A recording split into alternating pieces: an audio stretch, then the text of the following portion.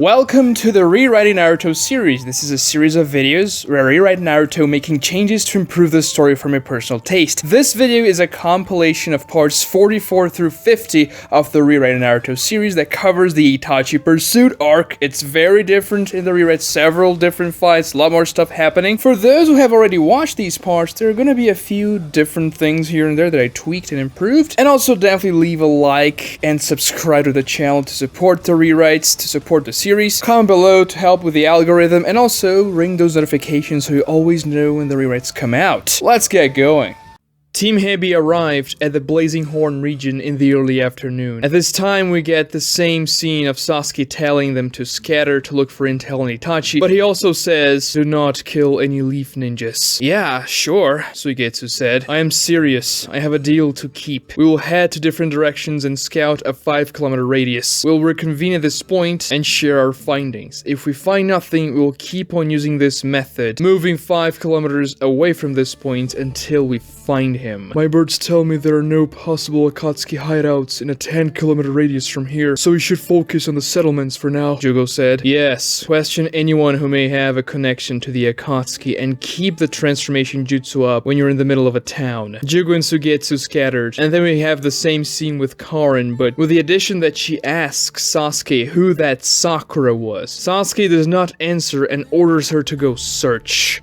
The Grand Battalion of the Leaf Village camps out in the open after a smooth first day of journey. They should arrive at the Blazing Horn in the middle of the next day, and for now the 13 ninjas rested at a campfire. Linked wires set up around the camp ensured no one was surprised, and Shino dispensed some of his insects to act as scouts and reinforce security. "Sasuke Uchiha, it's been a while since the last retrieval mission," Shikamaru said as he lay on the grass, staring up at the night sky clouds as he smoked a cigarette. "Yeah, we almost died that day. Hopefully it won't happen this time," Choji said. "Oh, come on, saying troublesome things like that's only gonna make them happen," Shikamaru said. Kakashi looked at the fire, narrowing his exposed eye as he remembered his failure to bring Sasuke back as well. "Don't worry, Shikamaru, this time I'm gonna be fresh," Lee said. "So who wants to tell a campfire mission story, or I don't know, a horror story?" Yamato asked. Tenten raised her hand and started to tell her entire backstory to the battalion. "Naruto, Sakura, a word please," Shino said, ushering the two away from the others. "What's up, Shino?" "What I'm about to tell you, I didn't even tell Lady Tsunade. Kiba is the only other person who knows about it, so hear me out. I had a chance to capture Sasuke in the Land of Crystals, and decided not to." "What?" "Listen, Sasuke and I came to an understanding. After all 6 of us fought him, I realized he was the best chance to kill Itachi that we had, so we made a deal. I promised to let him go after Itachi if he didn't kill any leaf ninjas, and once he was done with his revenge, he would return to the Leaf Village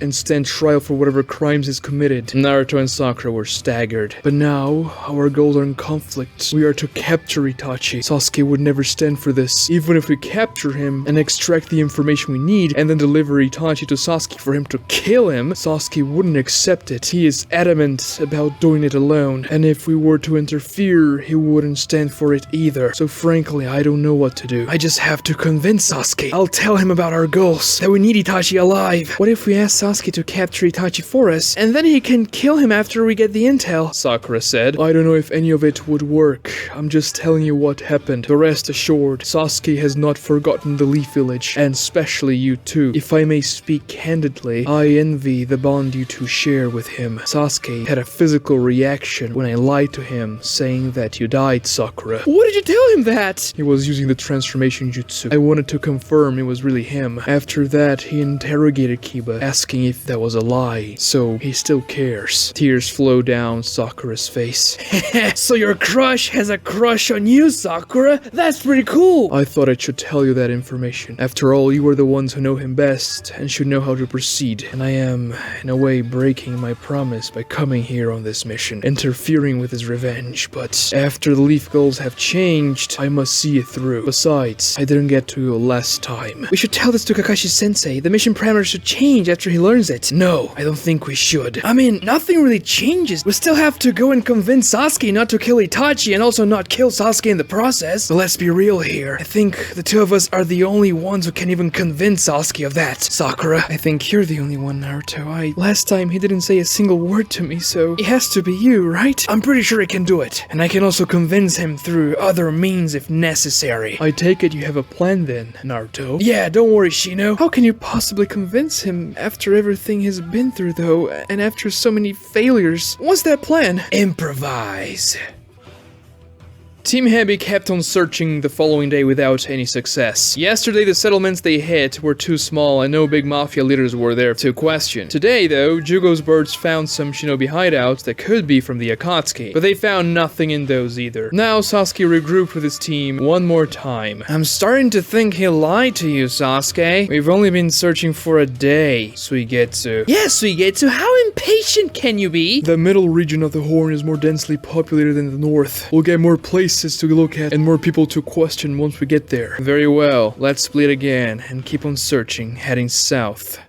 The Leaf Battalion finally arrived at the Blazing Horn, landing on top of a large temple. Listen up, we'll use this as a center spot and spread into all directions, searching for a 10-kilometer radius. If we don't find anything in that radius, we'll move the center point and search the next 10 kilometers, and so on, Kakashi said. But if we spread that much, our comm unit will be useless, and it's too dangerous to stay separated when it comes to the Akatsuki. Rules dictate a minimum of 2 men cells for patrol, so if an enemy is encountered, we have a better chance. Sakura, don't worry, Kakashi-senpai has a plan, Yamato said. I will devise our squadron into 5 teams, and assign a team captain for each one. Team Neji will be composed of Captain Neji, Rock Lee, and Tenten. Team Shino will be composed of Captain Shino, Sakura, and Kiba. Team Shikamaru will be composed of Captain Shikamaru, Choji, and Anko. Team Yamato will be composed of Captain Yamato, Naruto, and Ino, and Team Kakashi will be myself alone. Well, at least the only human. That still doesn't solve the comms problem and the fact that you'll be alone, Kakashi-sensei. I said only human. Wait, hold on. Why did you split Ino Shikacho? Ino said annoyed after learning she wouldn't be on Choji's team. Ino, you'll be the one acting as our communication center. You must reach out and check up on every team every 20 minutes in case anyone needs reinforcements or find something. I assigned you to Naruto's team because he's a Jinchuriki and therefore an Akatsuki target. You're a sensory type, so we'll be aware of possible threats heading Naruto's way. Also, if something happens to your team, you'll be able to hail us for reinforcements immediately, Kakashi said, and that was the main reason for his choice. But Kakashi also separated Ino and Choji per Shikamaru's request. Shikamaru didn't want the fact that the two were dating to interfere with their performance in the mission, especially the way those two acted together. Naturally, we'll be searching for Itachi, other Akatsuki, Sasuke, and Sasuke's teammates. So, I will leave it to the team captains to decide on how to proceed with the search. Ino can't keep a permanent mind link to all of us over such large distances. Having regular comms would be more ideal, but we have to cover a massive area and fast, so we'll be taking some risks. But I'm also going to provide reinforcements for our trekking capabilities, Kakashi said, waving hand signs, and summoned a pack of ninja dogs. Pakun! Naruto said in surprise, seeing the dog again after a long time. Yo, he said, raising his pawn. I will assign a ninja dog to each of you. They have Sasuke's scent memorized from the headband Sasuke left behind long ago. Kiba and Akamaru also have Sasuke's scent memorized, but you also have Sasuke's teammates, so you'll be even more powerful when it comes to the tracking. Finding their scents will be our top priority for now. It's really the best lead we have. And because each of you will have a dog accompanying you, your teams may also split to cover a larger area, for you'll be accompanied how the Leaf guidelines dictate, and the dogs will be able to warn you if there is any danger incoming. Though, Team Yamato, you may not split because of the Jinchuriki situation. Yamato nodded. Oh, and Naruto is getting big bark bull. Don't piss him off, Pakun said, as the largest of Kakashi's dogs approached Naruto. He looked intimidating, wearing a spiked collar but barked in an oddly cute way. The dogs began to encircle and acquainted themselves with the respective assigned human, just like in the original. The difference is that each ninja will have only one dog in this situation accompanying them instead of 2 because there are more ninjas in the battalion. Kiba won't get one of Kakashi's dogs because he has a Kamaru, and Pakun will hop on top of Kakashi's head. Very well then, commence the operation, Kakashi said as the entire battalion nodded, and the team scattered into different directions.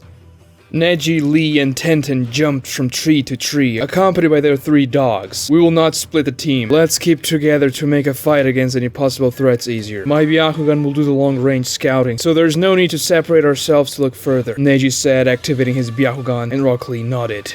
I remember you asking the most stupid questions before the Forest of Death, and now just a few years later you outrank me and are my team captain, huh? Anko told Shikamaru as he ran across plain grassy terrain with Choji and their 3 dogs as well. I guess I grew up. I wouldn't just surrender because the fighting is a drag anymore. Should we split up, Shikamaru, and cover more land? Choji asked. No, too dangerous. Let the ninja dogs do their job.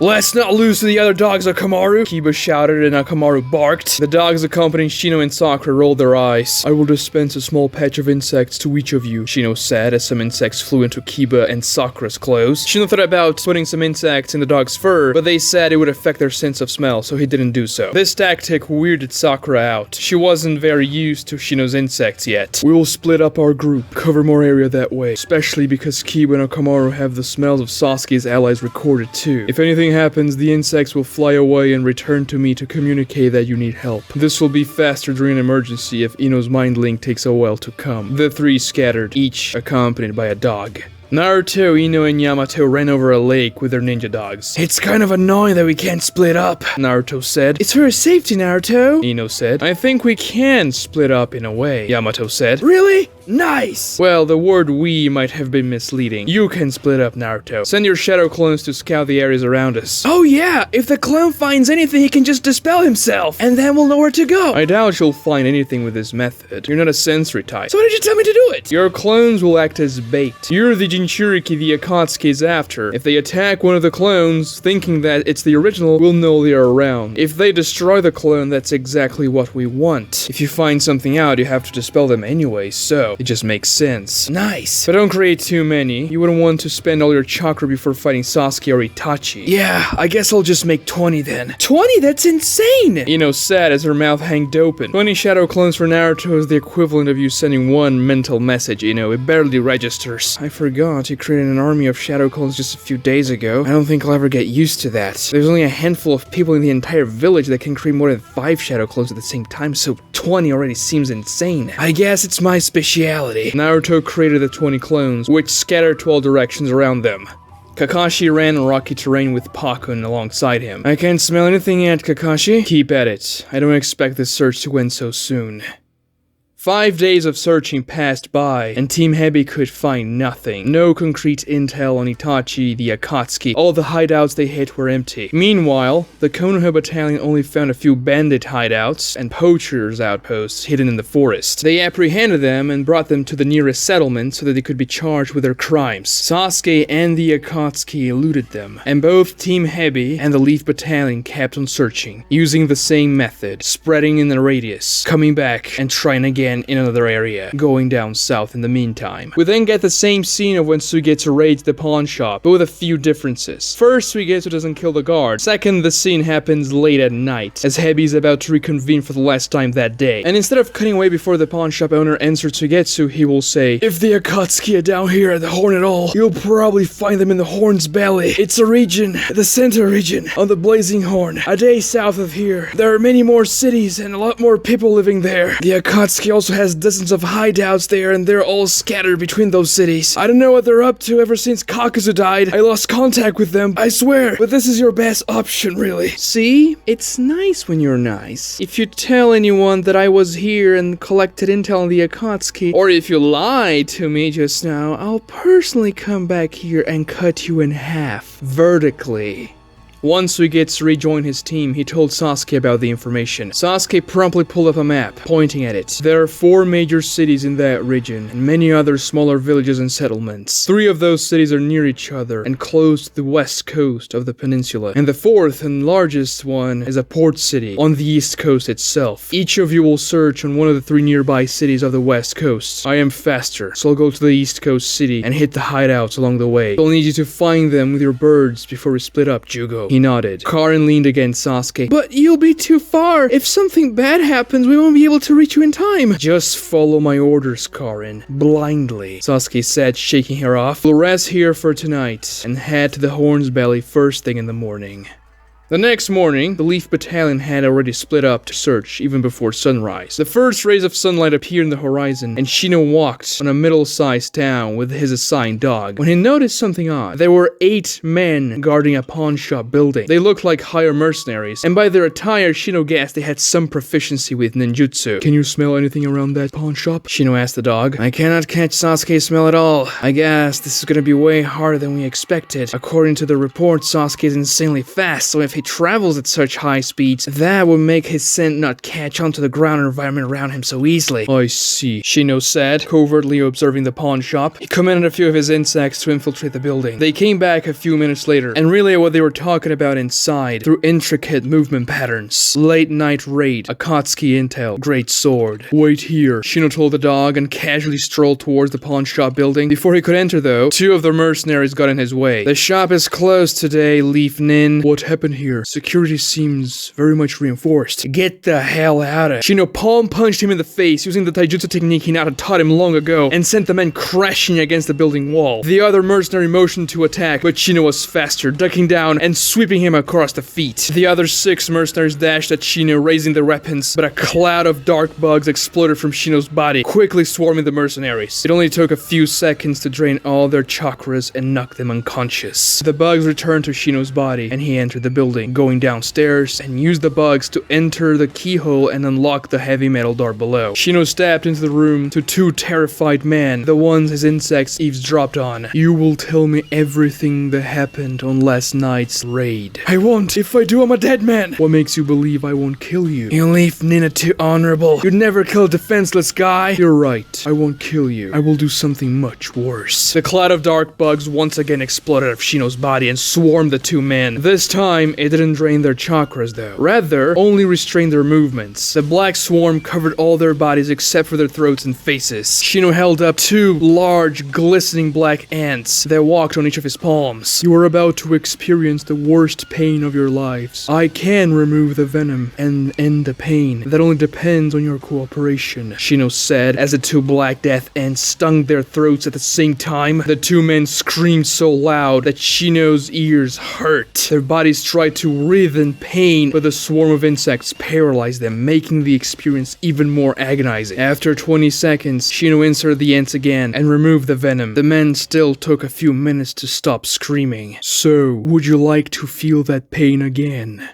Ino did her routine checkup, sending a mental link to all battalion members. None of them had anything new to report until she got to Shino. "Shino, routine checkup, what's your status?" "Connect me to Battalion Lord Kakashi. I have their destination." She immediately did so. "This is Shino. One of Sasuke's allies interrogated a pawn shop owner connected to the Akatsuki late last night. The man told them to go to the Horn's Belly. There are bigger cities there, and according to him, many Akatsuki hideouts. If we hurry, we can get there in about 5 hours. Ino, connect me to all battalion members." "Yes, sir." Ino thought, concentrating and expanding the mind link to all 13 leaf ninjas. "Attention! We will head south to the Horn's Belly region immediately. Shino found out Sasuke and his team are headed that way. You are to reconvene at the next southern point, and we will be rushing there together. Depending on when they left, we'll catch up," Kakashi thought, and all members of the battalion diverted their paths, acting as one single entity. Dater and Toby flew on top of a large clay bird, overlooking the blazing horn below. Dater peered into the land with his eye scope, searching for Sasuke. "Senpai! Did you find him yet?" "Not yet, Toby." "Oh, come on, Senpai, you've been looking for about a week. Guess your perception is just trash," Toby said, getting in front of Dater and blocking his view. "It would be faster if you didn't get in my way. I think I should be using that dorky-looking gadget." "Sit down and wait before I kill you." "Oh, so grumpy." Toby sat back down behind Dater. It didn't take long for him to grow restless. He began to slap the air and clap his hands loudly, several times over, until Dater snapped. "For 5 minutes! Just 5 minutes! Could you not be yourself? There's a really annoying fly I'm trying to kill. It's really fast," Toby said, lunging at the fly and slapping the air again. "Damn it! I missed again!" But then Toby realized he jumped too far off the clay bird.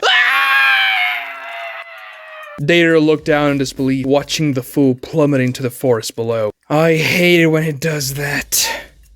Team Heavy arrived at the Horn's Belly region. You three will search the 3 major western cities and the villages nearby them. I will hit the hideouts with Jugo's intel and then the port city. We'll meet back up on this midway point between the 3 western cities and the port city, Sasuke said, pointing to the location on the map, which also showed the possible hideouts Jugo and his birds had found. Team Heavy then separated themselves from Sasuke. That hot spring we found along the way coming here was pretty nice. I'm thinking I'm gonna do a quick search and go back there. Suigetsu said, if you do that, I'll kill you. No, really, it's nice. You should come with me, Karin. Unwind a bit. You really need it. Shut it! I mean, we could ask Sasuke to come along and then he bites you again and stuff. Shut up, Suigetsu! You two, concentrate. Each of us must conduct a thorough search in a large city, so it will take a while. Don't slack off, Suigetsu. The sooner we find Itachi, the sooner you can enjoy that hot spring. Jugo said, and the 3 scattered, heading to a city each. The Leaf Battalion arrived at the Horn's Belly a little past midday. Kiba detected the scent of the water user in Sasuke's party at the pawn shop, but the trail got cold along the way at a large hot spring that was impregnated with its smell. The ninja dogs got his scent as well, but they lost it. Listen, the Horn's Belly is a big region, but everything indicates we have a large numbers advantage over Sasuke's team, so we will spread out further this time and cover the whole region. We must detect their scent today. Now go, Kakashi said, brandishing his arm and scattering the battalion. Toby! Toby! Dater yelled. He had landed in the forest to locate Toby after failing to locate Toby from up in the air. How can this even happen? I spent an hour searching for him in the air. I survived a fall like that before, and if he was dead, I would have at least found his body. Dater thought. Damn it! I'm gonna kill this idiot! Always interfering with my art. Dater shouted to no one in particular. Shino, Sakura, and Kiba jumped with their dogs, heading towards the 3 large cities close to the west coast of the Horn's Belly. Each of us will search one city. Kiba, you'll take the one to the north. Sakura, you'll take the southernmost city. And I will take the westernmost city, and also the furthest away. Our regrouping point will be between those 3 cities. Kiba and Sakura nodded, and Team Shino scattered. Any sense? Shikamaru asked his dog. Nothing from Sasuke's team, but I smell something else, the dog said, apprehensive. What is it? Blood. Human blood. And lots of it. What do you mean lots of it? Choji asked. I can smell old and fresh human blood from many different people. How far away is the source? Difficult to say, but at least 5 kilometers. Let's get moving then, Shikamaru said, and they dashed towards the smell. We're gonna have to cover more distance and faster. I'll expand the range of my Byakugan, Neji told his team as they leaped in the forest. Are we going to check out the port city in the east coast after the forest? Lee asked. Yes, that is my intention, Neji said, concentrating. His Byakugan veins grew thicker and longer, branching out to his face, and his field of view increased to a 10-kilometer radius. He felt pain in the back of his eyes, but with that range, their chances increased substantially. You shouldn't keep this jutsu for too long, Neji. It strains your eyes, Tenten said. I'll do what I must. Sasuke, where are you? Naruto mumbled, creating 20 shadow clones to aid in their search. Shouldn't you start sending the routine mental messages? Yamato asked. Not yet. I have to be more careful now. With a squadron covering such a large area, everyone will be further away, and the further away the target is for communication, the more chakra I have to spend, especially if I have to connect more than one person. I'm not as good as my dad with the jutsu, so I'll have to save some chakra and do the mind link in longer intervals. Otherwise, I wouldn't be able to get through the day. Was this a good idea, Kakashi? Spreading so thin, Pakun asked, as Kakashi ran through a forest. Probably not, but after days of failing with a more conservative search method, we have to take some more risks, especially now that we have a lead. Sakura walked on the road that led to the city that she was in charge of searching. Her assigned dog walked next to her and sniffed the ground. There were other people coming and going, so Sakura decided not to rush, so she wouldn't stick out so much. Your hair's so beautiful, a kind lady told Sakura on the road. Oh, thank you. The old lady motioned to touch her hair. Her movements were very slow, but Sakura almost dodged her hand, afraid of some sort of trap. Still, the dog didn't seem alarmed, and Sakura couldn't see any ill intent on the lady's actions. She gave off no malice. To be young again, she said, rubbing her hand on Sakura's pink hair. The old lady then leaned in and smelled her hair, which weirded Sakura out. What do you use to make it smell so good? Floral green cream. Sakura had been using the same shampoo for a long time, ever since one of her first missions with Team 7, even before the Land of Waves. It was a D-rank mission. They had to guard a herbalist shop in a town near the Leaf Village, while the shop was receiving a big supply delivery. The mission went by without a hitch, so the herbalist let them smell and even try some of her products at the end. Sakura noticed that Sasuke very much enjoyed the smell of a floral green cream, so she started using that on her hair ever since. He never said anything about liking the smell of Sakura's hair, but that was not something she would expect from Sasuke to say out loud. Sakura just hoped that she would make him want to lean closer to her from time to time, which she noticed him doing occasionally. Sakura never changed the cream she used because it somehow made her feel like Sasuke was just a little bit closer, even now. I shall try it myself one day. Thank you for being such a nice young lady. The old lady gave Sakura a kind smile and waved goodbye. That's the same shampoo Pakun uses, the dog said. I know. Weird. I thought a human girl like you would be much more upset about that. I love this smell. I don't think I'll ever change it. Sakura, I caught a scent. It's faint, but it's definitely Sasuke's smell, and it's coming from the city ahead, the dog said abruptly. Sakura squeezed her fists. Toby!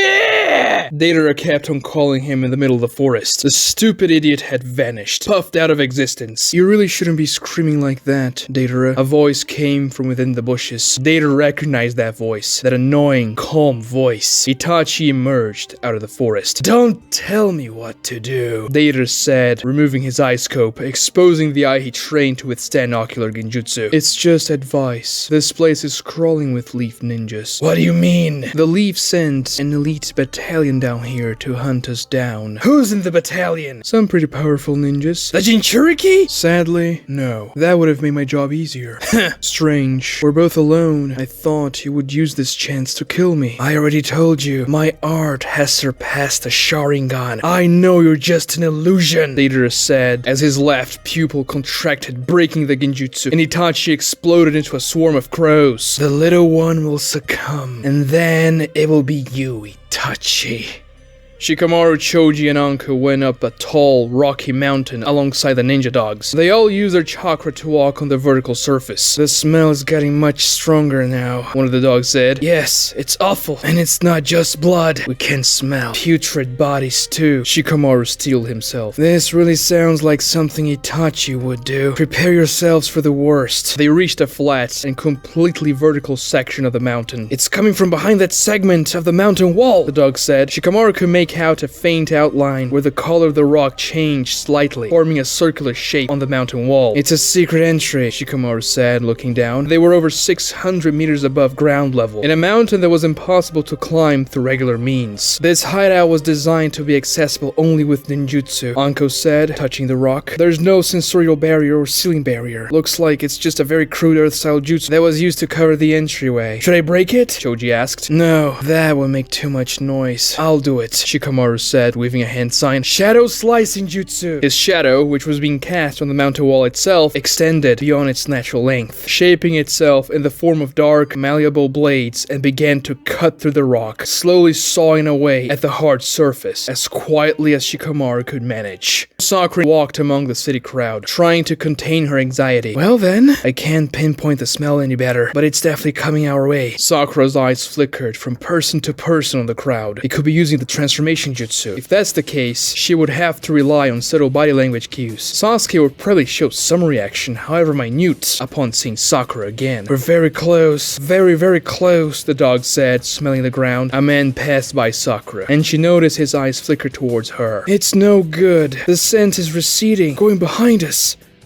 Karin sought out possible intel channels in that stupid city, alone, without Sasuke. She had the transformation jutsu activated, making her look like a regular man. As she was walking along the streets, she saw a peculiar figure, a female ninja from the Leaf Village, with a pretty face and pink hair. She matched Sakura's description, the girl Sasuke supposedly liked. But then, a memory flashed in Karin's mind, back to the first time she ever saw Sasuke, to when she fell in love with him, back to those stupid Chunin exams in the middle of that dark forest. Her memories from that time were all overshadowed by Sasuke and their first interaction, but now she remembered one of his teammates had pink hair, and her face was exactly like the girl she just passed. It made sense. Sakura was in Sasuke's previous team, and now she was right there in the same city. Karin's competition. In the wilderness, animals killed other animals from the same species to secure their mates. And what were humans if not simply more intelligent animals? animals. It was time for Karin to give in to those instincts. Karin turned around, ready to attack Sakura from behind. They were about 5 meters apart, so Karin had plenty of range. But once she looked at the pink-haired girl, she had already turned towards Karin. Her green eyes displayed sheer determination, and her hands formed hand seals. Damn it! I was so distracted that I didn't even notice her molding her chakra to attack. Before Karin could release her jutsu, a black, ethereal version of Sakura manifested itself around Karin, immobilizing her with a grappling motion. From the null reaction of the crowd around them, that had to be genjutsu. Karin focused herself, reaching inward, and felt her chakra absolutely disturbed. It was a powerful genjutsu, but once she realized that, Karin began to build up chakra in her stomach. It was difficult because of the genjutsu interference, so the process would be slow. That made Karin lose concentration of her transformation jutsu, reverting her form back to her real self. Some people in the crowd stared at that, a little weirded out by Karin being transformed, but didn't say a word. And Karin couldn't say a word either. Her mouth was paralyzed. Sakura walked up to her. She was slow and deliberate, using a lot of caution. That girl wasn't stupid. The dog that was accompanying her jumped over a rooftop and observed. I see, so his scent latched onto you. Where's Sasuke? Sakura asked. Karin felt like her mouth regained its movement. She immediately tried to bite her lip to break her out of the genjutsu, but before she could inflict any pain onto herself, Sakura paralyzed her mouth again. The black avatar then began to squeeze Karin, pressing her muscles, nerves, and bones. The pain was intense, and it wouldn't break the illusion. It was unusual for genjutsus that inflicted pain to last for so long and be so difficult to break. It had to be at least an A-rank jutsu, and the worst part was that Karin couldn't scream. No one in the large crowd seemed to notice what was going on now, for the two kunoichi were standing still in the middle of the street, and they were just walking along, paying no mind to them. The ethereal form squeezed even harder. The pain will only get worse, so tell me now. Karin felt her mouth regaining its movements again. This time, she didn't try to bite herself. Sasuke is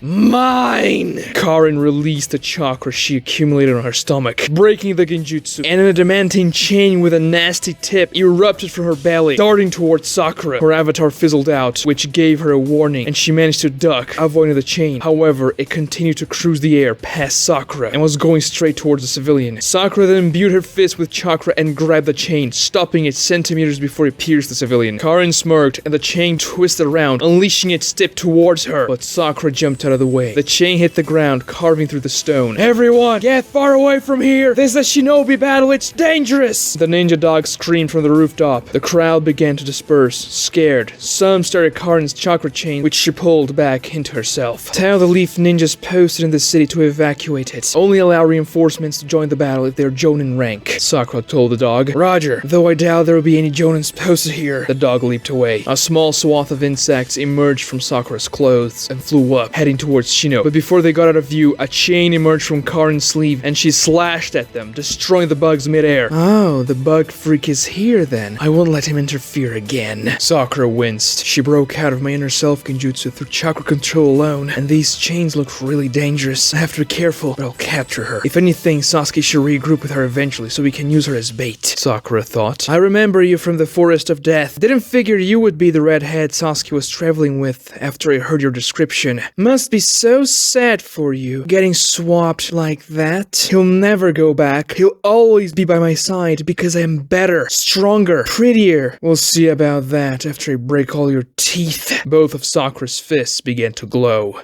Shikamaru's shadow finished cutting through the stone wall. His team still stood on the wall. Even though Shikamaru cut an entire circle, the round piece still sat there, for the friction with the rest of the stone wouldn't let it slide. Choji, pull the slice out and toss it down the mountain. We don't want it to fall into the hideout and make noise. Choji used the partial expansion jutsu, increasing his hand, and imbued his palm with chakra. He touched the sliced piece of rock and attached his hand to it, much like they used chakra on their feet to stand up the mountain wall. Choji slowly pulled the carved circle out.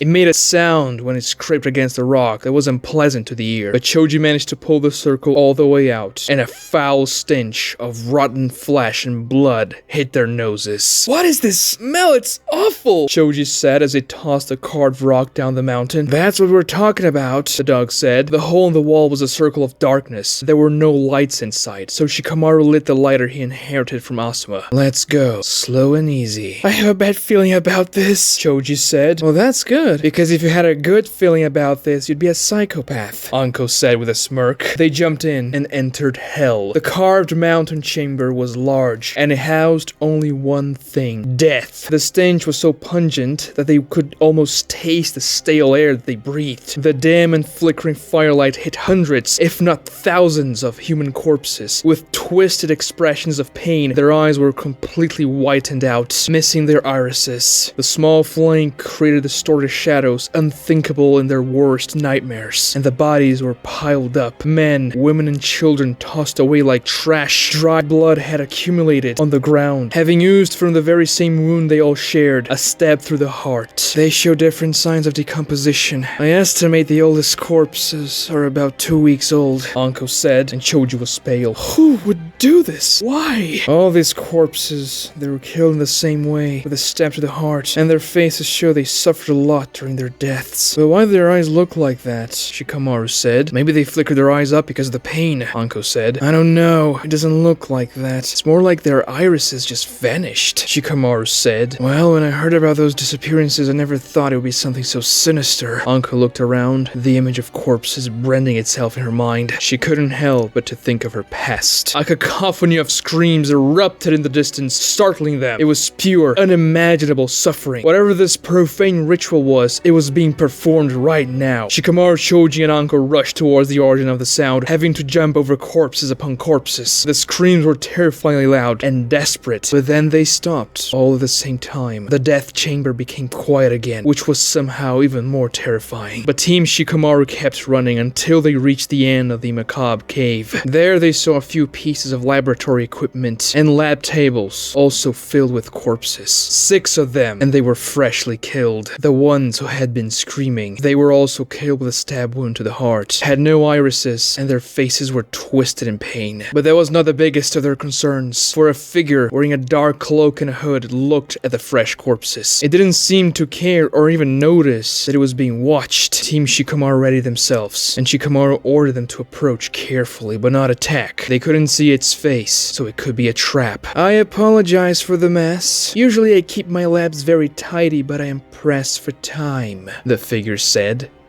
Sakura rushed Karin, fists blazing with chakra. 4 chains with evil-looking tips emerged from her, much larger than the last time, all darting towards Sakura. She jumped up to a low rooftop, avoiding the chains, landing on a building next to the street that was now empty. But the chains gave chase. They made an ethereal metallic sound as they cut the air towards Sakura. Sakura jumped again, zigzagging on the rooftops, and the chains slashed at her, cutting through the brick and concrete of the buildings she was on. If they hit Sakura, this would be a problem. She landed on another building, and Karin jumped towards her. The chains kept on flapping towards Sakura, hitting the buildings along the way, but Sakura jumped and dashed, retreating from the fight, and Karin pursued her, hunting her down, unleashing the power of her chains that seemed to ignore concrete and steel. The two kunoichis jumped from rooftop to rooftop, alleyway to alleyway, and Karin kept on throwing would-be lethal strikes towards Sakura. These chains are a problem. They don't let me get close to her. If I try to engage in taijutsu, she'll just make more chains emerge from her body before I even reach her, and she doesn't even have to wave signs to use them. Also, if she can break through my inner self genjutsu, then regular genjutsu won't work. Perhaps only subtle genjutsu, but it's strange. She's trying to kill me. She's even pursuing me. That's not what I expected. I wanted to gauge her reaction when I disengaged from the fight and expect her to break for a run, but instead she's coming straight at me. Sakura stared at Karin for a brief moment. Her eyes were animalistic. Sakura could sense her bloodlust. Though why? Was it because of Sasuke? Karin kept the chase, keeping up the chain assault, and Sakura kept on dodging while studying her attack patterns. Sakura punched the side of one of the incoming chains, and she felt a jolt in her chakra network. So those chains don't only pierce, they have some weird properties too. One of the chains hit the ground of a street, making a small crater and lifting rocks, but Sakura grabbed the largest rock midair and tossed it as hard as she could towards Karin. Before the rock hit the girl, a chain emerged out of her, breaking it. As I thought, she used the chains to defend and attack. What's the deal? 2 too afraid to attack me? I thought you were gonna use those fists. Just let me kill you then. It would make things easier. Karin stopped the assault for a moment, but the chain still hung around her. So she also wants to talk a bit. What does she want with this? Information? I have to stall this conversation until Ino contacts me so I can warn Kiba and Chino to come and help. Why do you want to kill me? I'm sure Sasuke didn't tell you to do that. It doesn't matter why. Well, it kinda does actually. Shut up. How does he like someone who doesn't even fight back? It's not fair. So this is about Sasuke. You just want validation that you're better than me so that you can be with Sasuke. Shut up! Well, pleasing him was never easy, but I could help you. I don't want to kill Sasuke, nor do I want to arrest him, or you for that matter. I just need him not to kill Itachi for now, because Leaf needs to question Itachi. As if I would accept help from a direct rival! I don't like Sasuke anymore. He left us years ago. Why would I care about him now? We were just children back then. That's all in the past. Sakura lied. Your words say that, but your eyes betray you. I can see the desperation in them, the loneliness. You're just like me. Karin unleashed her chains again. Sakura jumped and weaved hand signs. Time for the counter then.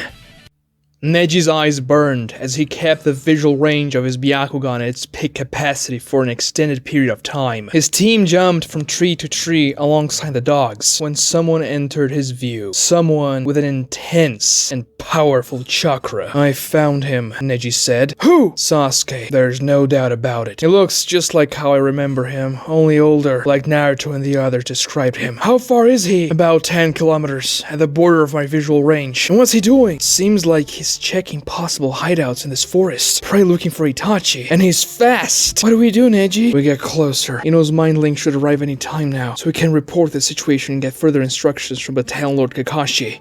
Show yourself! Shikamaru shouted at the hooded figure, who seemed too calm for his liking. Judging by what this person had done here, this coldness in the face of a threat was not surprising. The cloaked figure slowly turned towards them and lowered his hood, revealing gray, long hair and round glasses. Kabuto Yakushi, Orochimaru's right-hand man. In the rewrite, he does not have part of his face and body consumed by Orochimaru's chakra like he had in the original though, and you'll find out why. I should have known Orochimaru's little mistress would be behind this carnage, Anko said. Anger oozed from her words. Don't act morally superior, Anko. The things you did to Lord Orochimaru weren't too far from the things that I'm doing here. It's just that, unlike you, I have conviction. Put your hands up right now. You're under arrest. Naturally, I am. I knew sooner or later I would be discovered here, but at least I managed to harvest over half of what I needed. Kabuto said, putting his hands up. You killed all these people just to get their chakra? You monster!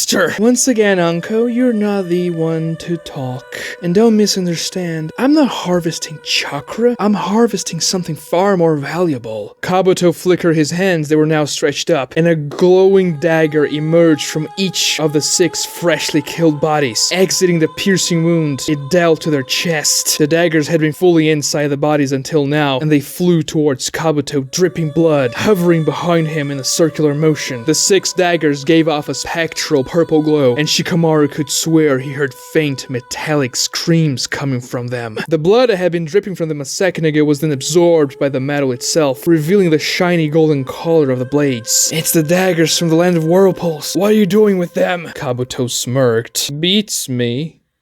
Sakura dashed at Karin once more, drawing the ire of her chains, but this time she weaved seals. The chains leaped towards her, halting Sakura's advance, but a dark, ethereal avatar appeared behind Karin. The same genjutsu again? No, this is a different feel. Take this, you cow! The avatar punched Karin from behind, twisting her body. She felt her ribs snapping, and Karin spat blood, flying towards Sakura, as her chains lost coordination because of the pain and confusion. It was a real one this time. Damn it! Sakura took advantage of that, lunging forward and kicked high, but Karin raised her guard, absorbing the hit with both of her arms. Their bones broke like twigs, and Karin was launched upwards, hitting the 3rd floor outer wall of a building and cracking it. Sakura jumped towards her, pumping her fists full of chakra, and the avatar flew next to her, also ready to strike. Karin bit her shoulder, activating her healing ninjutsu on herself. She then expelled the chains from her back and pushed against the wall to propel herself upwards. Another chain then came out of her back, wrapping itself around the column of a nearby building. As Sakura and her inner self were about to strike, the chain yanked Karin out of the way, making Sakura impact the building itself, destroying that section of the wall, and Karin landed on top of another building. She felt her bones reconnecting, and the pain receded after the healing finished its job. So she's a medic ninja too. That healing ninjutsu is powerful. It healed her in no time, so I have to be more forceful. Sakura and the avatar dashed towards Karin, who jumped away, using her chains to wrap, grapple, and stick to buildings, improving her speed and mobility. She was the one on the run now. However, Sakura was quick. She gave chase, jumping on rooftops and walls. The avatar could fly, bypassing the need to hop around buildings. For your information, Sasuke's not yours to have! The inner self avatar yelled in anger, as Sakura remained composed but determined. Finally, the truth comes out, Karin smirked. Sakura and her avatar caught up to Karin, and they attacked from opposite directions, forcing Karin to split her attention and chains. They darted towards Sakura and the avatar, who had to dodge or block them. But every time Sakura touched the chain, she felt a strange pain in her chakra network. However, she kept the assault. Chains versus fists, moving through town, leaving a trail of damaged buildings as Sakura punched the chains away, and they lashed against buildings, breaking through walls and windows, shattering glass and rock and concrete. Sakura assaulted from the front, while the free-moving flying avatar came from behind where Karin couldn't see. But the chains deterred the avatar's attacks, even though Karin wasn't looking. As the fight kept on moving, they reached places in the city where the civilians weren't evacuated. Karin's chains slashed close to them, and Sakura did her best to keep them out of harm's way. But the chains broke carts, houses. Civilians ran away from the fight, terrified for their lives, dropping everything they were doing. The inner self avatar also had to help, flying some people to safety. Damn it, this fight is destroying the city. I have to finish it fast. I thought using the avatar and attacking her from both sides would work, but it seems like she has a Byakugan. She's probably an accomplished sensory type, not even needing eyes to fight, Sakura thought. Sakura, Ino reached out. What's her situation? I'm engaged in combat with one of Sasuke's allies. Tell Shino and Kiba to converge to my location. I'm in downtown Okogo City. We're evenly matched right now. If they arrive to help, we'll definitely capture her. Ino did so, telling both Kiba and Shino to rush to Sakura's location immediately. They're going your way, but they have to cover some ground, so try to hold on until they arrive. Yes, Sakura thought. Sakura thought back to Ino, still engaged with Karin's chains and assaulting her with the inner self avatar. She then reached out to Shikamaru, asking for his situation. We found out the cause of the disappearances in this region. It's Kabuto, Shikamaru thought back to her, as he and his team stared at Kabuto with daggers still hovering behind him. None of the parts had taken any action so far. They were analyzing each other. Kabuto? Yes, it killed hundreds, maybe thousands. Connect me to Battalion Lord Kakashi. I'm already connected, Shikamaru. What are your orders, sir? Neji was able to hold his own against Kabuto, and so was Hinata. The three of you should be enough to apprehend him. In theory, but I have a bad feeling about these daggers he's using, and also the number of corpses we found. Neji and Hinata reported that Kabuto used corpses to fight, exploding them, so this could be troublesome. I could go and help you. First, Ino, connect us to Neji. Ino did so, pushing beyond her limits to connect so many people that far apart. Neji, what's your status? Kakashi asked. We've found Sasuke's position. Kakashi's eye opened wide. Where is he? At the edge of the great forested area. We're heading to his location. Is he far away? Currently, yes. We're just headed his way right now. He's hitting hideouts in the forest, but moving extremely fast. If we don't go after him, we're gonna lose him. Damn it. Shikamaru, your team will have to take care of Kabuto alone. Team Yamato and myself will head towards Team Neji's location. I understand. We'll take care of this, Shikamaru thought. I believe Sasuke will eventually head to Origuru, the great port city on the east coast, Neji thought. He cannot go to that city. Fighting him in such a massive crowd would be a problem. And even if we did, if we had to fight him there, with so many civilians present, it would just put too many lives at risk. Neji, pursue him and stall him as much as you can until I can reach you. I am currently the one closest to your location. Team Yamato is further away, but eventually will join us too, so we'll have a 7-1 advantage. Understood. Ino relayed the information to her team. Naruto pumped himself up, finally knowing where to go, and Yamato motioned for his team to change trajectories, heading towards Neji's team, and therefore Sasuke. This time will be different, Sasuke. I promise, Naruto thought.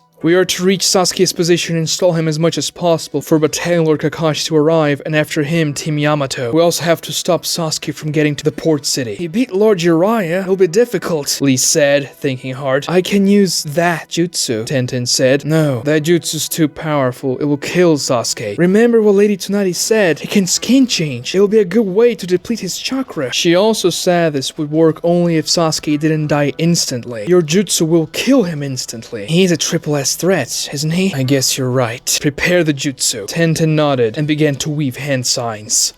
Kakashi dashed through the forest. He ran as fast as he could. His intention was to catch up to Team Neji before they encountered Sasuke. He had the Sharingan, so Kakashi would be the best suited member of the battalion to fight against an Uchiha. I couldn't convince you to stay. I couldn't dissuade your thirst for revenge, and I was too slow to reach you last time. It's been over 4 years, but we will bring you back, Sasuke, Kakashi thought, with Pakun on his head. Someone appeared from behind a tree out of nowhere and slapped Kakashi in the middle of the face. A powerful sharp crack echoed around the forest as the slap sent Kakashi flying backwards. He felt a crushing pain and his nose broke, making Kakashi taste blood in his mouth. He fell to the ground alongside Pakun, who got launched from his head and looked towards the direction of the attacker. I got the fly! Finally! I got the fly! Yay! A man wearing an orange mask and the Akatsuki robe said, jumping up and down in happiness. He then looked at Kakashi. His orange mask had only one hole. Oh! No!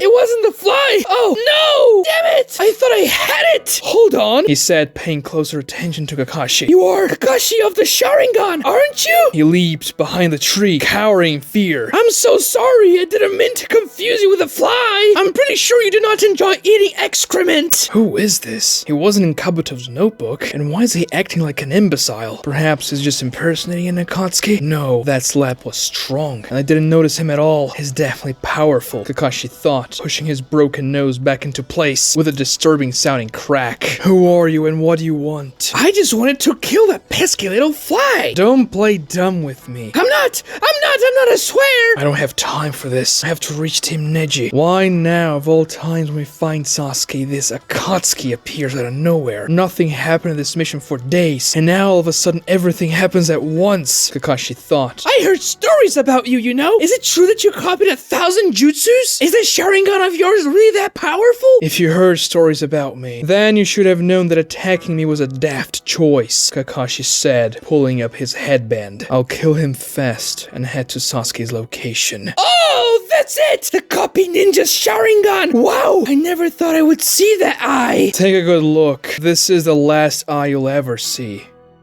Sakura dodged another chain, but then it curved itself and wrapped around her arm. The grip was tight and painful, and Sakura felt her chakra being numbed. She felt as though she wouldn't be able to use another jutsu. Another chain flew her way, but this time ready to pierce through Sakura. But the avatar flew straight towards Karin, avoiding the chains. Karin dodged out of the way, using another chain to pull herself out of the avatar's vector, but the avatar wasn't aiming for Karin's body. Rather, it held the chain Karin shot towards Sakura and stopped its trajectory, saving Sakura. No, you won't! The avatar shouted as it engaged Karin in her chains while Sakura was trying to pull her arm out of the grapple. I am the one helping Sasuke with his revenge. Why are you trying to stop him from fulfilling it? I'm doing what's right for my village and Sasuke. No, you're not. You're just doing what it makes you feel better, not what's best for Sasuke. A chain pierced the avatar. I'm not coming back home again without settling this. The avatar grabbed the chain that was wrapped around Sakura, pulling it as another chain hit it, impaling it this time. Sakura used that chance the avatar produced and pulled herself out of the grapple of the weakened chain. A third chain then hit the avatar, destroying it. This manifestation jutsu of hers burns a lot of chakra. I could sense her reserves depleting as the fight drew on. It may be a strong jutsu, but I can hold my own against it. And I have much more chakra than her, so it's only a matter of time until she runs dry and I kill her. That thing says the things you're afraid to say. What a strange jutsu. Did you repress yourself when you were a kid? Afraid of what people would say when you opened your mouth? Sakura said nothing. What is it? Did you lose your tongue? It doesn't matter. Your eyes betrayed you again. This jutsu is a manifestation of your weakness, of how pathetic you are. If you were really that good, then Sasuke would have chosen you to help him with the most important mission of his life. But he chose me. Anger boiled within Sakura. Every word that girl uttered was a stab to her guts. But she breathed in deeply, calming herself. You don't understand. I guess I don't. I don't know how such a plain piece of cardboard like you even got Sasuke's attention in the first place. Sakura smirked. You really are the pathetic one. Karin exploded chains out of her, growling in anger. Sakura leaped and dashed, avoiding them. The chains were bigger and faster now, extending for dozens upon dozens of meters. They pierced through entire concrete buildings, lifting up dust, shattering everything. But Sakura weaved hand signs, manifesting the avatar next to Karin. Karin again, but this time she was prepared. She used the chain to pull herself out of the way, and the avatar gave chase. I can only use that jutsu twice, so we have to end this now, Sakura thought. The chains danced in a chaotic motion as Sakura and the avatar now attacked from the same vector. Sakura punched the ground, exploding it into rocks, which the avatar grabbed and tossed at Karin. Now that I pay attention, you're actually ugly!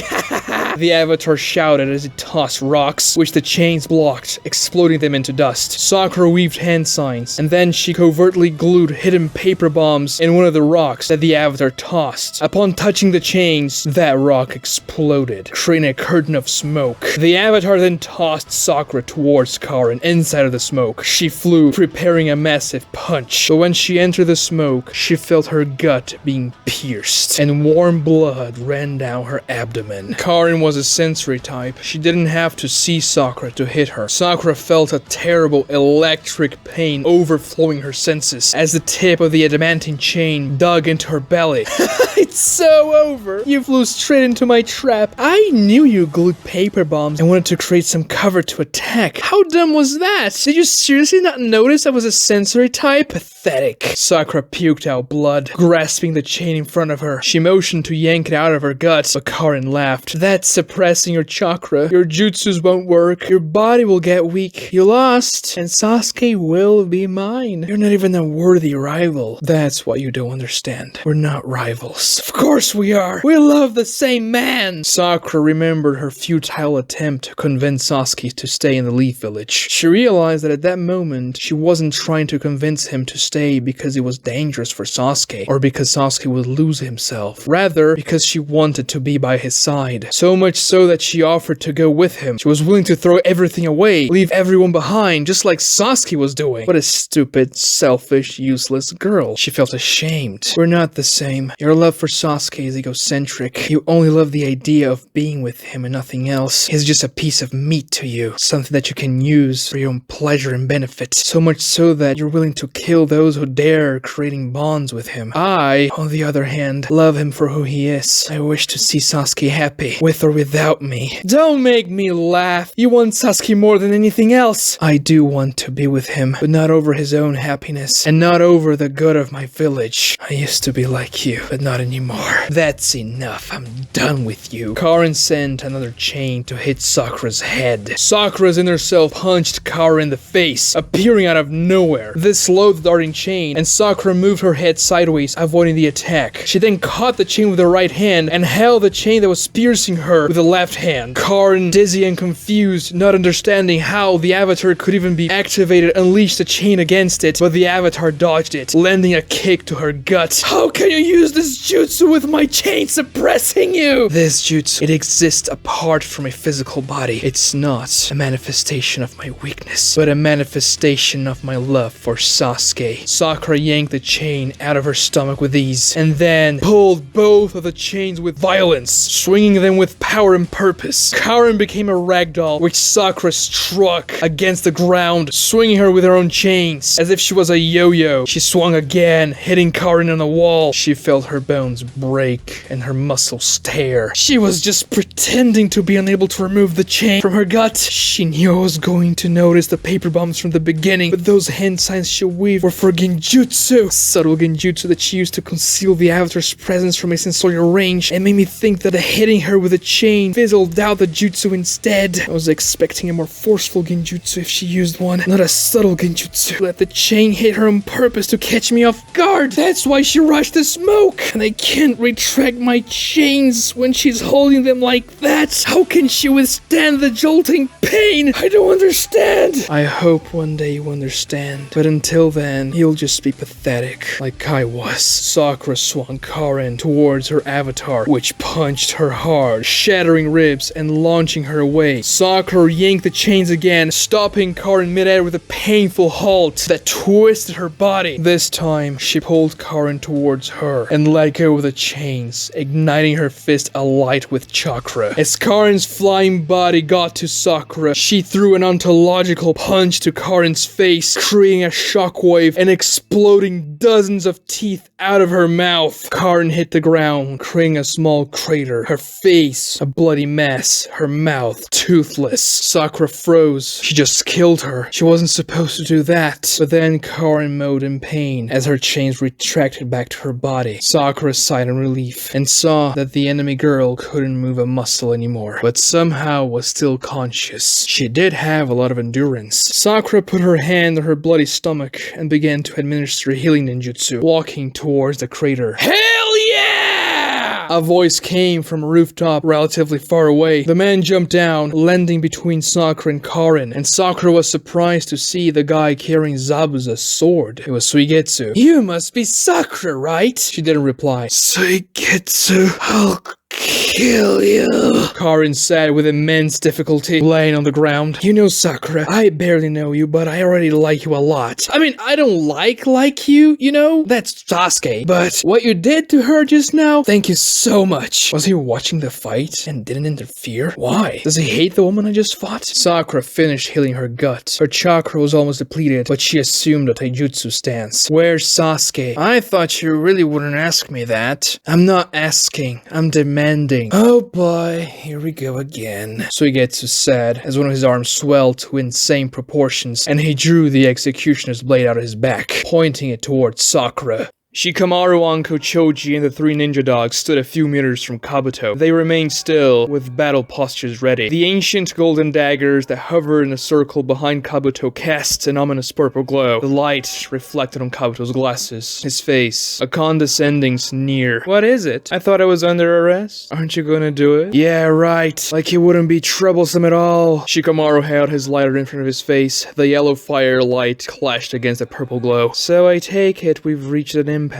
No, I don't think so. You see, if you fight me here, I'll have to kill you. I cannot let you destroy my efforts here. Sure, I could use the three of you as well, but I don't need the harvest to come from ninjas. I try to pick as many outcasts and unremarkable people as I could. I bet that for most of them, nobody even noticed their absence. Then again, I had to use a lot of people, so I knew the Leaf would find out about my little operation here. Screw you! Anko shot snakes out of her sleeve. Kabuto ignited his chakra scalpel and slashed at them, cutting their heads. As the snake heads hit the ground, they squirted venom from their mouths, which forced Kabuto to jump up to avoid it. The floating daggers followed him, hovering close. Shikamaru ignited a piece of cloth with his lighter and tossed it on the ground. The fire made everyone's shadows grow. Shadow Suing Jutsu! Shikamaru weaved a hand sign and his shadow split itself into several tendrils, leaping towards Kabuto, who landed on the cave wall. He dodged the shadow tendril assault as Choji jumped towards him, increasing the size of his fist. Kabuto cut Choji's massive hand as he was throwing a punch, and his chakra scalpel drew a thick string of blood. Choji yelled in pain, but Anko jumped up, once again using her snakes. Kabuto cut them again, using the other hand, but one of the snakes opened its mouth and spat. Not venom this time, but a metallic object. It was one of Asuma's knuckle knives. It missed Kabuto, who smirked as it kicked Choji back to the ground, lifting up dust and dried blood from the death cave. With the knife hit Kabuto's shadow on the wall and paralyzed his movements. Shadow possession jutsu succeeds, Shikamaru said from below. I see. This knife is imbued with your jutsu. It can harness the chakra of the user, Kabuto said, but didn't look worried about the paralysis, which disturbed Shikamaru. He steeled himself, and his shadows flared, dark tentacles scurrying through the air. I'm not taking him as a prisoner. He's too dangerous to be kept alive, and he's not an Akatsuki, so he won't be helpful with intel. My shadow will finish him without pain, Shikamaru thought.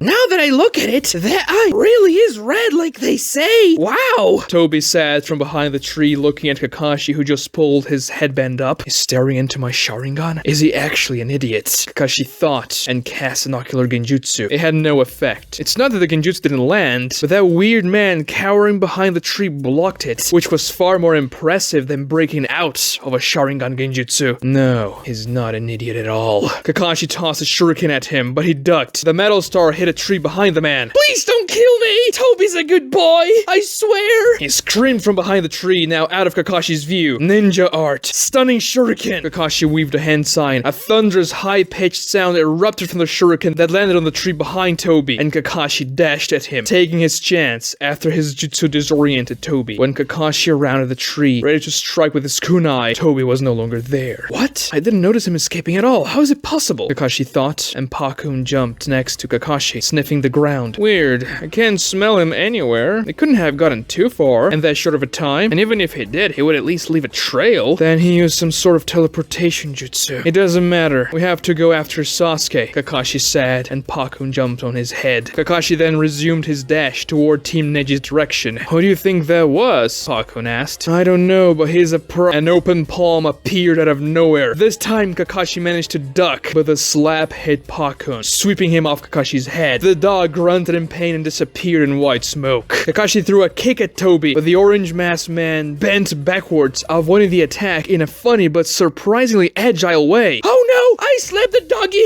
I was looking for the fly again. I'm so sorry. I didn't mean to hit him so hard. It's just the flies are really annoying. They make that sound and they eat poo. But I'm sorry. Tobi dashed away, running through the forest, and Kakashi gave chase. He consciously aimed for Pakun as he tried to debilitate my striking ability and using hit and run tactics. So he's trying to delay me. Did Itachi send him so that I couldn't reach Sasuke in time? Please, Mr. Copy Ninja, I love doggies. I didn't mean to slap him. Tobi said as he kept running, and he was fast. Weirdly so. Kakashi had to give his all just to keep up.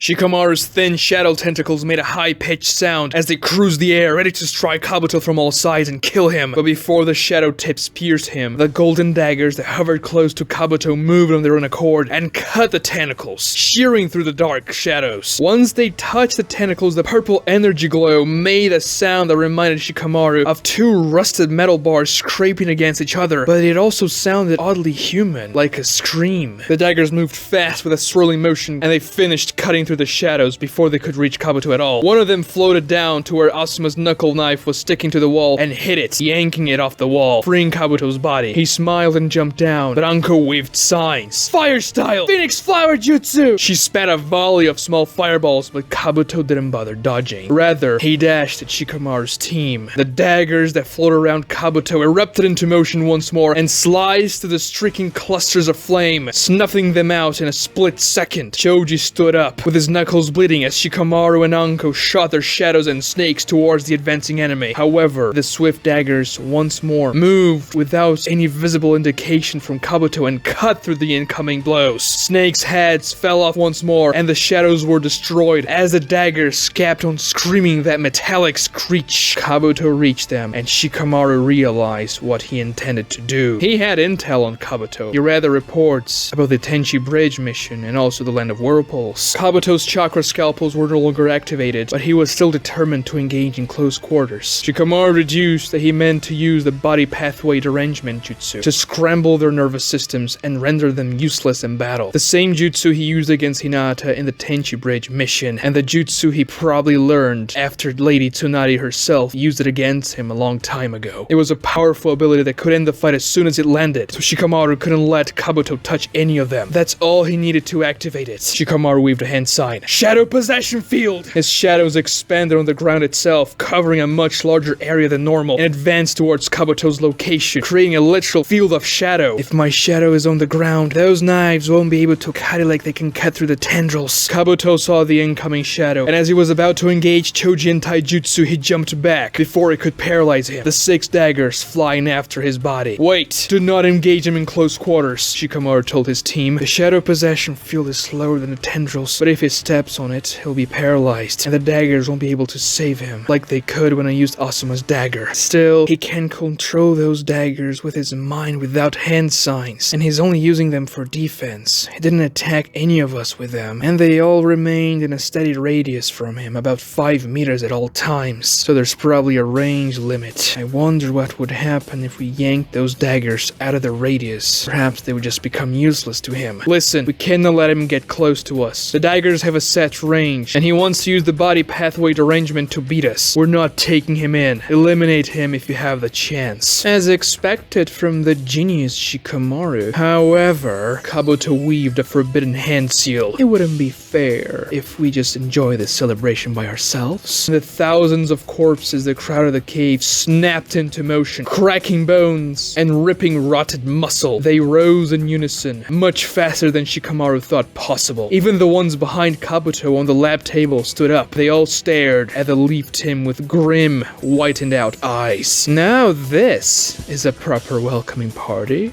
Sakura, we really don't have to fight. I honestly don't want to hurt you. Suigetsu told her, holding the executioner's blade in front of him with a swollen arm. The city around them was deserted and damaged from the fight between Sakura and Karin. The latter remained a bloody mess in a small crater behind Suigetsu. We don't have to fight if you tell me where Sasuke is. Sakura's stomach wound was closed, but her clothes were drenched in blood, and she had almost no chakra left. Just let us go, you're pretty hurt. I don't want to make things worse. Sasuke wouldn't like that at all. Guess I'll have to punch the answer out of you then. Sakura dashed at Suigetsu, her white cloak flapping in the wind. Suigetsu sighed and flipped his massive sword 180 degrees, swinging the blunt edge. Sakura dodged it, but the sword kept her at a distance. Suigetsu threw wide swings, but Sakura advanced, timing them properly and forcing Suigetsu to retreat. Seriously, Sakura, this is stupid! Suigetsu kept swinging, making sure Sakura wouldn't hit him, so she jumped back and tossed 3 kunai at Suigetsu, who blocked with the side of his blade. Not budging at all, huh? I guess you are as stubborn as Sasuke. Well, I guess I'll use this fight to confirm my theory. Sakura dashed again. Suigetsu committed an upward strike towards Sakura, but it completely missed her. This opened Suigetsu's guard as the sword rose, giving Sakura the perfect chance to strike. She landed a massive punch to his face as the upward swinging motion of his sword made the curved tip of the blade catch on Sakura's cloak, ripping it out of her. At the same time, her fist exploded Suigetsu's face, and for a split second, Sakura was shocked at her own brutality. But then she realized it exploded into water, not blood. A water clown? No, only the head turned into water. A headless Suigetsu jumped backwards, disengaging from the fight as his face began to reform itself from water. He flicked his sword, untangling Sakura's ripped cloak, which flew away in the wind. Very well then, step 1 of my plan is complete. Suigetsu smirked. Plan? What is he trying to do? Did he put something on me? Sakura thought as she touched around her body looking for something weird like a paper bomb, but she couldn't find anything, so she dashed once more. This time Suigetsu didn't even bother dodging her strike. As Sakura hit him in the chest, it turned into water again, splashing her, and her fist dug into his ribcage, entering a cavity of cool water. Physical attacks don't work against me. I'm the worst possible opponent for you. His whole body became water and passed through Sakura, and Suigetsu reformed himself behind her. He crouched and had one hand on his chin as he stared up at Sakura in intense thought. As I suspected, Sasuke is an S-type. Huh? What are you looking at, you pervert? Sakura swirled around and kicked Suigetsu on the side of his head with the back of her foot. His head exploded once more and reformed. The kick did not bother Suigetsu at all. Rather, he had a triumphant smile on his face.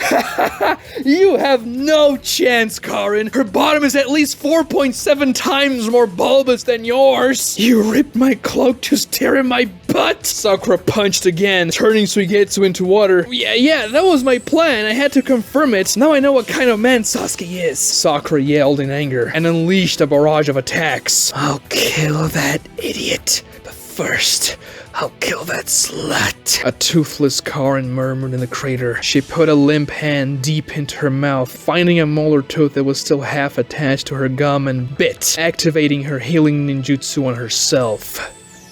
Joji, ninja dogs, you take care of the undead. Be careful with the explosions. Anko and I will fight Kabuto. Shikamaru yelled. I expected him to use the bodies, but this much at the same time? Shikamaru thought, and Choji turned around, facing the dashing horde. He weaved a hand seal, expanding his body into the form of a massive ball, and rolled towards them with an insane rotation speed. Anko weaved seals once more and spat fire. This time, however, she spat a line of flame that landed before Kabuto, and once it hit the ground, a wall of fire rose. The bodies that were behind Kabuto dashed through it and burned. The smell of their flesh inundated the cave, and they fell as blobs of fire and muscle. Shikamaru picked Asuma's knuckle knife and looked at Kabuto at the same time Choji impacted the horde of bodies. His meat tank opened the way, crushing dozens and flinging dozens more to the sides as the speeding balls zigzagged in the cave. The 3 ninja dogs came from behind, hacking and slashing through the undead as well. Kabuto moved, but before he could leave the range of the firewall, Anko weaved another sign. Fire fire style centering chamber. The firewall surrounded Kabuto, making a circle, and began to close above him, trapping him into the fire chamber. Shikamaru tossed 5 paper bomb kunais towards the inferno, but 4 golden daggers emerged from the fire and blocked them, still keeping within the 5-meter range from Kabuto. The 2 remaining daggers sliced the fire itself above Kabuto, creating a hole in the chamber, which he jumped through, exiting the fire as the 4 paper bombs exploded below. Kabuto landed upside down on the cave ceiling, and 5 thick snakes erupted from it, straight out of the rock, surrounding Kabuto from all sides. Anko inserted them on the ground, and they traveled through the rock until they reached the ceiling, while Kabuto was in the fire. But instead of attacking Kabuto with their fangs, the 5 snakes spat a wide burst of venom, creating a cloud with Kabuto at the center, which forced him to jump back down to the cave ground. However, once he did that, the ground didn't resemble rock anymore. It was darkness itself. Shikamaru had spread his shadow possession field to a larger area, covering any possible spot Kabuto could land. Once Kabuto understood the trap, 2 daggers floated to his hands, and he grabbed them midair, stopping his momentum and avoiding the shadow below. Kabuto winced when he grabbed the daggers, and Shikamaru also noticed something else. Kabuto didn't grasp the blades themselves. Rather, his hands touched the purple aura that covered the blades. It was almost as though the aura served as a barrier and didn't let the dagger itself touch Kabuto's skin. But why did he wince? Shikamaru thought. Fire style! Flame bullets! Anko spat a darting orb of fire at Kabuto, who still hovered midair, holding the daggers by their aura. Before the fire reached him, the daggers erupted into motion, and Kabuto used their speed to swing himself towards the cave wall, letting go of the daggers. Shikamaru predicted that. He was already extending his shadow to cover the ground and the walls of the cave. The only problem was that the thinner he spread his shadow, the weaker its grasp became, and the chakra cost increased exponentially as the size of the shadow possession field increased. Kabuto saw that, and once again used the daggers to hold himself midair. Before he landed on the wall, Anko spat another fire bullet. This time, one of the daggers sliced through it, but Shikamaru kept on expanding his shadow, sending it to the ceiling as well, making it impossible for Kabuto to land anywhere in that section of the cave. It was a big corner where Kabuto's lab was, and Anko and Shikamaru blocked his way out of that section where Choji and the dogs were fighting against the undead. They created a perimeter so that the undead couldn't reach Anko and Shikamaru, and now Kabuto couldn't touch any surfaces of that section of the cave. He had to keep flying, grasping the daggers, which caused him a great deal of discomfort. This terrain really favors your jutsu, Kabuto said, wincing and looking around at the all-consuming shadow. Why is it so painful for him to hold the daggers like that? Is the purple aura damaging his hand? No, the hands look fine. It doesn't look like that chakra is entering his body either. It has to be something else. At that moment, Shikamaru's mind raced, trying to understand, connecting points. Kabuto told them before that he wasn't harvesting chakra with the knives, but something much more valuable. The sounds the daggers made also didn't resemble chakra. They could cut through chakra easily, slashing Shikamaru's shadow, Anko's fire style ninjutsu, and her snakes, which were all made of chakra. The purple aura ignored it and allowed the blades to pass through them without a problem. But when Kabuto grasped daggers, he didn't touch them to stay midair. He touched the aura instead. Maybe it's not because he doesn't want to touch them, but because he simply can't. He's also not using the daggers to attack us directly, meaning that the purple aura creates a field that doesn't let the blades themselves touch us. But it can be because of our chakra, seeing how well they cut through our ninjutsu. It can't be because of our consistency either, because Anko's snakes, even though they're made out of chakra, resemble human flesh. So what's the difference between us and the things the daggers can cut? Shikamaru felt cold as he realized what Kabuto was doing with the knives. It was far worse than just killing those people. You sealed their souls into the daggers, didn't you? Through a face of pain, Kabuto smirked. Keeping souls in the physical plane after their death is unnatural, so the cluster of souls that's embedded in the daggers creates that aura that repels external natural souls. That's why you can't touch them directly or use the daggers to attack us. The blades cannot harm beings with souls. You're wincing too. I bet you can hear the people you kill screaming as you grasp the daggers. You are very smart, Kabuto said, still holding the daggers to avoid Shikamaru's shadow field. He sealed the souls? He's killing them and not even letting them move on? You should know this, Anko. Repairing a shattered soul is an extremely arduous and costly process. What do you mean repair? He means to repair Orochimaru's soul, that the third Hokage splinter with a Reaper death seal. We have to get those blades out of his hands and fight a way to release those poor souls. And I can't keep this massive shadow field for too long.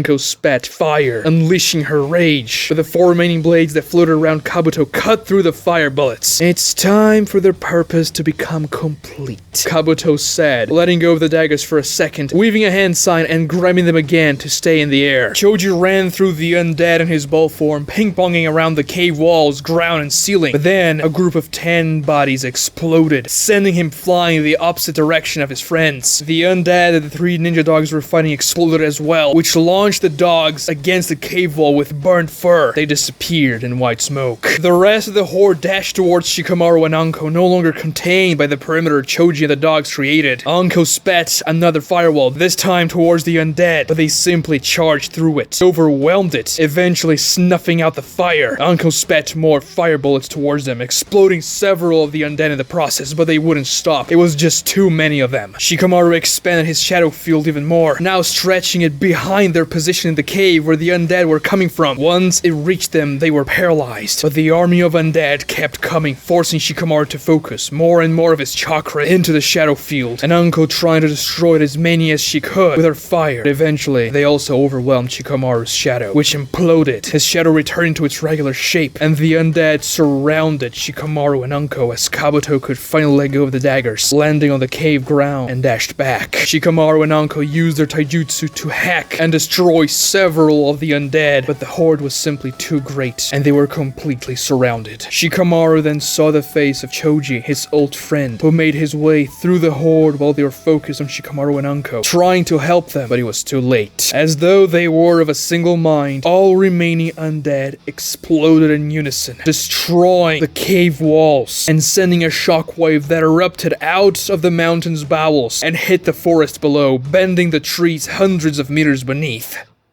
Sakura lost count of how many attacks she had landed on Suigetsu. It didn't matter how hard she punched or how fast she kicked, his body would dissolve itself into water and then reform itself. He's like that Akatsuki woman who could transform her body into paper. I couldn't land any proper attacks, and this time I don't even have chakra for genjutsu anymore, and I only beat that Akatsuki woman because I got lucky before. I have no counter for it, damn it! Where are Kiba and Shino? I have to keep stalling until they arrive. Alright, Sakura, I think that's enough. Sorry, but I'll have to be rough. Suigetsu said, brandishing his blade with full force now, but still using the blunt end to attack. However, Sakura caught the blade, palming it, and stopping the sword from hitting her. Even though both of Suigetsu's arms were now swollen, she matched his strength. Damn, she really is strong. He let go of his sword with one hand and pointed his index finger to Sakura's leg. A thin drop of water formed on its tip, and Suigetsu shot it. The water bullet crossed Sakura's thigh on a descending angle and exited the leg, hitting the ground behind her as a string of blood emerged from the wound. Sakura realized Suigetsu avoided major blood vessels, but she didn't have time to dodge. Hot pain flashed in her leg and she stumbled. Suigetsu used that moment to yank his sword out of Sakura's grasp and disengage from the fight, heading to the crater where Karin laid in, but Sakura dashed at him again, limping. Oh, come on, seriously? I don't want to hurt you anymore, Suigetsu said as Sakura punched his face to no effect once again. He poked her shoulder with his index finger and shot another water drop at point-blank range. The drop of water mixed with blood emerged from behind Sakura's shoulder, and she winced in pain, noticing that her arm, just like her leg, were neutralized. The water attack cut tendons and ripped muscle. The pain from her leg wound and the precision of the attack made her lose her strength, forcing her to kneel. She had lost a fight to someone who wasn't even trying. I'm gonna go grab that stupid girl and leave. Don't worry, you'll see Sasuke again, Suigetsu said with a smile. But when he turned away from Sakura and looked at Karin's crater, he saw an ominous shadow in the middle of it. Karin, she was standing. Oh no, she will never see Sasuke again, Karin yelled, unleashing an adamantine chain towards Sakura, who saw it coming, but her leg was compromised. She couldn't get out of the way in time, and the chain was aiming for her heart. Suigetsu slashed at it with his great sword, creating a metallic echo that made the hairs on the back of Sakura's neck stand up. The chain got deflected, hitting the wall of a building on the side of the street. We're not supposed to kill any leaf ninjas. Those were Sasuke's orders, Suigetsu said. He won't mind if just one dies. Get out of my way, Suigetsu. No. Sakura didn't know what was more surprising, the fact that her enemy was protecting her, or the fact that Karin's teeth had regenerated completely. Regular healing ninjutsu couldn't do that, so her abilities were on another level. She was still drenched in her own blood. Her clothes were ragged and her glasses were cracked, but her body was in perfect condition. I'm not gonna say it again. again. I'm killing her. It'll be better for him if she dies, so she won't interfere with his vengeance anymore. Karin was fully expecting Suigetsu to make a snide remark about how she loved Sasuke and couldn't let go of anything. He was not the guy to ever take anything seriously, but this time he looked back at Sakura's face, apprehensive and fearful. It reminded him of somebody else, and his demeanor changed. For the first time, Karin saw a look of genuine anger and determination on him that made her recoil. Still, change emerged from her. She would get past Suigetsu and kill that girl. You're not killing her, and I'll kill you if I have to. Suigetsu pointed his blade to Karin, assuming the wrath swordsman stance, where he raised the blade above his head. Both his arms were much more swollen than before. He hadn't assumed that stance since before he left his old village. This fight he would be taking seriously.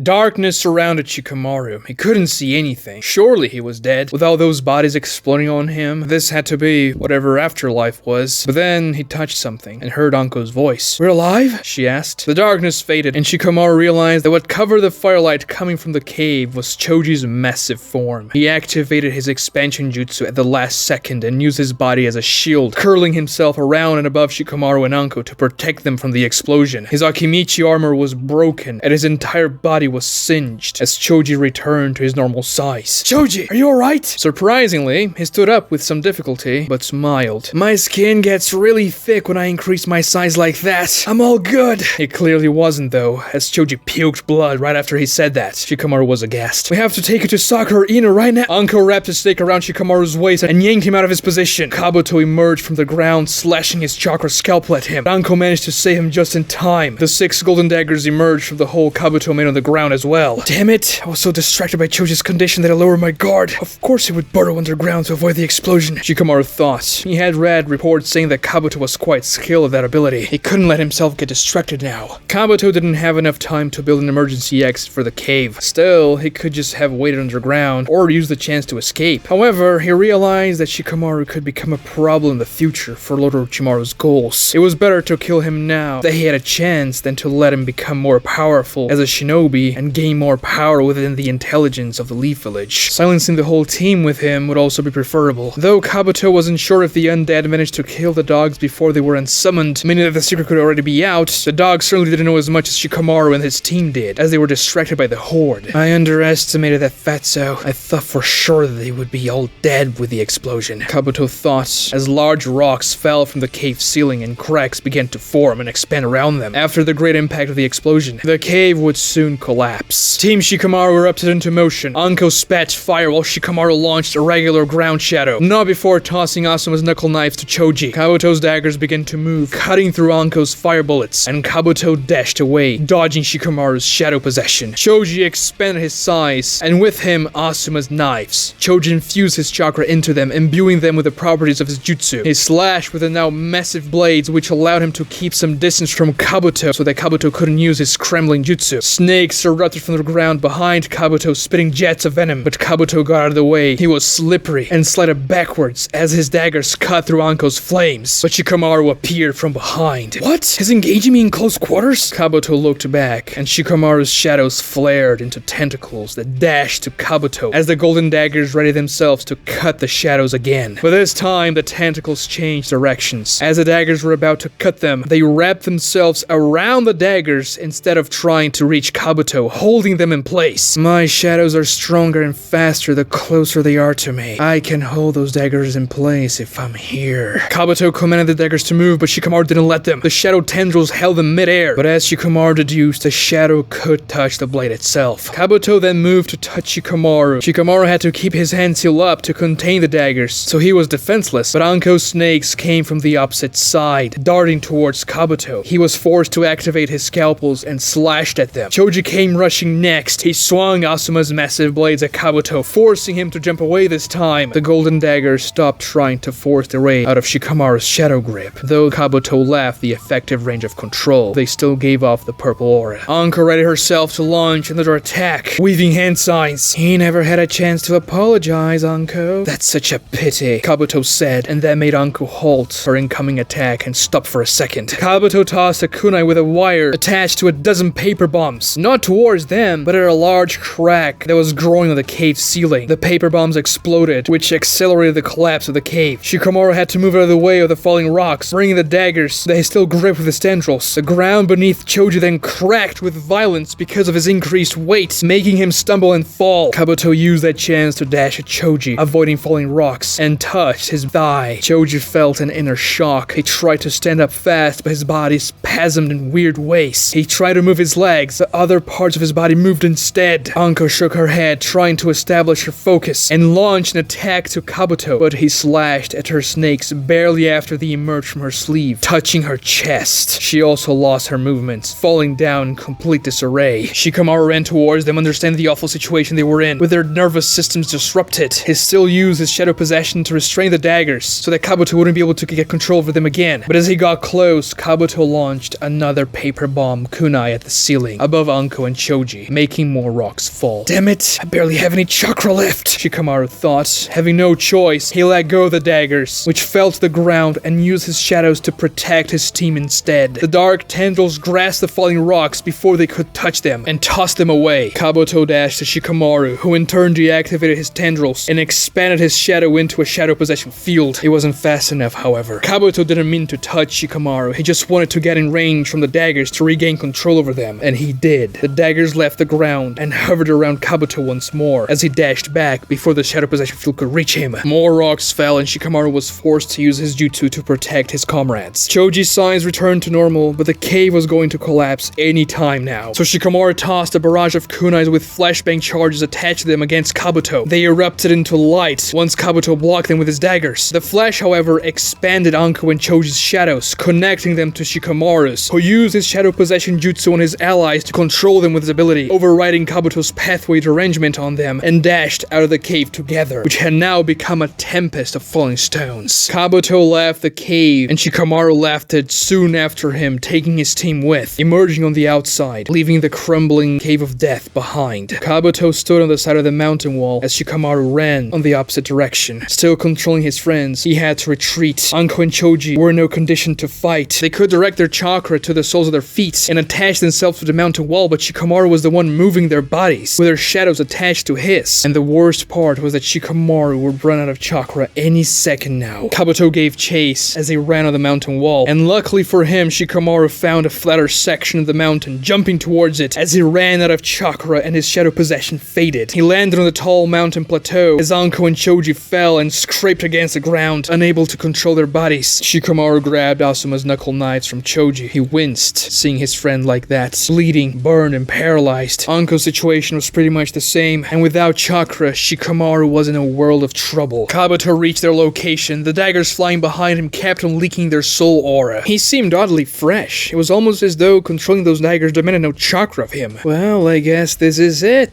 Shikamaru Nara. You'll be joining your sensei soon enough. Shikamaru rose the knuckle knives and assumed Asuma's classic fighting stance. Holding them like that gave him a sliver of hope in this desperate situation, as though Asuma himself would help them survive like he did so many times before. There were things Shikamaru still had to do. He had to protect the king. No, you'll be the one joining your master in the depths of hell. Kabuto dashed at him, activating his chakra scalpels. They clashed, chakra blades against knuckle knives. Shikamaru could match Kabuto's speed and counter his offensive after analyzing his attacks. But the golden daggers also assisted Kabuto, parrying some of Shikamaru's strikes. The daggers could touch the knuckle knives. They went nowhere. Shikamaru was fighting defensively, making sure he wouldn't be hit, even without chakra, forcing him to keep on spending his, as the scalpels demanded a chakra expenditure. Eventually, Kabuto deactivated them and grabbed two curved kunais from his satchel instead. Shikamaru tried to slash at Kabuto as he grabbed the kunais, but the floating daggers kept him at bay, blocking Asuma's knives. They clashed again. The metal blades sparked as they hit each other. Shikamaru stumbled back after Kabuto threw a low kick, and Kabuto slashed, but Shikamaru blocked with Asuma's knife. However, Kabuto bent his arm and landed an elbow strike to Shikamaru's chest, dropping him down. As that happened, Shikamaru realized that Kabuto had used the pathway derangement to scramble his nervous system. You fought well, but the deck was stacked against you, and I so happened to be a more intelligent player.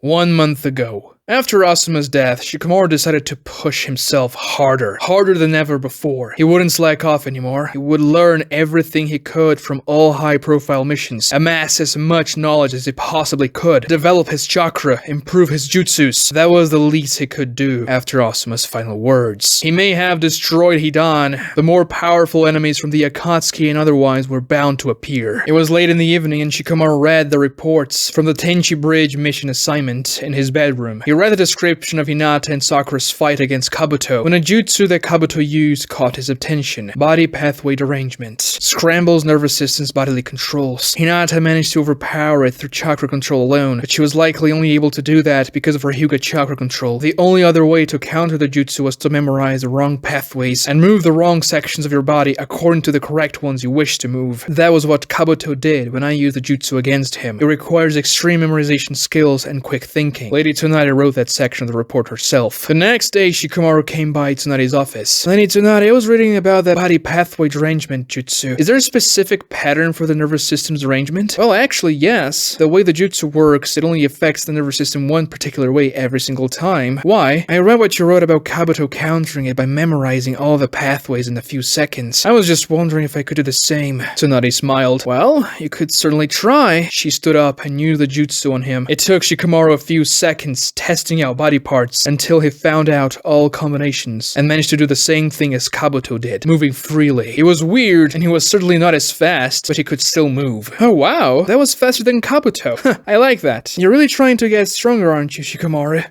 Shikamaru waited for Kabuto to turn around. Unbeknownst to his enemy, Shikamaru could move freely, for he had memorized all the wrong pathways beforehand. As a matter of fact, Shikamaru meant to get caught with the jutsu so that he could catch Kabuto off guard, thinking that the fight was over. Once Kabuto looked at Anko and was about to yap something condescending, Shikamaru erupted into motion, as though the jutsu didn't even affect him. He stabbed at the back of Kabuto's neck, using Asuma's blade. Kabuto managed to raise his hand in time, covering his nape, and block the attack, but the blade impaled his palm, squirting blood on Kabuto's neck, and the tip of the blade cut the back of Kabuto's head. Shikamaru swung the other blade, but now the hovering daggers all flew towards it, blocking the attack. He twisted around, drawing Shikamaru's hand that was stabbing his own hand down, but Shikamaru sliced through Kabuto's palm, shearing through it. Kabuto winced, and now for the first time he commanded his hovering daggers to strike Shikamaru. They came from all sides, so it was impossible to dodge. What? I thought he couldn't touch me with those things, Shikamaru thought, as the knives hit him. His assumption, however, was correct. The purple aura prevented the daggers from piercing Shikamaru, acting as a force field around the blades. But that wasn't the reason why Kabuto attacked. For when the soul auras touched Shikamaru, an explosion of screams of agonizing pain and desperation flooded his mind, as if an army of lost souls screamed from within his brain itself. Shikamaru focused, trying to ignore the screaming. He dodged a kunai slash from Kabuto, but then got kicked in the knee, dropping to the ground. Kabuto tossed a kunai, which Shikamaru blocked with Asuma's knife, and Kabuto grunted in frustration, but then smiled. He turned around, activating his chakra scalpel, and moved towards Choji, who was helpless on the ground, unable to move and even talk. If you're that stubborn, then the fatso will go first. Shikamaru ignored everything, the screams of pain in his mind, the daggers pushing against him, the pain on his now broken knee. He powered through everything, tossing knives at Kabuto, trying to catch him from behind, but the golden daggers flew close to him and blocked the strikes. Shikamaru ran. Throwing projectiles now wouldn't work. The daggers would block them. He had to tackle Kabuto, but Kabuto had already raised his scalpel with his good hand. Tackling him wouldn't be enough. He wouldn't stop the motion of the strike, and Shikamaru wouldn't even get there in time. The same desperation from the day Asuma died overtook Shikamaru. He was in the exact same situation. He ran desperately, uselessly, as a comrade was about to be slayed. Not this time. He had one final trick he could play. It would give him speed to let him reach Choji in time. A trick he learned because of the situation he was when Asuma died. 8 inner gates release. First gate. The gate of opening. Open! Shikamaru felt his muscles ripping. He could only keep the first gate open for a few seconds, but that didn't matter. He gained speed. He had to reach Choji before Kabuto killed him. But what would he do after that? It didn't matter. One step at a time. First, he had to save Choji. Kabuto's blade descended on Choji's lying body as Shikamaru ran faster than ever before. Make it in time! Make it in time! Kabuto's scalpel struck flesh, cutting bone, and it splattered a gust of blood.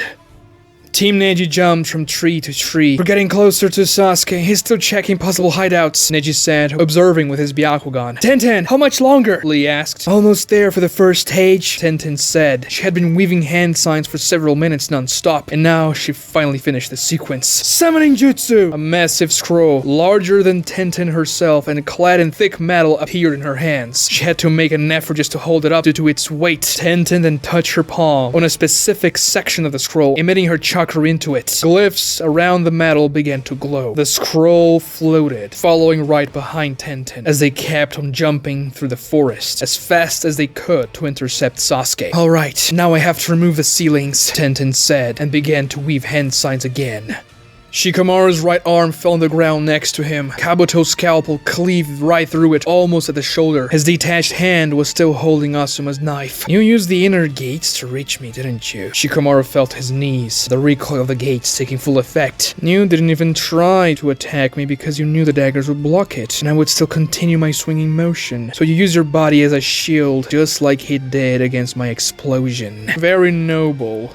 Blood gushed from Shikamaru's stump. Oddly enough, he didn't feel any pain there. His muscles were much worse. He raised his hand and tried to stop the bleeding, but Shikamaru was already getting dizzy. Kabuto kicked Shikamaru in the face, tossing him to the ground next to Choji. Rest assured, your deaths will not be in vain. Your souls will be part of Lord Orochimaru once he returns. So one could say you will have the most honorable death of all. A golden dagger hovered to each of the 3 fallen leaf ninjas. They were all paralyzed and couldn't do anything about it. Once the daggers reached them, their minds were flooded with the agonizing screams of the trapped souls. And this time, Kabuto began to force the daggers in, right at their hearts. Slowly but surely, the purple aura gave, and the golden metal got closer to the skin. Choji and Anko screamed as Shikamaru tried to think of anything he could do in the situation. There was nothing. Just like in the fight against Hayuya, the only way he could survive the situation was if someone saved him and his team. Through the screams of pain, a memory flashed in Anko's mind from years ago. Orochimaru-sensei, you're back! A young Anko said, happy to see her sensei after a long and difficult mission. I am, my dear, and I have a little gift for you. Really? She was ecstatic. Anko loved Orochimaru-sensei's gifts. He grasped her gently by the chin and raised her head so her eyes would meet his. Anko was always deferential to Orochimaru-sensei. Looking into his eyes was not something she had the courage to do most times. You'll be the first to ever have it, my dear. You're the most special of them all. Never let them say anything different. Orochimaru leaned in, and Anko got scared. Was he going to kiss her? Anko didn't know if she liked that. She did have strong feelings for Orochimaru-sensei, but right now, with no warning? Orochimaru, however, missed her mouth and kissed her in the neck instead. What was that? It was a weird feeling. A feeling of pain. So much pain. He was biting her, and it wasn't just a bite. Something was entering her. Something strange. Something powerful. The young Anko screamed, but the older one, on the ground, stopped. Anko swore she would never use that power again, but if she didn't do it now, the very same man who bestowed her that curse could return. Kabuto controlled the knives and forced them in. As the golden tip already pierced their chests, he would extract their souls and seal them in the daggers. He would then move to another spot, perhaps outside the line of fire, and continue the process until the daggers had amassed enough souls. A shockwave dropped Kabuto to the ground. He felt pressure hitting him. Not understanding what happened, he stood up and saw something quite unexpected. Purple chakra swirled around Anko. The chakra eruption had yanked the daggers out of her and the other two, and somehow she stood up. So the nature chakra flooding her system was enough to overpower the body pathway derangement. That was good to know. The thin and linear pattern of her first curse mark stage inundated her body until they all closed together. Kabuto recalled the daggers back to him and stared at the raging purple chakra, which ripped Anko's cloak and overcoat completely. Second stage out of the gate? And I thought you would never use the curse mark again after what you did. Guess I was wrong.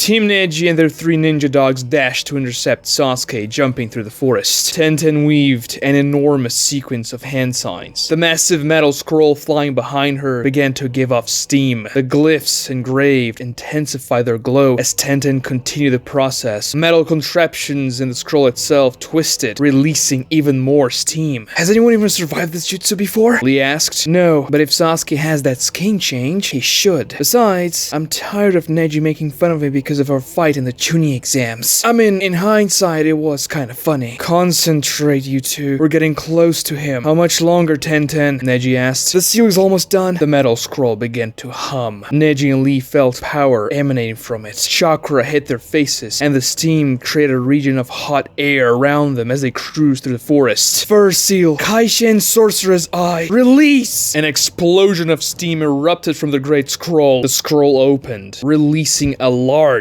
piece of parchment, which showed 12 distinct glyphs. Ninja art, hidden jutsu, summoning of the 12 ethereal visages, Tenten said, weaving one exotic hand seal. Each of the 12 glyphs gave off a different hue and summoned a new scroll each. They had different colors as well and were also made of metal. However, they looked pristine and a faint aura of light surrounded all of them. Tenten started another hand sign sequence. Ninja dogs, stay back. I don't want Sasuke to see you. That way he won't know we're tracking them by their scent. He'll think it's my Byakugan. And if he sees you, he'll also suspect Kakashi's with us. It will work better if Kakashi has the element of surprise whenever he arrives. The ninja dogs nodded and stayed back. The 12 ethereal scrolls hovered behind Tenten, giving off more light the longer she weaved the hand signs. I'm still not sure if that jutsu is a good idea. Don't we have something less deadly? Lee, life itself is a constant oscillation between the anxiety to possess and the monotony of owning, Tenten professed, still focused on the long hand sign sequence. What? This jutsu's nickname is the Monotony Bringer, and it has a reason for it. It gives me everything, and it will fulfill this mission for us. Kakashi tossed kunais and shurikens at Tobi, who ran away from him through the forest. Kakashi couldn't land a single hit. Tobi was simply too fast and nimble. Kakashi also didn't use any large-scale ninjutsu, no one to spend chakra before he reached Sasuke. I don't have time for this, Kakashi thought, tossing a kunai with a smoke bomb attached to it. Tobi dodged it though. Oh no! Please, Mr. Copy Ninja, stop! The smoke bomb exploded, flooding that section of the forest in it, shrouding Tobi in a dark cloud. Kakashi used that chance and dashed to the opposite direction of the forest as fast as he could, trying to lose Tobi. He beamed past trees and bushes, and in a few seconds the cloud of smoke was no longer in sight. He was far away from Tobi now. Then again, he probably had access to some type of teleportation jutsu, so Kakashi had to get far away enough so Tobi wouldn't be able to pinpoint his position and get back to him. Kakashi kept going. He had to reach Team Neji. They would intercept Sasuke any moment now. Tobi slammed Kakashi with his butt. Oh, sorry, I was tired. I wanted to take a seat. I'm so sorry. Kakashi managed to raise his guard, but the impact still pushed him back. So he won't let me go at all, huh? Then I'll have to start spending my chakra.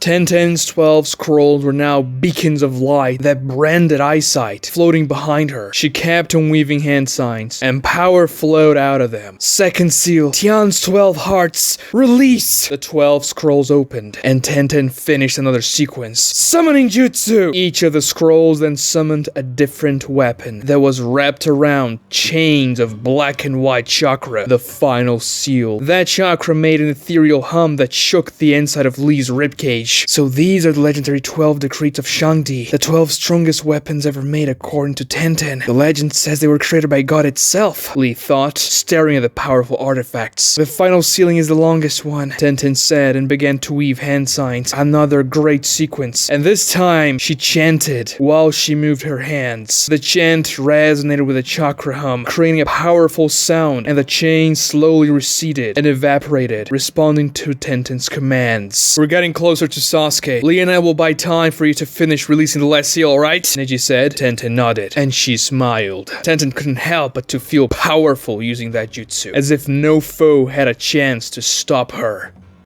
Kisame drank hot tea in the basement of an isolated inn somewhere in the Blazing Horn. His great samehada was detached from his back and leaned against the wall next to him. The dim light and dry air of the makeshift tavern was unpleasant to him. Kisame preferred human environments, which reminded him of his childhood home. But he knew this was a good place to hide. He was there by himself, and Itachi cast a genjutsu on the innkeeper to make sure she wouldn't let anybody else in. Itachi entered the basement, and one thing was different about him. He didn't wear his crimson Akatsuki ring. Also, his right eye was twitching ever so slightly. A detail that most would miss, but for someone who's been traveling with Itachi and fighting alongside him like Kisame for so long would notice. That twitch told Kisame that Itachi had used his Amaterasu. Did you take care of everything you had to? For now. Always so mysterious, Itachi.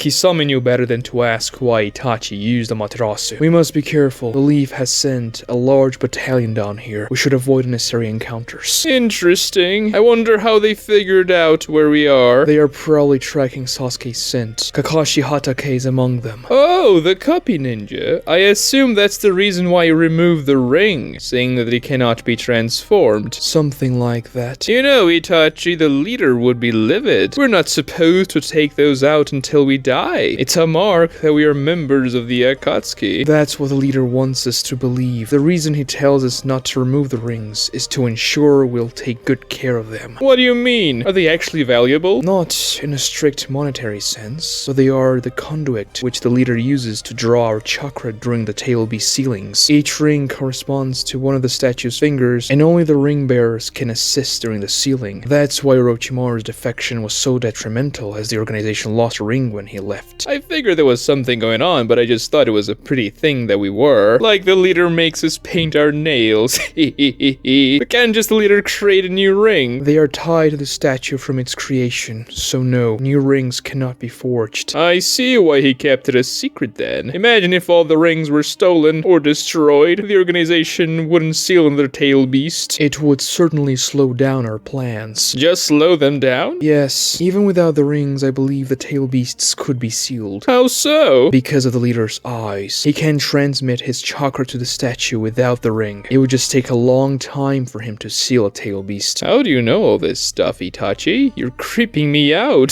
The Uchiha clan has access to many shards of knowledge, which I pieced together and formed this hypothesis. That's why I removed my ring and stored it somewhere safe. If we are captured or killed here, I wouldn't want it to fall into the wrong hands. I see, though I've never seen you acting so carefully before. Are you really afraid that this Leaf Battalion or even Sasuke will finally do you in? It is not death that a man should fear, but not fulfilling his destiny when alive. My battle with Sasuke shall happen in due time, but before that, we must make sure our cause isn't compromised. Itachi extended his hand to Kisame, and he was puzzled. I will keep your ring safe for the time being. I don't think I'll take it off. Kisame, I am stronger than you. If I find our position dangerous enough to conceal my ring, you ought to do the same. I'll be betraying the leader. No, you'll be furthering our goals. Why do you want to keep it? I have a safe place to store them, untraceable. Kisame considered for a while, but he trusted Itachi with his life, so he relented. Removing his ring and handing it to Itachi, he felt naked without it though. Now, for the first favor that I asked you, look into my eyes. I will show you the specifics with my genjutsu. Pay close attention to the particular smell. Kisame was always unnerved whenever he looked into Itachi's eyes, but he promised Itachi that he would help him. After all, Itachi was the closest thing Kisame's ever had to a friend. Neji peered into the forest with his Byakugan. He's 300 meters ahead. 10-10. You'll stay in the rear. Lee, let's do the youthful air palm entrance strike, Neji said, rolling his eyes after saying the name that Lee gave to the technique. They kept on jumping through the trees, and Lee nodded, making the nice guy sign, appreciating that Neji used the name he gave to the ability. 10-10 still weaved hand signs. The black and white chakra chains twisted and shrunk. Lee! Now! Lee jumped towards Neji, landing on his hands. Neji used his chakra to attach his palms to Lee's soles. He aimed Lee to a section of the forest, making Lee stand up horizontally on his hands. He read it himself, crouching on Neji's palms. Gentle fist. Air palm! A powerful gust of air erupted from Neji's hands. At the same time, Lee pushed against his hands and rocketed through the forest, passing by tree trunks and branches at an insane speed. Naruto, Yamato, Ino, and the 3 ninja dogs dashed through the forest. They were further away from Neji's team than Kakashi, so they had to hurry. Damn it! Why did we have to be so far away from them? Naruto said, frustrated. That's just bad luck. We couldn't have known where Sasuke would be, Ino said. Still, every time I get close to Sasuke, it feels like he's even more out of reach. Then I suggest you stop yapping and start preparing, Naruto, Yamato said. Right. Naruto weaved hand signs and bit his finger, drawing blood. Summoning jutsu. A tiny little toad appeared in his hand. We're probably gonna fight Sasuke. I'll need you to break genjutsu, alright? Roger that! The toad said, jumping into Naruto's clothes.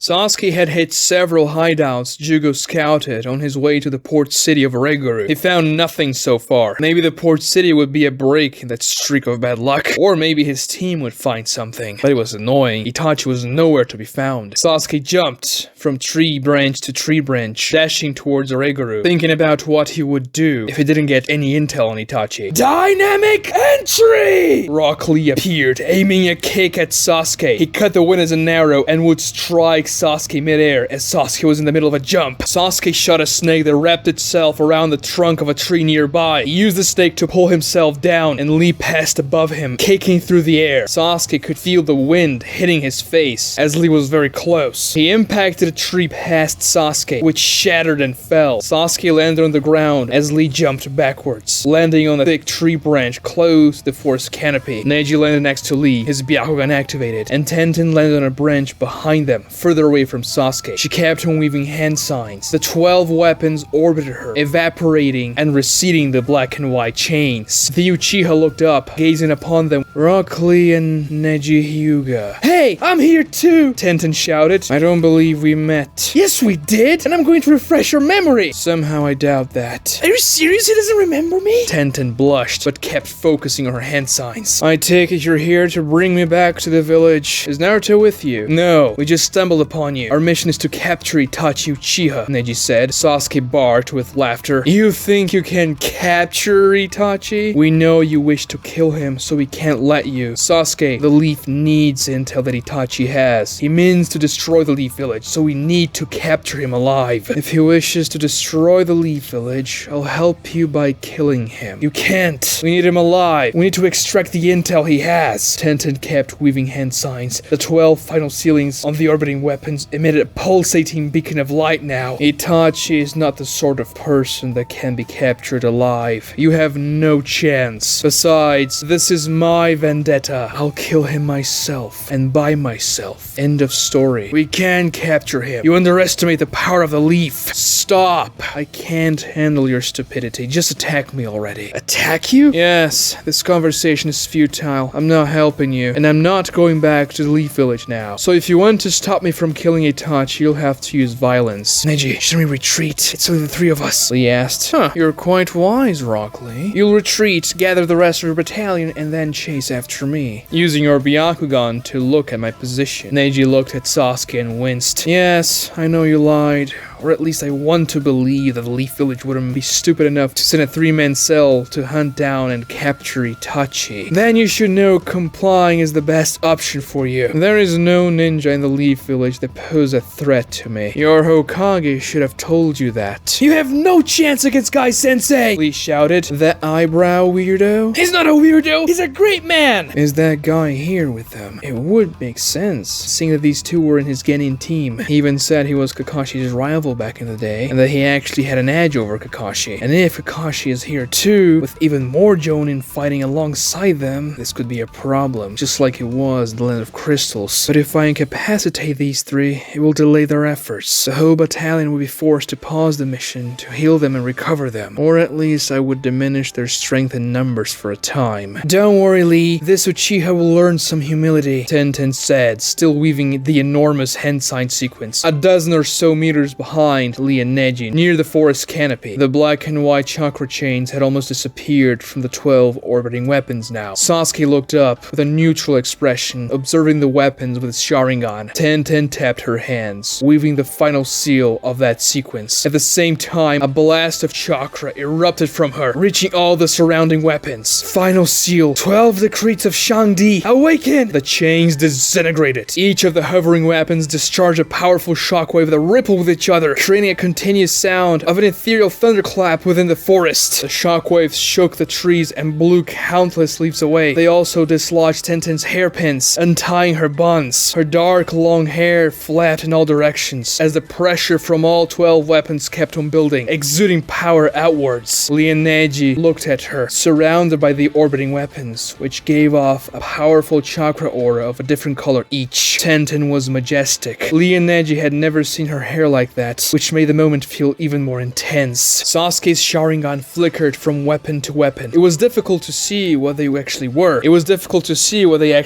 Because the chakra aura surrounded them and almost blinded sight. The Sharingan could only see a blob of chakra instead of the shape of the weapon. Sasuke cocked his head, pondering what he should do as the chakra wave hit him and also made his hair flap. Tenten began to weave hand signs again. 12 godlike cadences emerge. Strings of chakra manifested themselves from all weapons, connecting to the back of Tenten's neck. That part of her skin became so bright it was painful to look at. Tenten weaved more hand signs, emitting her own chakra through the strings to the weapons. The strongest cadence against single opponents of great speed is the 7th, and the 4th variant should give me additional mobility and speed. I'll lead with that. She weaved more hand signs. 4th liminar variant, godly recall. Tenten emitted chakra in a distinct pulsating pattern through the strings. 7th cadence, unbound vectors emerge. The weapons began to move around Tenten, the strings still attached to the back of her neck. They were like planets orbiting a star, though they were connected to it, and their speed increased. They became a blur of several different chakra colors. Alright, now you're gone. Sasuke kicked Tenten in the stomach. The impact twisted her body, making her puke blood, and she was sent flying in a descent line like a falling comet. Tenten hit several trees along the way, breaking through the tree trunks till she hit the ground, bounced a few times, and stopped. The 12 weapons disappeared in white smoke. Tenten! Lee screamed, surprised to see Sasuke there right where Tenten used to be. He was too fast. Neither Neji nor Lee were able to stop Sasuke from getting to her, and he passed right between the two. Tenten didn't even register what hit her. Neji and Lee jumped towards her position below, and Sasuke watched them with his Sharingan. I was mildly curious to see what the jutsu would do, but then I became afraid it would kill me of old age, Sasuke said as Lee and Neji reached Tenten. She was on the ground, unconscious. Her hair was a mess, and blood dripped from her mouth. No, Neji said, looking at her with his Byakugan. Her heart stopped. She's dead. Tenten, no! Lee screamed as Neji began to try and resuscitate her. You monster! Lee screamed at Sasuke. We have to get her to a medic, ninja. We don't have time, Neji said, applying CPR. Sasuke's mouth hanged open in disbelief. I didn't even kick her hard. Is this the type of ninja the Leaf is sending to capture Itachi? Is that a joke? You bastard! Lee prepared himself to dash towards Sasuke. No, Lee, we have to focus on Tenten. Damn it, she's not responding. Neji applied CPR vigorously, but she didn't move. The situation seemed hopeless. Lee came closer to Neji, looking at Tenten. Is there something I can do to help? I don't think there's... Sasuke appeared between the two. He backhanded punched Lee and Neji in the face at the same time, sending the two flying in opposite directions. They were too distracted with Tenten to defend themselves from Sasuke's insane speed. Lee and Neji managed to right themselves up as they slid on the ground, and when they looked at Tenten, Sasuke weaved one-handed hand signs, igniting lightning on his left hand. No! Lee and Neji screamed at the same time, but Sasuke didn't even bother looking at them. He directed his hand towards Tenten's chest, sparking with lightning, and touched it with his palm. Tenten's body jerked, and her mouth opened wide, inhaling a generous gulp of air. Tenten was breathing again. Don't worry, I shocked her hard back into rhythm. There is only one man I'll kill, and besides, I promised not to kill any leaf ninjas. Sasuke grabbed Tenten's unconscious, yet breathing body by the collar of her clothes and tossed her towards Neji. Leave her in that small alcove over there. We don't want her to get hurt anymore, Sasuke pointed as Neji caught Tenten. What do you mean anymore? Lee asked. Well, I thought we were going to fight. Neji's Byakugan was pure anger, with its bulged veins. He gazed at Sasuke, piercing him with his eyes. One of our teammates is wounded. We're leaving to get help. Well, she'll be alright. We're gonna fight here. Why? Don't you want to fight Itachi? Why would you want to fight us now? Well, many reasons. For one, once you're all wounded and tired, it will delay your squadron and make it more difficult for you to interfere with my vendetta. But mostly because I lost a fight to both of you before, and I don't do that anymore. You don't fight anymore? Sasuke smirked. I don't lose anymore. He dashed at Rock Lee.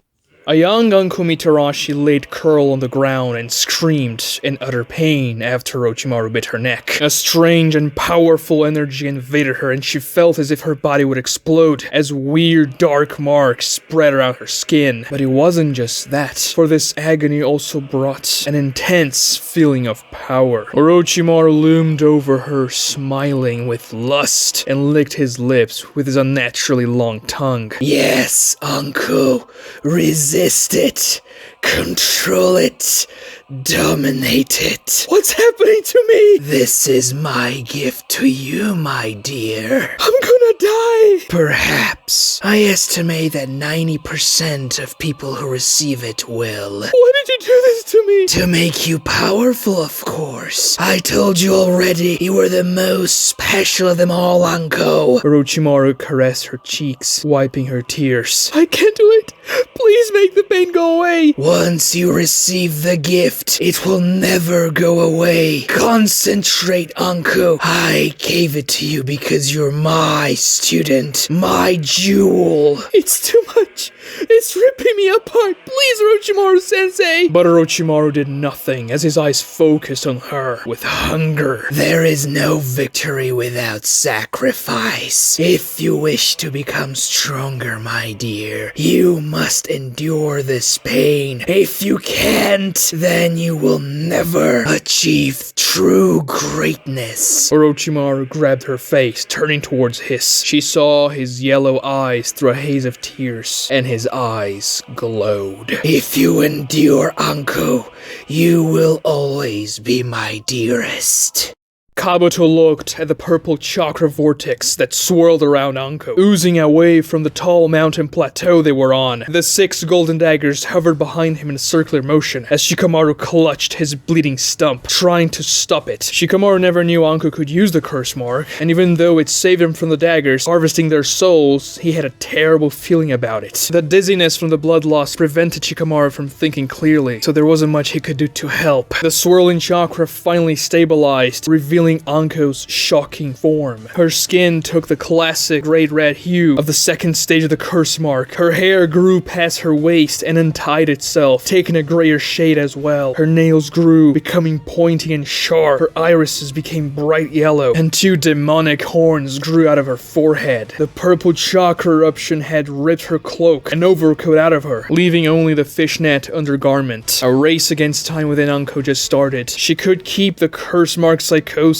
at bay for a few minutes, but after that, the urge to kill and destroy everything in front of her would take over. Using the curse mark was a great risk, something she hadn't done in well over a decade, so she needed to end this fight fast. Kabuto smirked. He engaged his regeneration jutsu to close the wounds on his hand and nape that Shikamaru dealt. Is this wise, Anko? You've never taken the Mind Awakening pill. Nono-Eye's chakra will have much more power over you that way. Nono-Eye? Oh, I forgot. There's a lot Lord Orochimaru never told you. You were a pathetic failure after all. I'm not a failure. I'm the reason why he failed. Anko dashed at him. Her feet cracked the ground beneath her, and she reached Kabuto in a split second. He commanded his daggers to move in front of him to intercept Anko, but she clashed against the soul ore of the daggers. Screams flooded her mind, but she simply pushed through them, breaking the dagger formation and slashed at Kabuto with claw-shaped nails. The daggers bought enough time for Kabuto to jump back, avoiding the attack, and he commanded the blades to follow him. Anko weaved signs. Great shadow snakes! She shot a dozen massive snakes out of her arms. They had a different appearance now. Their scales were sharper and gray. Their fangs were larger and jagged, and they had horns, much like Anko's curse mark horns. They were also much faster. The golden daggers flew towards them, intercepting and slashing 6 snake heads, but the other 6 snakes opened their mouths and spat jets of venom at Kabuto. He commanded his daggers to fall back and grasped 2 of them by the aura, which yanked him off the ground, avoiding the venom. Kabuto took off. The 4 remaining daggers touched his torso and legs to improve his airspeed. He soared high, leaving the mountain plateau. Anko couldn't let him get away. If that happened, Orochimaru could return. And also, if she let Kabuto go, he could return once Anko deactivated the curse mark and kill them all regardless. So she weaved a sign, and dozens of demonic snakes emerged from all around her body. They all looked at Kabuto. Hundreds of yellow eyes directed their hatred towards him, and Anko jumped up, breaking the ground underneath her, heading straight towards Kabuto in the air.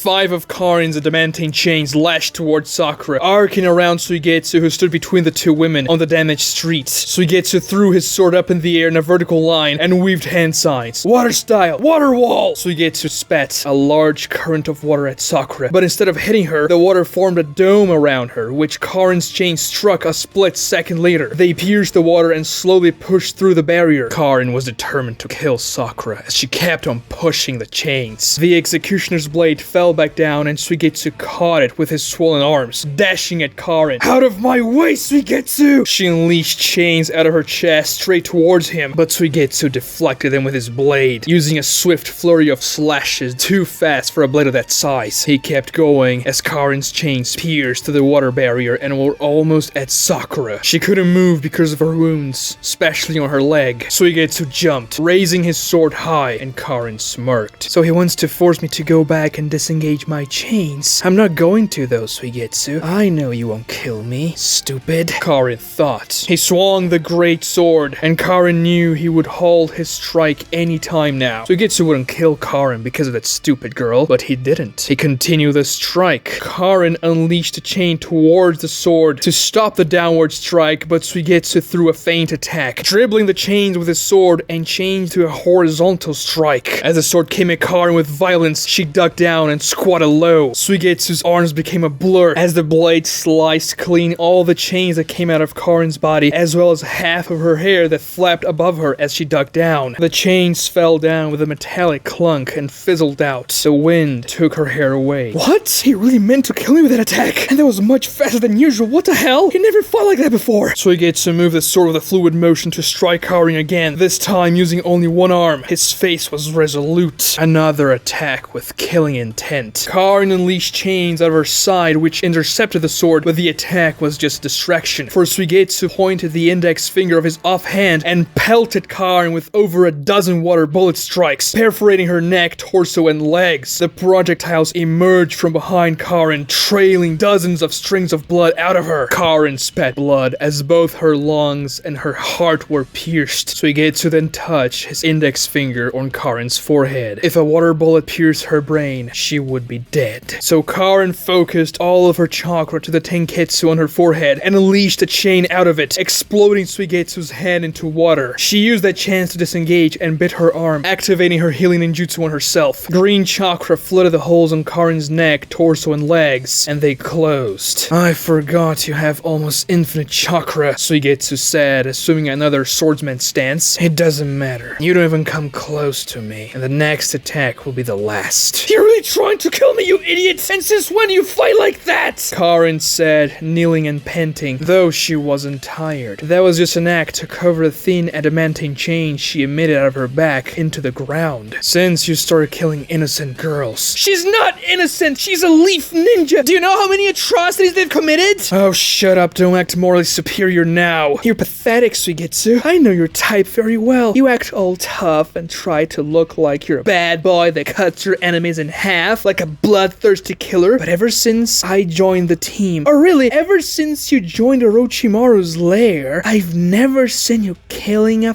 fly. You say that like it's a bad thing. Karin was taken aback with his response. She was definitely not used to seeing Suigetsu acting that way, making no funny remarks and not annoying her. Rather, his words were surprisingly sincere. But I'll kill you if I have to. It's your last chance. Leave the girl alone and let's leave this city for good. Are you really willing to kill me just to save a random girl you met 5 minutes ago? Yes. An adamantine chain emerged out of the ground right underneath Sakura, within the water dome. The chain was coming out of Karin's back. She had been slowly sending it through the ground towards Sakura while they were talking. But as soon as the chain emerged, Suigetsu plunged his massive executioner's blade on the ground up to the hilt, cutting the underground chain and severing the link to the section that was about to strike Sakura, which fell limp next to her and fizzled out. Do you think I'm dumb? Suigetsu's face sent shivers down Karin's spine. Did you think I wouldn't kill you if you just killed her first? You're the pathetic one. You selfish, vile woman. You don't care about anything other than your own desires. Suigetsu dashed at her. Karin unleashed her chains, but it was useless. Suigetsu blocked them all without difficulty. Never once in your life did you consider what other people think or feel. Even Sasuke. You don't care about him. You just want him for yourself. Suigetsu split his off arm into several water tentacles, grasping and wrapping themselves around the chains that he just blocked, and yanked Karin towards him, using his swollen arm to pull her with violence. Suigetsu raised his sword arm, preparing himself to deal a finishing downward strike. I can't believe I fell for a woman like you! His face showed agonizing pain. He couldn't contain himself at Karin's final moments, and tears flowed down his eyes as he was about to strike her down. What the hell? A love confession as he's about to kill me? Karin thought and closed her eyes, wishing it wouldn't be painful. The executioner's blade struck flesh, making a crunch sound.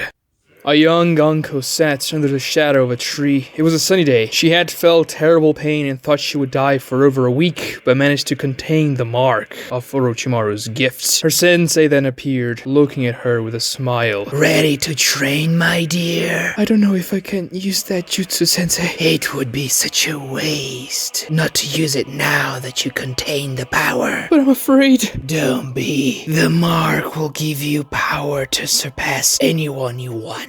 The chakra, it's powerful and scary. It's like it's trying to talk to me, control me even. That is why we're going to train, so you can control it and not the opposite. But what is this mark even? How can it give me so much power? It is nothing but a simple conduit that allows you to draw chakra from nature itself. Nature? Yes, there is an invisible type of chakra that flows all around us. Powerful, omnipresent chakra. Some call it nature energy, but that's a simple romanticization of it. Why? Because only people from a certain lineage can draw this chakra into themselves. That's unfair, isn't it? I guess, yeah. So what I did was to develop a way in which anyone could, in theory, draw this chakra and use it. The mark on your neck carries several types of chakras mixed together, including the chakra of a person from that lineage. That lets you pull the chakra into your body like a funnel. Something that those people can do with all their body. And what lineage is that? That is not important right now, my dear. What you must be mindful of is that because you are not from that lineage, the energy you draw in will be raw and unfiltered. So the longer you use it, the stronger its influence becomes on your psyche. What if it takes over? Don't worry, that's why we'll train. But promise me this, Anko. You cannot tell about this to anyone, or they'll become jealous and covet your power. Do you understand? Orochimaru clasped his hands on hers gently, prompting Anko to stand up, and she nodded. Perfect. Now, draw it in. Anko took a deep breath and invited the all-consuming chakra in.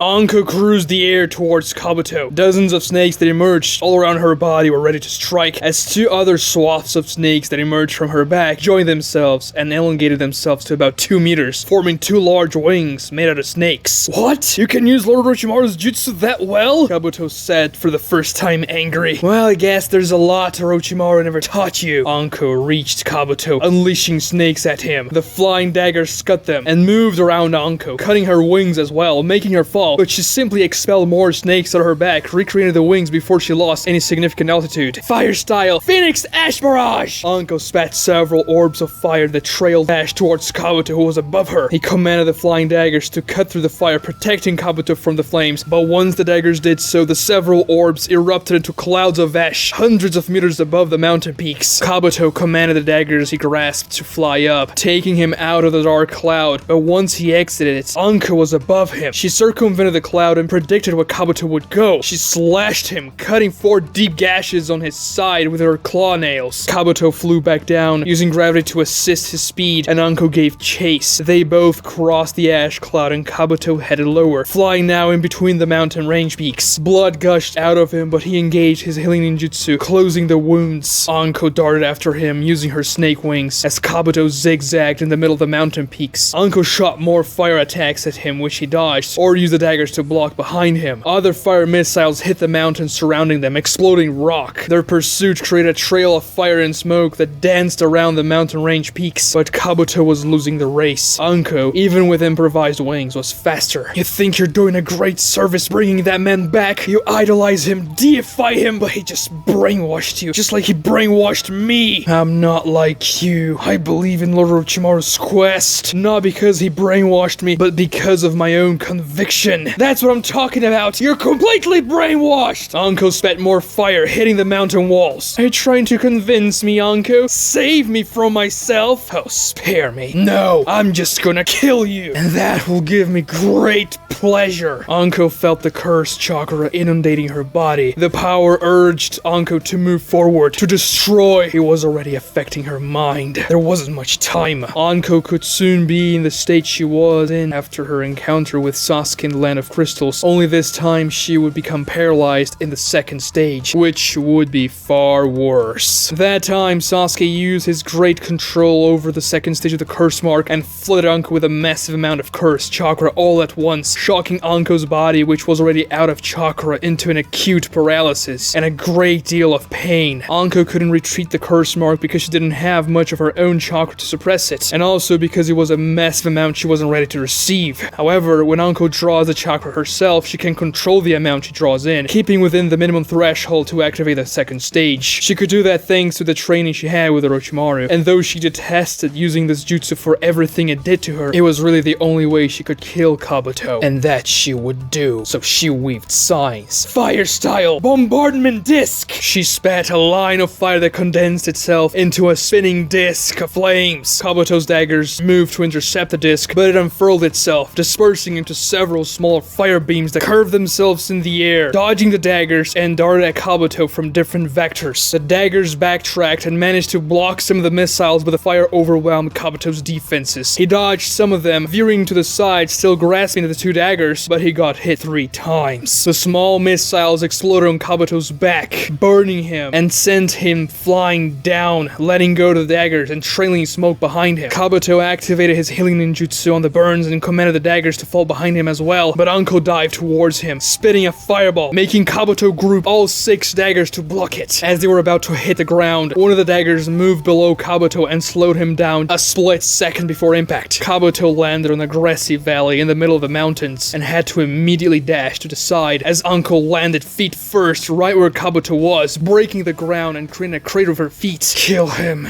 Rip him into pieces. The urge intensified within Anko. Kabuto was wounded. The burns on his back healed, but that took a lot of chakra. It was Anko's chance to finish him before she got out of control. Pain flared around her body. The cursed chakra raged in her veins. What's that face, Anko? Feeling the curse mark pressure? Of course you can't handle the power. You don't even deserve it. Anko scoffed. I take it you're jealous that I was the first one to get it. A traitor, while you, the prime lapdog, never got it himself. You don't know what you're talking about. Oh, I do. You're nothing but a little pawn in Orochimaru's game. A lost little boy who doesn't even know who he is and can't recognize reality anymore. And I'll kill you. You belong with Orochimaru. Dead, destroyed, and forgotten. You're the scum of this world. Do not use that rotten mouth of yours to talk about Lord Orochimaru.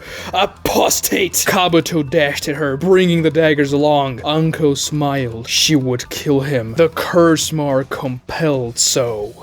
Shikamaru lost Anko and Kabuto from sight. He saw she went after him, somehow flying among the mountaintops, but they got too far away. He looked to the side and saw Choji, still unable to move because of Kabuto's body pathway derangement. Shikamaru also saw his severed arm on the ground. When the adrenaline levels dropped, the pain became immense, and he was bleeding a lot. He felt dizzy and couldn't see colors, a clear indication of blood loss. Shikamaru tried to fashion a tourniquet on his wound, but his arm was severed too close to the shoulder, meaning he couldn't wrap the tourniquet around it. If it didn't stop that bleeding, he would die in a matter of minutes. Choji looked at him, desperate, but he couldn't do anything. He couldn't move or talk. If Sakura was there, perhaps she would have been able to reattach his arm, but there was no time. So he did the only thing he could in the situation. Shikamaru grabbed a paper bomb from Choji's ninja bag because he was out of his own, and used his mouth to rip a small section out of it. He placed a small piece of paper on the open wound of the stump, and pulled a Asuma's lighter out of his bag. Shikamaru brought the lighter to the small paper bomb piece and ignited it. The paper bomb erupted into bright light, a yellow flame, burning Shikamaru's stump. His screams of pain echoed on the Tell Mountain plateau as his wounds sizzled. The small piece of paper bomb would not explode, really. Rather, it would sustain an aggressive burn for a few seconds. Shikamaru could smell his own burned flesh as the powerful flame cauterized the wound, giving off sparks and smoke. When the paper bomb stopped burning, Shikamaru looked at the stump. It was charred. Reattaching his arm would be impossible now, with all the nerves, tendons, muscles, and bones burned up, but at least he stopped the bleeding. Once Shikamaru realized he wouldn't die immediately, he passed out, overcome with pain. Shikamaru fell next to Choji, who couldn't speak, but had tears in his eyes as he watched Shikamaru's entire ordeal unfold.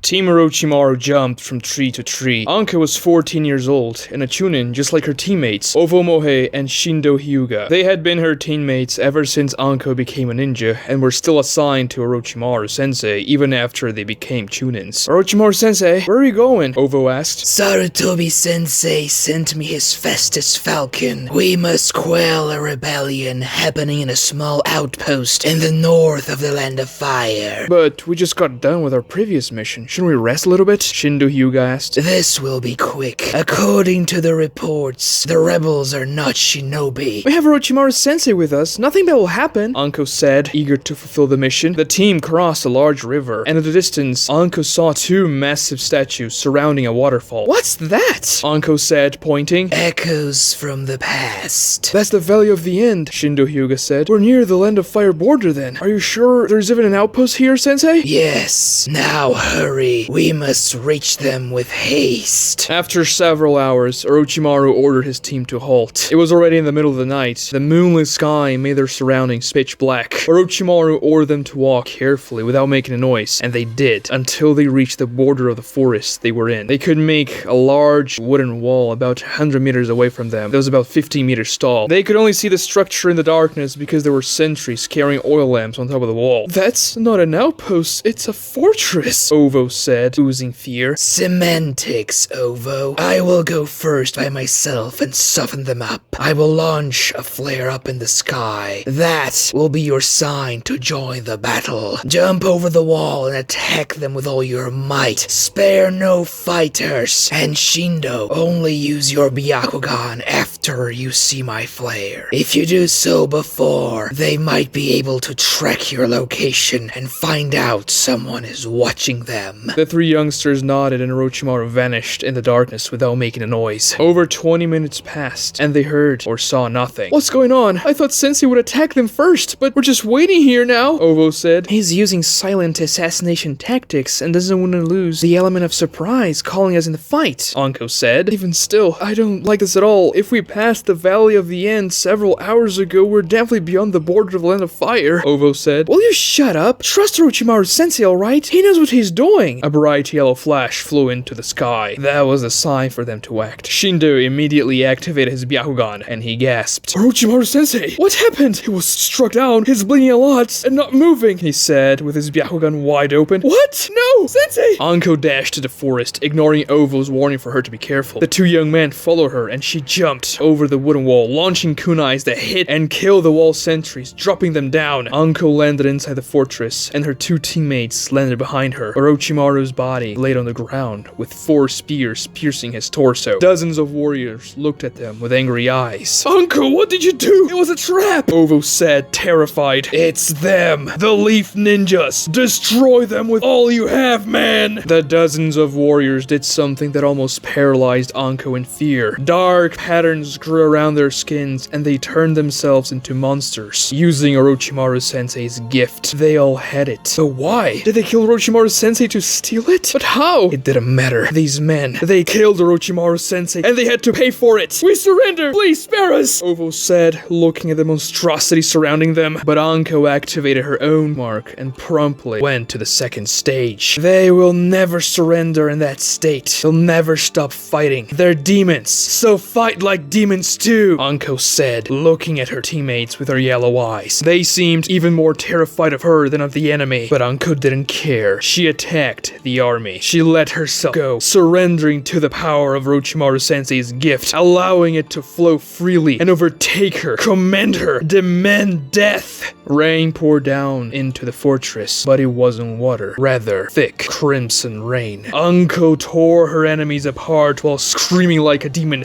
unleashing her hatred for those who took her sensei away. Her mind went blank as her gift took over completely. When she came to it, Anko realized she was staring up a corpse with her transformed claw-like nails. She froze. It was Ovo, her own teammate. No! That's not true!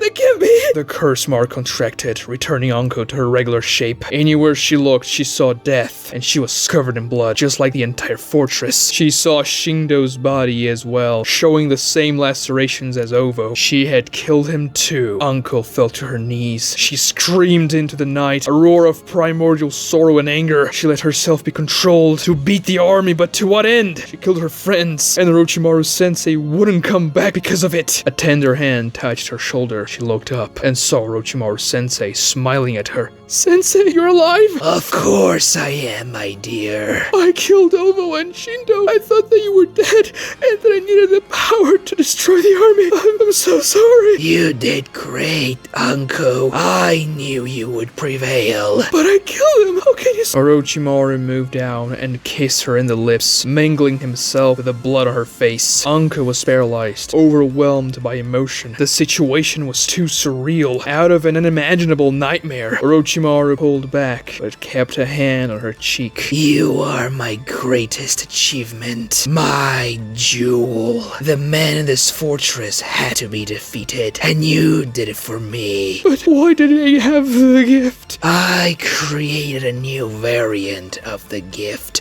a weaker version, so to speak. One that only kills about half of the receptors out of the gate instead of 90%. I bestow this lesser version upon them to see how powerful they would become, to see how they would fare against a true wielder of the gift. You, my dear, your gift proved itself superior as I expected, and that is why I gave it to you, the strongest one. But I saw you dead up there. How are you alive? That was merely theatrics. I warned those men that 3 prodigies of the leaf would come to destroy them, so they should use all the power they had to fight against you. I commanded them to stab me with their spears, knowing full well they couldn't kill me. So I watched the fight unfolding to learn, to see the gift in action, to see them fighting with all their might against your ultimate power, my dear. But still, I killed Ovo and Shindo. They're dead. But you have achieved power unimaginable to them. Remember, there is no victory without sacrifice. Bring it, you bastard! Anko murmured as Kabuto ran towards her. He slashed at Anko using his chakra scalpels, and Anko dodged, sending snakes that emerged from all around her body and curved themselves to bite Kabuto, but the flying daggers cut them before they could do so. The severed heads spat venom, splattering Kabuto with it, but he didn't stop and didn't seem fazed by it. Do you really think that venom like this will harm me? I'm Orochimaru's greatest acolyte! No poison will work against me, especially yours! Kabuto screamed and slashed, but Anko was much faster with her second stage of the curse mark and counterattacked, slashing Kabuto with her nails and piercing him in the stomach. Kabuto disengaged, trailing blood from his gut, and activated his healing ninjutsu. Get over yourself! He's dead, and he'll never come back! You've lost. You who thought Orochimaru's existence was everything to you. He was the only thing that justified you being alive, wasn't he? Just give up and die. Anko weaved hand signs. Fire style. Serpent devastation! The ground around Anko cracked with the pressure of her chakra alone as she imbued a massive amount of her curse mark power into her jutsu and pointed her hands at Kabuto, who ran away, sensing a massive attack was about to be unleashed. A gargantuan demonic fire serpent erupted out of Anko's hands and lashed itself towards Kabuto, leaving a trail of fire on the ground of the valley. Kabuto used the daggers to fly away, however the serpent leaped at him, biting at Kabuto with its mouth that was larger than a human and brought him back down, crashing crashing against the ground and exploding. The snake wrapped its long body around Kabuto in the central point and ignited into an infernal vortex of flame. Fire erupted out of it, incinerating the valley's vegetation around them. It was done, and Uncle felt great satisfaction after killing Kabuto. But the curse mark's thrill to destroy still stoked her hatred. Even though she killed him, she was still empty. But she had to deactivate the curse mark before he took over her. You don't know anything, apostate. I will show you who I really am, Kabuto said from within the fire. And even though the flames created an intense heat, Anko shivered with the coldness of his voice.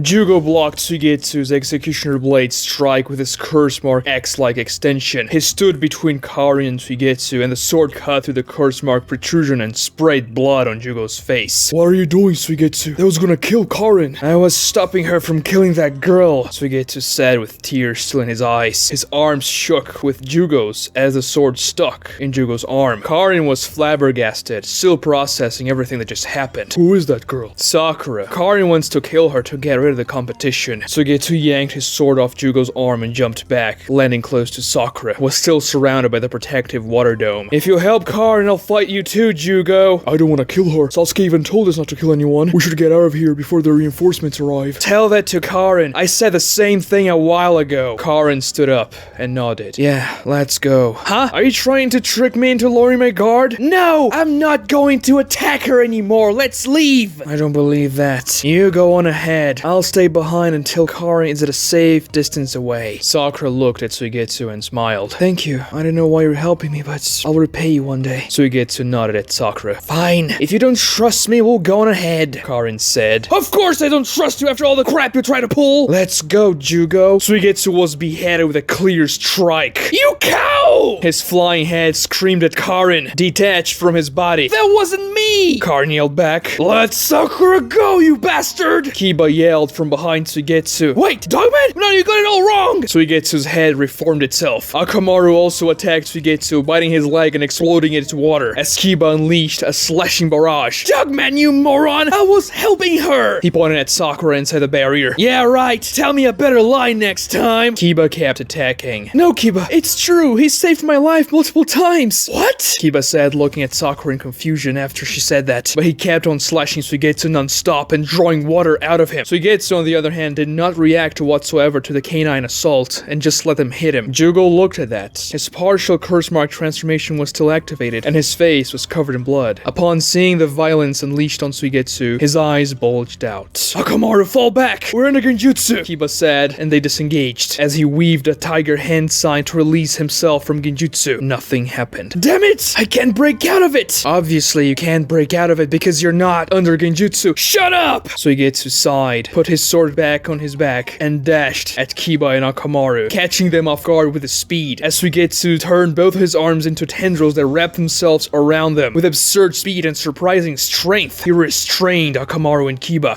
Let go, you bastard! Akamaru barked as well. Do you even remember what happened the last time, Dogman? I literally saved you from one of Jugo's psychotic episodes. I'm not gonna kill you or Sakura. We're gonna go away and let you guys be, and you are not under genjutsu! Suigetsu said, releasing his water dome around Sakura to prove his point. That was not a water prison. It was a water barrier. Listen to him, Kiba. He's telling the truth. Jugo's eyes looked at Karin, then Sakura, then Suigetsu, then Kiba, then Akamaru, and then at the damaged town. So much destruction, no deaths yet. He tried to retract his curse mark, but realized he couldn't. Alright, Kiba said, and Suigetsu let him go of his tendril, but he still slapped Kiba in the face. Ah! You bastard! I'm sorry, I couldn't resist. You're just the worst! I should kill you right now! You couldn't kill me even if I let you. I was actually doing that just now if you didn't notice. Oh yeah? You haven't seen my jutsu yet! Kiba, calm down, Sakura said. She couldn't stand up because of her wound. No!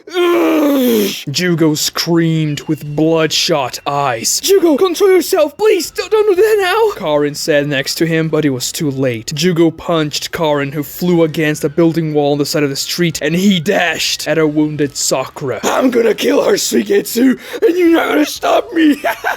His axe-like arm regenerated from the wound Suigetsu inflicted, and he prepared to strike Sakura with it. Damn it, Dogman, look at what you did! I didn't do anything! Suigetsu pointed both of his index fingers at Jugo and unleashed a continuous barrage of water bullets. Jugo, on the other hand, turned his axe-like protrusion into a large curse-mark shield that protected his entire body and absorbed the water strikes. Suigetsu and Kiba looked at each other, and they both dashed to intercept Jugo before he could reach Sakura. Suigetsu pulled his sword out of his back and slashed at Jugo, but Jugo dodged it, using his enhanced curse-mark speed, and punched Kiba in the face with his non-transformed hand before he could even swing his claws at him, launching Kiba away. Jugo then powered through Suigetsu, exploding his entire body into water as he rammed through him with his body-sized shield. This is a nightmare, Suigetsu thought, his body still reforming from water. It wouldn't be fast enough to recompose itself before Jugo got to Sakura. Oh, you're so dead, Jugo said, reshaping his arm into the axe, ready to slash Sakura. She tried to move away, but her leg gave out. Akamaru activated a fang over fang rotation strike to intercept Jugo, but he transformed his other arm with a partial curse mark transformation and propelled his fist with a boosters, hitting Akamaru with an enhanced punch, overpowering the rotation with a shockwave impact that sent the dog flying, and he crashed against a building wall, breaking it apart and landing inside of the building. Jugo slashed at Sakura. Suigetsu's body reformed, and he immediately unleashed a water tentacle trying to wrap it around the axe-like arm, but there wasn't enough time. The strike would hit Sakura. She was out of chakra and couldn't get out of the way, and even if she tried to block it with her arms, the axe would cut right through them and still hit her regardless.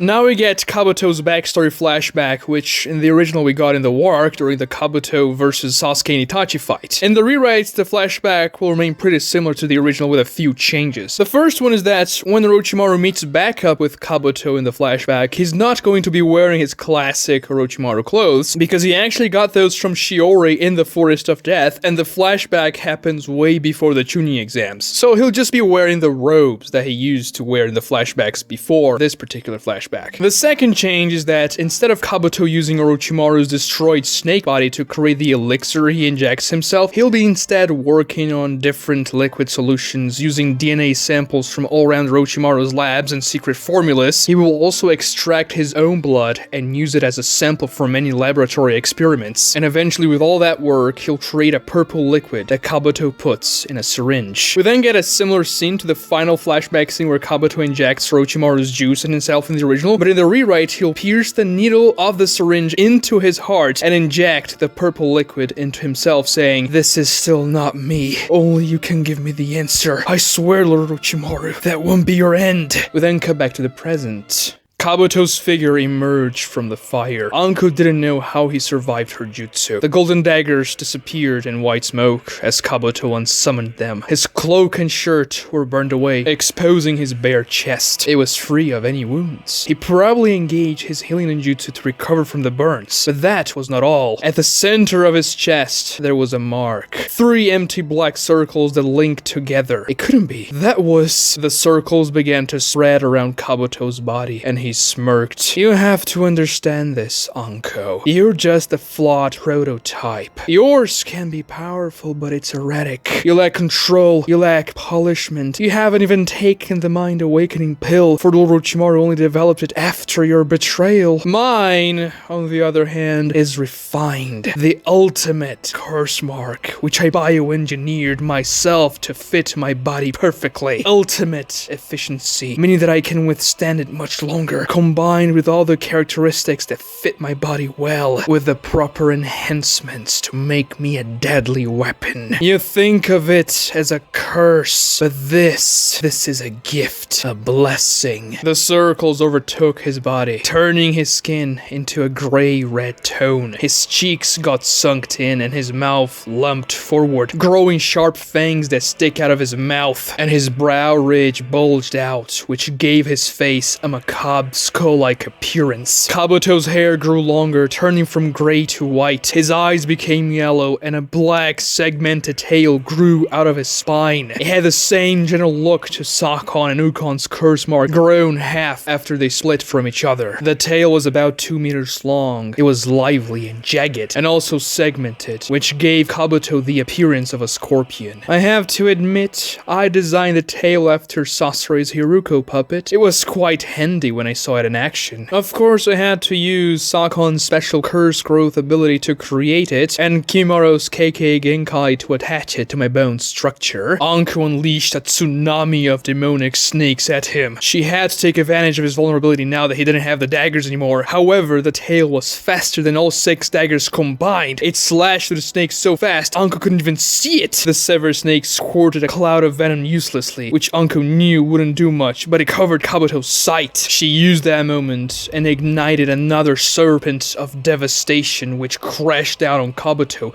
exploding in a fiery burst, but Kabuto simply stood there. He covered himself with dozens of black plates that looked like a suit of armor just materialized around him, withstanding the fire. They had a similar color and consistency to his tail, but they simply appeared there, on the outside of Kabuto's skin. Ninjutsu of that level won't work on me, Anko. Kabuto smirked as the plates fell off his body, having served their purpose. Kidomaru's gland secretion ability combined with Jugo's curse mark shaping and Sakon's curse mark growth allow me to create armor out of my skin and shape it to the most optimal design to block any incoming attacks. What else can you do? This is the first time I'm using the curse mark in real combat. I would like to test its capabilities. Shut up! Anko's veins began to pop out. The curse mark was reaching dangerous levels of power. I'm sorry. I forgot not everyone is as scientifically minded as I am. I will kill you. No matter what I do, I'll kill you! Anko dashed at Kabuto, unleashing snakes that the tail severed. Kabuto then ignited his chakra scalpels, which were now purple, and engaged her in close quarters.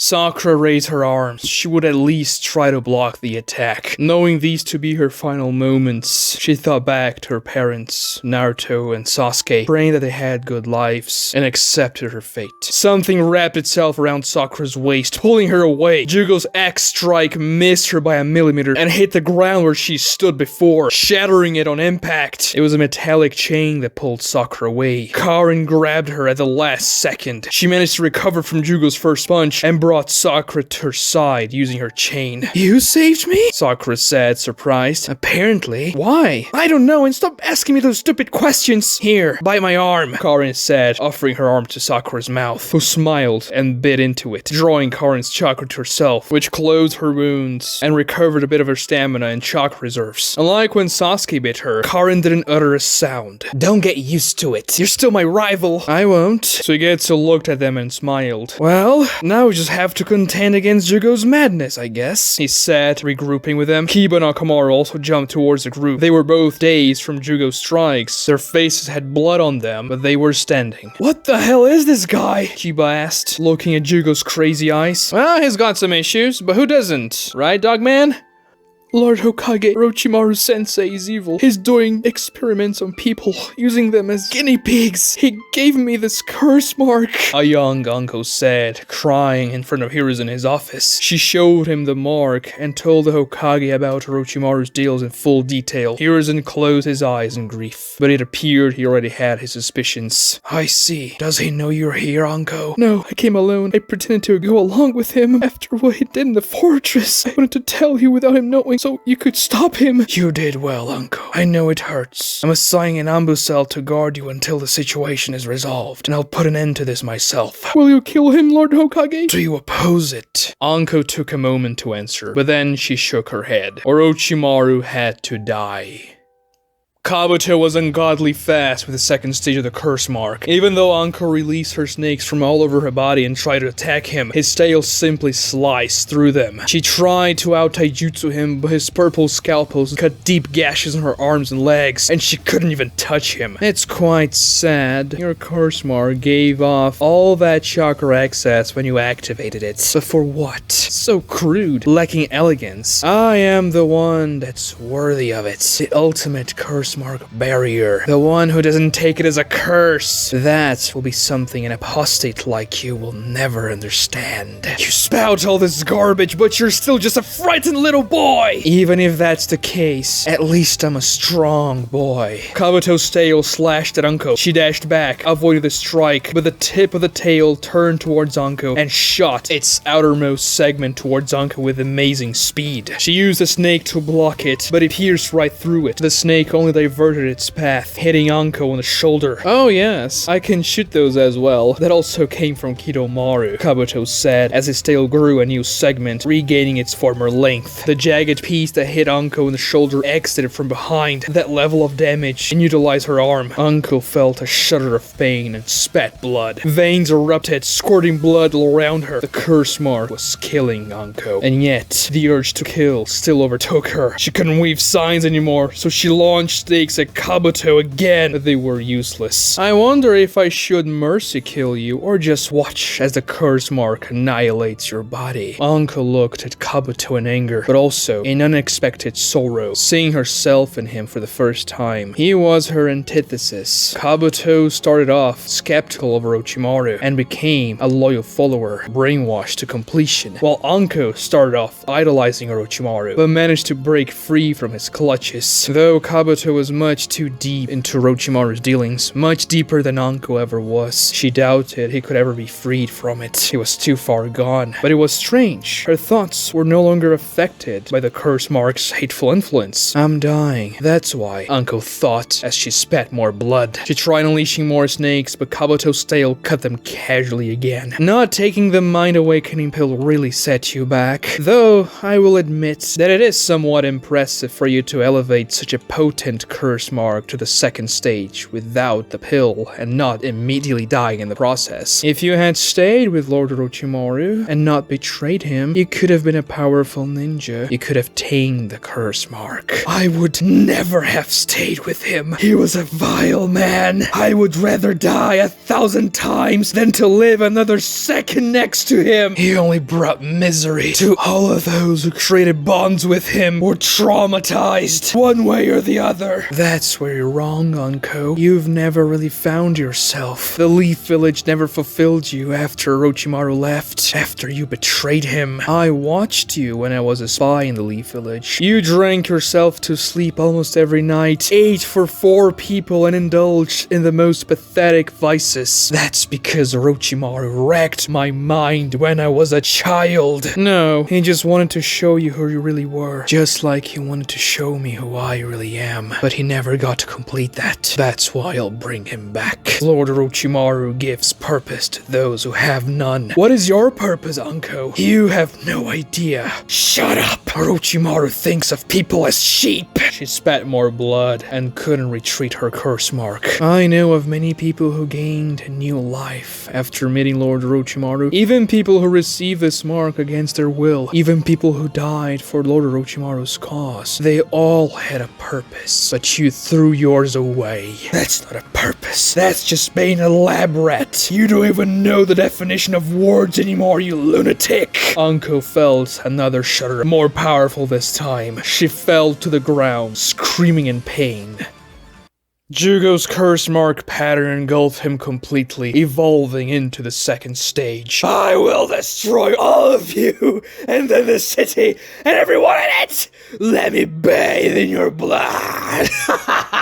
Karin sweat cold. He's on the second stage. This is terrible. His chakra's off the charts. I guess we'll have to fight together if we don't want to die, right, Dogman? Kiba swallowed dry, looking at that weird monstrosity. Seriously, what the hell is that? The other curse mark guy I fought didn't look like that at all. He wasn't that crazy. Jugo's the most skilled and powerful curse mark user Orochimaru ever made. Well, at least until Sasuke arrived. He was the vessel Orochimaru used to create the mind awakening pill. Usually, the curse mark corrupts the body and mind, but it's much worse for him. I heard that the experiments Orochimaru conducted on Jugo made him much more unstable than he should be. Karin said, "How do we even fight him?" Sakura asked. "Stay behind me. I'm the only one he won't kill instantly with a single attack." Suigetsu said, spearheading the group and taking a defensive sword stance. Lord Hokage returned from his mission to eliminate Orochimaru, and Anko ran to him. Did you do it, Lord Hokage? He was inside. I'm sorry, Anko. I failed. Orochimaru escaped. A tear fell down her cheek. It's all my fault. If I had noticed sooner, if I was smarter, I could have told you sooner as well, but I couldn't see the truth right in front of my eyes. Hiruzen touched her shoulder. You and I both. He was my student, just like you were his. I pretended not to see many things. Pretended he was just more curious than a normal ninja. If it's anyone's fault, it's mine. The old Hokage, not yours. The young Kunoichi. You're a victim of my failures, Anko. And for that, I am truly sorry. What do I do now? I don't even know where to start. My life was based on his teachings and everything around him. The pain you're feeling is natural. It means that unlike Orochimaru, you haven't given up on being human. But remember this. What matters most is how you live your life from now on. The journey you'll trail is what you must focus on. Make your journey be one of virtue. That is what truly matters. How we choose to live our lives. Not how our lives are going to end. Not whatever ghosts haunt us from the past. But if my destiny is to be dependent on him forever, you must set the best possible destination for yourself, Anko. But even if in the end you never reach it, if your journey was righteous, your life will have been one of honor. The curse mark pain was so unbearable that Anko had lost her voice from the screaming. Had she lived a life of honor after Orochimaru? Had she really accomplished anything? She couldn't think of much. A few missions for the village, sure, but she felt like most of her life had been a waste. Apparently, she didn't do what Lord Hiruzen advised her to. Her journey had been vapid. Orochimaru's trauma was too great of a shadow for Anko to ever get rid of it, even though she tried. It had always loomed over her like a storm cloud. That's why she wanted to kill Orochimaru herself so badly, so that perhaps that storm cloud would dissipate. That's why she was trying to kill Kabuto so badly, so that maybe if she killed Orochimaru's closest ally and the man who wishes to bring him back would quell her trauma. But now, in the end, with the curse mark ripping her internal organs apart, she understood her true purpose. It was to kill Orochimaru and make sure he would never return. Not to get rid of her trauma, because she would never be able to do that completely, but to ensure no one else will be subjected to it. Through the agonizing pain, Anko smiled. Her resolution was so strong she managed to focus, ignoring the pain and the sheer pressure of the curse mark crushing her, and she commanded it. Anko was the mark's overlord and not the other way around. Orochimaru giving Anko this power was the worst mistake of his life, for Anko would use it to obliterate his legacy from the face of the planet, not out of hatred and self-serving intent, but out of compassion for countless innocents. She ordered the curse mark to retreat, and it did so, returning Anko to her normal form, though several of her veins were popped and sections of her body were necrotic. Kabuto clapped slowly with his curse mark still activated. Congratulations, you resisted the curse mark. Now what? Anko winced. She couldn't fight. She couldn't even talk. What could she do? Anko mustered all her resolve, and with a Herculean effort, she managed to get to her knees. What next? Anko looked at Kabuto. Her eyes were still determined. She looked around, searching for answers. Thought so, Kabuto said, lashing his tail. It hit Anko's torso, severing it in half. The upper part of her body fell on the ground, as the lower half remained in the kneeling position. Kabuto deactivated his curse mark and pulled a vial out of his ninja bag. He collected a sample of her blood, as casually as one would put salt in their meal. He stored the vial back and left Anko's body behind, discarded in the middle of the burning valley. Rock Lee and Neji attacked Sasuke. Lee threw a combo of quick punches and hard kicks as Neji unleashed a flurry of swift, gentle fist strikes. Sasuke's Sharingan darted from side to side, following the duo's movements. His hands were fast and efficient. He blocked the strikes and redirected Lee's and Neji's momentum to disrupt their combinations. His taijutsu, I can see some traces of my own technique in it, but it's very elegant and much more efficient than mine. He doesn't waste a single move. Thanks to the Sharingan, he can read our attacks and decide on a perfect reaction, Lee thought, but his his combos with Neji were also ferocious. The years they spent together going on missions and fighting alongside each other created an almost telepathic bond between the two. Lee attacked, Neji covered his blind spots, blocking Sasuke's counterattacks, letting Lee commit fully to his strikes. Together, they managed to stalemate Sasuke in a taijutsu bout. Using their teamwork to compensate for Sasuke's amazing speed, they were actually doing quite well. Should I use the gates? If I do, Sasuke would probably retreat. They were just buying time until Kakashi-sensei and Naruto's team arrive. The gates would work better if I had more backup if things go wrong, so I'll only activate them once Sasuke forces me to, or whenever reinforcements arrive. Leave Hurricane Barrage! Lee threw a sequence of 7 continuous spinning kicks, forcing Sasuke to move back and dodge with precision. Neji used bursts of chakra he emitted from his arms to block Sasuke's taijutsu counters as Lee exposed his guard to launch such an elaborate taijutsu sequence. With the last kick, Lee passed over Sasuke, who ducked down and landed on the other side. That was what they meant to do all along. Change positions and attack Sasuke from opposite directions. By doing so, Sasuke wouldn't be able to look at both of them with a Sharingan at the same time. Lee and Neji attacked simultaneously. Lee coming from behind with a punch, and Neji coming from the front with a palm strike. But Sasuke spun, becoming a blur, and he caught both Lee's and Neji's wrists with great finesse. Neji, however, directed his restrained palm to the ground, and at the same time Lee threw a low kick to Sasuke's feet, which made Sasuke look down to dodge as he held their wrists in place. At that moment, Neji released an air palm gust out of his hand, hitting the ground and lifting up dust to hit Sasuke's face and eyes, because he had to look down to avoid Lee's kick. Sasuke winced and closed his Sharingan. Their combination utilized Sasuke's most dangerous ability, and they took that chance. Neji released chakra out of his wrist, burning Sasuke's palm that clutched him and forced him to let go. Sasuke dashed back, trying to leave the danger zone, but Lee predicted that. He landed a kick on Sasuke's back, launching him away. Sasuke landed on his feet, but lacked elegance, and opened his eyes. Tears from the dust made his eyesight blurry. Lee and Neji rushed at him. They wouldn't let up. "You'll pay for what you did to Tenten!" Lee shouted, unleashing another taijutsu barrage.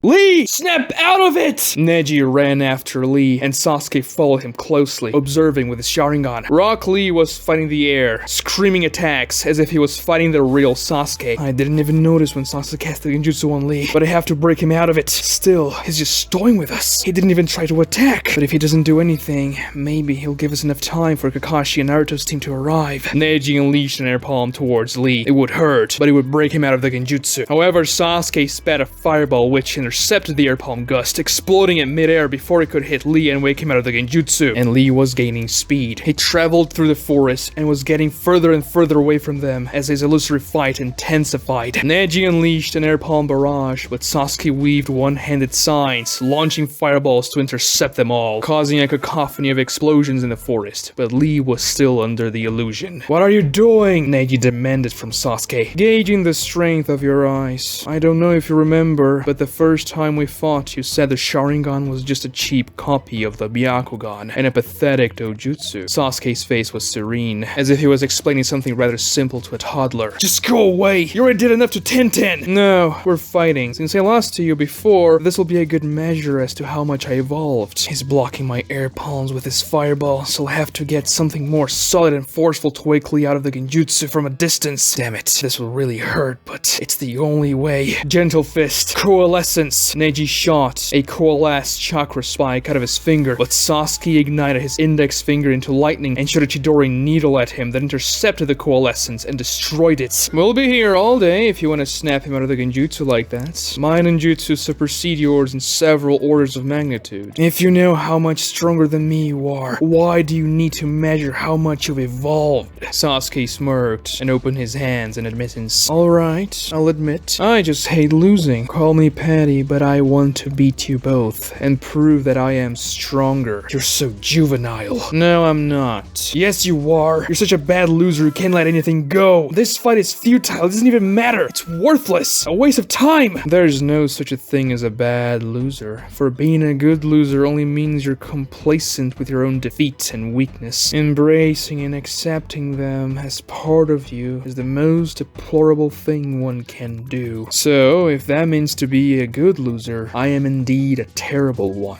You arrogant bastard. Humility is a shinobi virtue. Spare me. Weren't you the one saying the Hyugas were the strongest in the Leaf Village? My so-called arrogance only bothers you because I am indeed strong and I can back it up. That's not arrogance, that's self-awareness. You Hyugas, on the other hand, are just delusional and always have been. You know nothing about this world. You know nothing about my clan. Actually, I do. I also know history quite well. You should learn it too. It will give you an indication as to how our confrontation will end. What do you mean? So you've never heard of the great Hyuga clan humiliation when one single Uchiha wiped out an army of Hyugas?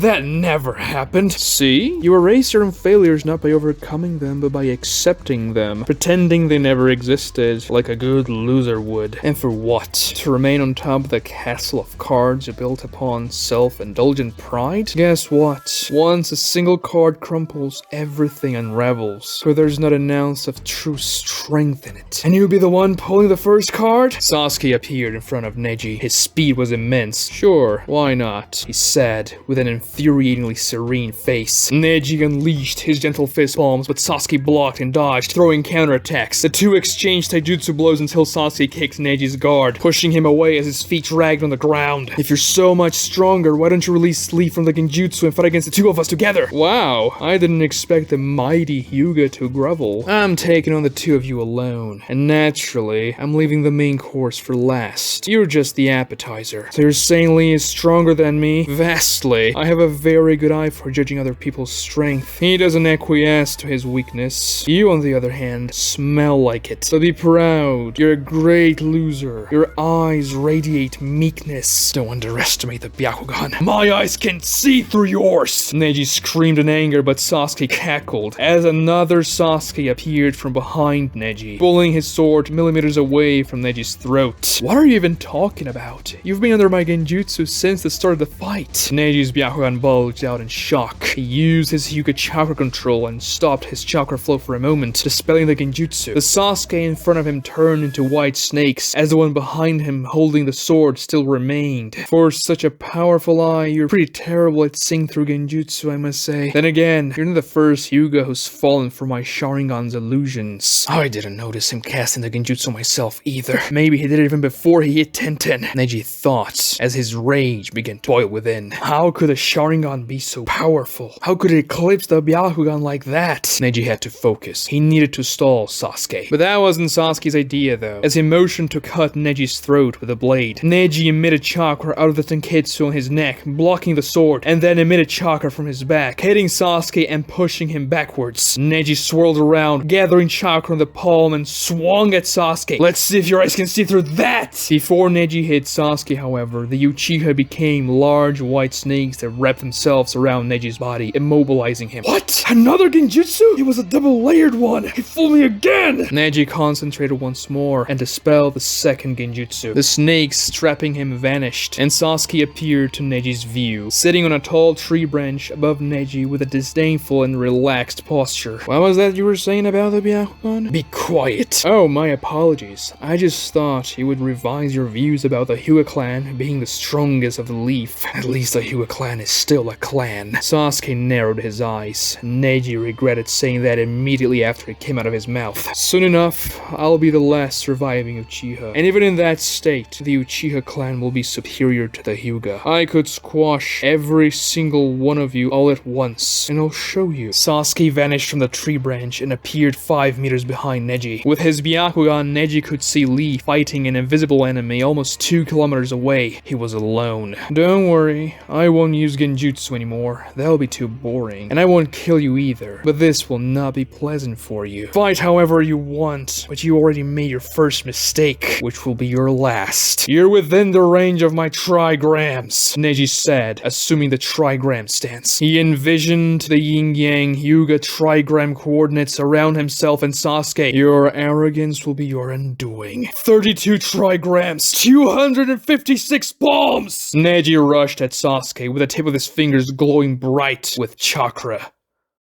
Suigetsu raised his sword, standing in front of Karin, Sakura, and Dogman. Jugo looked at him with bulging eyes. Die! He created 4 flash cannons on his arms and aimed them at the unlikely Leaf-Heavy Alliance. Chakra beams shot from the cannons, ionizing the air around them. Suigetsu weaved hand signs. Water style! Great water wall! He spat a massive volume of water that coalesced into a water wall. The chakra beams clashed against it with a powerful blast and began to vaporize the water, carving into it. Suigetsu kept on spitting a continuous amount of water to keep the barrier up, but Jugo's cannons would overwhelm it in a few seconds. From behind Suigetsu, Karin sent several chains from her body into the ground and commanded them to travel towards Jugo's location. I'll restrain him. You have to attack Jugo with all you have and knock him unconscious, do you understand? Karin told Sakura and Kiba. Suigetsu shot a glance at Karin, urging her to be quick about her chains, for his barrier wouldn't withstand for much longer. I know, Suigetsu, I'm hurrying it. Jugo laughed as it was about to destroy the barrier and kill them all. But Karin's chains emerged from the ground all around him and wrapped themselves around his towering body, bringing his arms down and diverting the chakra beams away from the party. Sakura jumped into action, infusing her fists with chakra, and Suigetsu molded his water wall into several tentacles that also wrapped themselves around Jugo, strengthening Karin's bind. Stay down! Sakura screamed, swinging a punch to Jugo's face, but a shield made out of curse mark flash formed itself around it. Sakura's punch impacted, creating a shockwave and exploding the shield into blood, but Jugo wasn't knocked down. How dare you! He screamed as several spikes of flash erupted out of his body, molded from Jugo's unique curse mark abilities, and destroyed Suigetsu's tentacles and Karin's chains. Sakura weaved a sign, casting a genjutsu on Jugo that made him see an illusion of Sakura that would punch him in the guts. He formed an axe head on his forearm to intercept and cut Sakura, but the real Sakura jumped up as Jugo swung at nothing. Sakura landed a chakra-enhanced punch on Jugo's unprotected face, and this time, he was sent flying. Suigetsu jumped, raising his executioner's blade up high to strike Jugo once he landed, but Jugo landed on his feet, now free of the genjutsu. He parried Suigetsu's sword attack with his X-arm. Kiba and Akamaru dashed towards him as well, followed by Sakura. Akamaru, mark him! Akamaru barked in affirmation. Jugo used his propulsion cannons to enhance the speed of his axe slashes. He clashed them against Suigetsu's blade in a fast exchange. This time I'll kill you, Suigetsu. This time you'll die. All of you. You'll show me your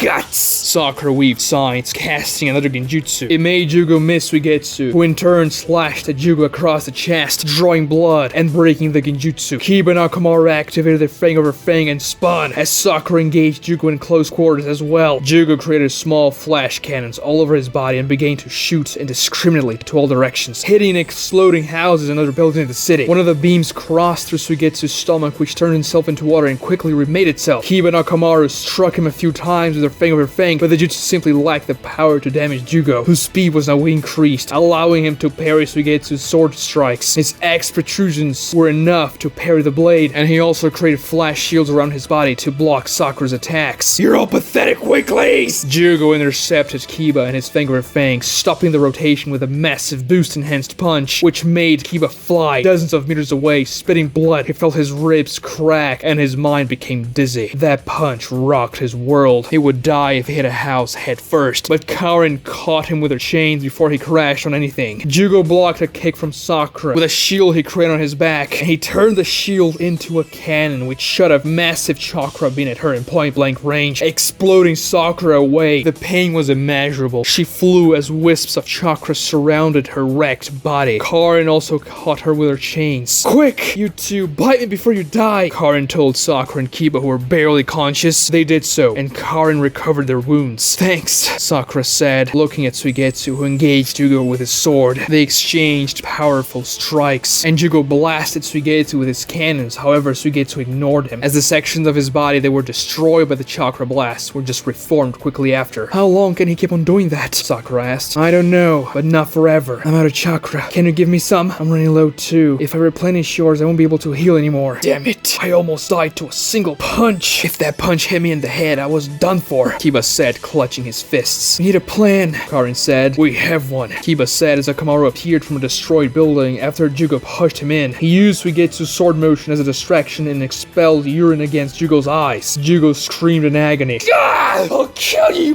bastards! Not able to see, he missed his parries against Suigetsu and took more slashes, creating a shield around his neck and head, but his torso was deeply cut several times. Dozens of cannons emerged from all around his body, and he once again shot chakra to all directions, not caring about anything that he hit. One of those strikes disintegrated Suigetsu, but once he reformed, he took that chance to regroup as Juga was swinging his chakra arms and beams wildly all around him, causing terrible collateral damage on the city. The party hid themselves in the ruins of a destroyed house, and Akamaru regrouped with them as well. We should run away. We can't beat him the way he is right now. Juga's too strong. The angrier he gets, the more chakra his curse mark draws, and the crazier and stronger he becomes, Karin said. If this fight continue like this, he'll level the whole city, Suigetsu said. At least the whole place was evacuated, so nobody will get hurt, but we can't let him run away. If he runs loose, he'll definitely find and kill countless innocents, Sakura said. Karin winced, wanting to flee, but Suigetsu stared at her with menacing eyes, dissuading her immediately. The problem is that my water style is weak against his curse mark attacks and defense, and also my sword can't do much damage against his curse mark enhanced skin and defenses. Even when I cut him, his curse mark can regrow the slash area and it's completely ineffective, so I probably can't knock the dude down. Suigetsu looked at Jugo in the distance and noticed that the slashes he took from his blade were now closed by a layer of rugged curse mark flesh. I'm out of chakra, so I cannot cast genjutsu or amplify my attacks, Sakura said. My chains can probably restrain him for a while, but I'm also running low. I should save whatever I have for healing. Kiba smirked. Well, then I guess it's up to me to stop that demon. Worry not, for Akamaru and I will deal with the beast. Suigetsu's face dropped. Dogman, your attacks were by far the least effective. Hey, I told you haven't seen all my jutsus yet. I'll bring him down. How? Don't worry. Akamaru marked him. He cannot escape us now. Kiba said, waving the shadow clone hand sign and producing one clone. One clone? What do you think one miserable clone can do, Dogman? Just you watch. The city's already destroyed anyway, so this jutsu won't be that much of a problem anymore. What are you gonna do, Kiba? He's right. It's just one clone, Sakura said, alarmed, as Kiba and his clone jumped on top of Akamaru, waving a sign. I can triple my strength by adding one head. Come on, Akamaru. Inuzuka style. Man-beast transformation combo. A great white cloud of smoke erupted around them, unveiling a gigantic creature. Three-headed wolf! The great white wolf towered over them amidst the wreckage, making himself visible to Jugo, who locked eyes with the three heads. They displayed large, sharp fangs, the size of a person, and dripped thick strings of viscous saliva, one of which fell on top of Karin's head. Ah, that's disgusting! Suigetsu smiled. Damn! Now that's a jutsu, Dogman! You'll see! No one's ever beaten me in this state! One of the heads said with a monstrous voice. Jugo opened a maniacal smile. The bigger the mid-bag, the bigger the guts!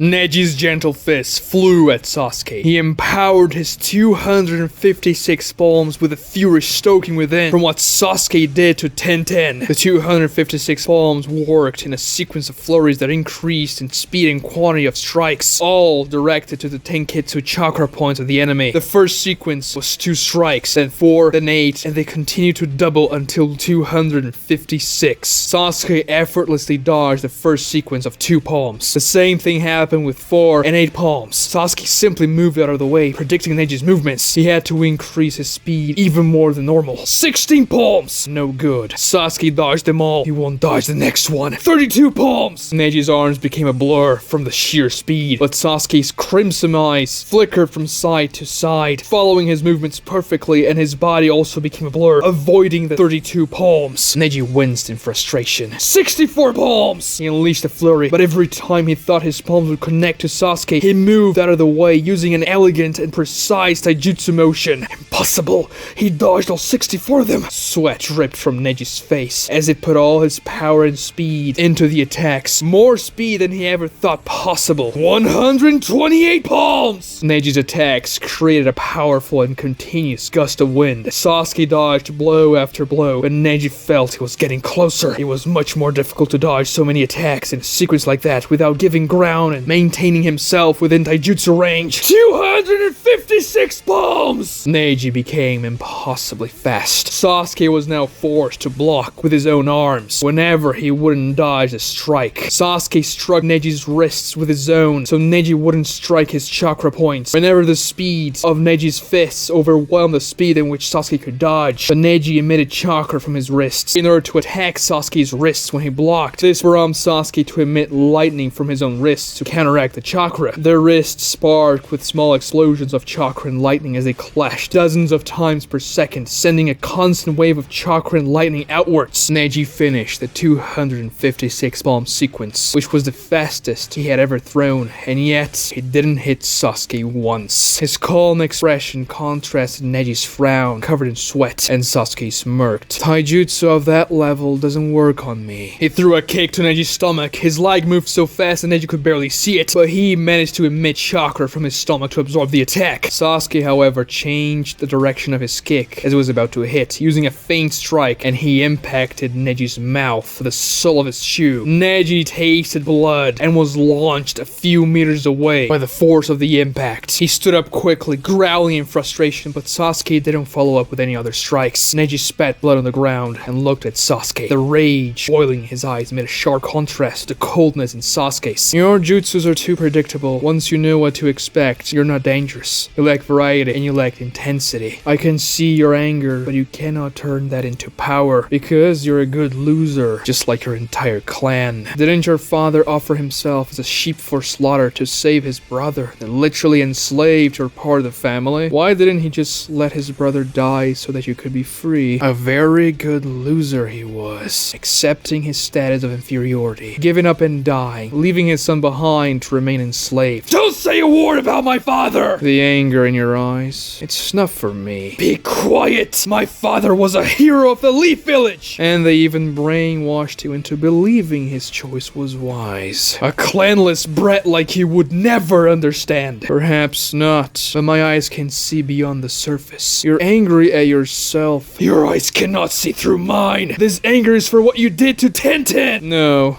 You couldn't care less about that. I care about her. Sure, I guess, but it's not as though she's dead. What you really care about is that my words ring true. Deep down, you know you're complacent to your own weakness. I know how that feels. The powerlessness is overwhelming, but you only leave that pathetic state once you turn that anger into real power. Neji scowled. He didn't want to admit it, but Sasuke was right. He was angry at himself. He had been angry for a long time now. Furious, even. He cursed his own weakness and lack of initiative. Ever since Neji could remember, he fantasized about becoming the leader of the Hyuga clan. That was simply impossible, but kids had delusional dreams like that. He wanted nothing more than to free his dad, himself, and the entire Hyuga branch family from their imprisonment, to somehow undo the sealing that bound them to the main family. But those were just far-fetched dreams. They have always been just that. He never told his dad or anyone about them, fearing the repercussions from the main family because of the power they had over them. But then his father died, giving himself up and dying in Hiyashi's place, so that the man that put them in that terrible situation could still live. Neji blamed the main family, the ones that forced him into that, to give his own life in exchange for the man who hated him. After that, he made an inner vow to destroy the main family, to wipe them out. Even if the forehead sealing killed Neji in the process, he would become strong enough to free them through violence. That was no longer a fantasy. It was a goal Neji knew he would never accomplish, but still he trained hard to attain it. A useless goal that bound his destiny forever to suffering and to the main family's curse. It all changed after the Chunin exams and his fight against Naruto, and how Naruto opened Neji's eyes to the world, how he changed Neji's perspective. Naruto may have received a terrible curse from the day he was born, just like Neji, but he wasn't bound to that curse, and he proved Neji wrong in their fight, using the 9 tails to defeat him. Unlike Neji, who shaped his entire life around destiny he predicted for himself, the destiny to be in the branch family forever, bound to the main family, Naruto broke free of that curse and mastered it, using it to his own advantage, defeating the great prodigy. Surprisingly, it was on that same day that Hiyashi told Neji the truth about his father, that he wasn't ordered to sacrifice himself for Hiyashi, but he chose to do that regardless, he chose to die a free man. Neji was in shock. He thought he understood his father's actions. His father yearned for freedom, so he wanted to die a free man. But death is not freedom. Neji understood that now. It was just another form of imprisonment. Sure, his father's sacrifice was noble, but sacrificing himself would just perpetuate the cycle of bondage between the main and branch families. Things could have changed if Hiashi had died, but his father went along with it nonetheless. Hiashi even kneeled to Neji, apologizing for what happened to Hisashi, something he had never expected from Hiashi, but that was just an act. Neji could see it now. Hiashi simply used the lesson Naruto taught Neji that day. He used Naruto's world view and Naruto's genuine wish to change Neji in order to manipulate him, to make him docile. Neji's life did improve a lot after the exams. Hiashi started to treat him better. He even laxed some of the rules regarding the branch family and even trained Neji himself. So as time went on, Neji forgot about the hatred he harbored for the main family, believing his father sacrificed himself to make himself a free man. And the dream Neji had to rule the Hyuga clan and free the branch family became just a distant childish memory. Neji was naive. Even though Hiashi wasn't acting so harshly to the branch family, he had been mistreating Hinata all along, covering up his wife's death and committing all sorts of terrible crimes. Acting less harshly towards the branch family was just a way to make sure no one would rebel against him and uncover what he had been doing. And Neji's shocking realization that nothing had changed came when Hinata used the Hyuga seal to torture and incapacitate him in the land of whirlpools. The main family still had total power over them. That stunned him, but also made him reflect upon his reality, and those feelings of anger towards the main family, never truly dead, resurfaced. Hinata, who was such a nice girl, who never wanted to harm anyone, and a girl who Neji grew to love as his own sister, transformed into a monster under Hiyashi's rule. Neji had hoped that once Hinata inherited the clan, she would do something about the branch family situation, but clearly that was impossible now that she became a root Anbu ninja. So his fantasy of becoming the leader of the clan and freeing the branch family had to return. Albeit, now that Neji was older, he understood even better how futile it was. It would be easier for Lee to master all 5 nature transformations than for him to become the Hyuga clan leader. He had a seal on his forehead, and even though Neji believed he could make his own destiny as Naruto taught him, some things were just not feasible, no matter how much you willed them. But then of course, on a random night, Naruto strolled into the Hyuga clan complex, challenged Hiashi to a Take Shijo, unveiled all of his deepest, darkest secrets in front of the whole clan, killed Hiashi in cold blood, did not elaborate, and left. On that night, a vortex of powerful emotions overtook Neji. He was glad Hiashi was dead, especially after everything he learned about the man that night. He was angry for not realizing the terrible things Hiashi had done and how he manipulated Neji into complacency, but he was also jealous of Naruto. That guy casually did something Neji thought impossible with barely any chakra. If Neji had believed in himself, if he had been a bad loser, perhaps Hiashi wouldn't have committed half of those atrocities. Perhaps Hinata would still be that sweet, innocent girl. Sasuke was right. The Hyuga clan was weak. They never sought to evolve. They always sat on their Byakugan throne, thinking they were on the top of the world, but that throne was rotten. It was built upon bondage. And on that night, Naruto showed Neji once again that impossible things can actually happen. Neji used to think that Naruto's dream of becoming Hokage was even more preposterous than his own dream of becoming the leader of the Hyuga clan. But now, if Neji were to bet, he would bet that Naruto would become Hokage one day. So why couldn't he become the Hyuga leader as well? I'm sorry, Dad. This path of mine would probably disappoint you, but I've made my choice, and I can finally see with these eyes of mine. It was not of my own merit, for those two took me to that conclusion, but it's the right one nonetheless. They say I'm a genius, but those two have something in them that makes them far more special than me. But through them, I finally managed to see. I finally got to this conclusion. You were never free, Dad. Hiashi manipulated you so much that you thought you were flying outside of a cage, but it was just a much bigger one. One you couldn't see the bars. But once I become the Hyuga clan leader, I will destroy those bars and finally achieve true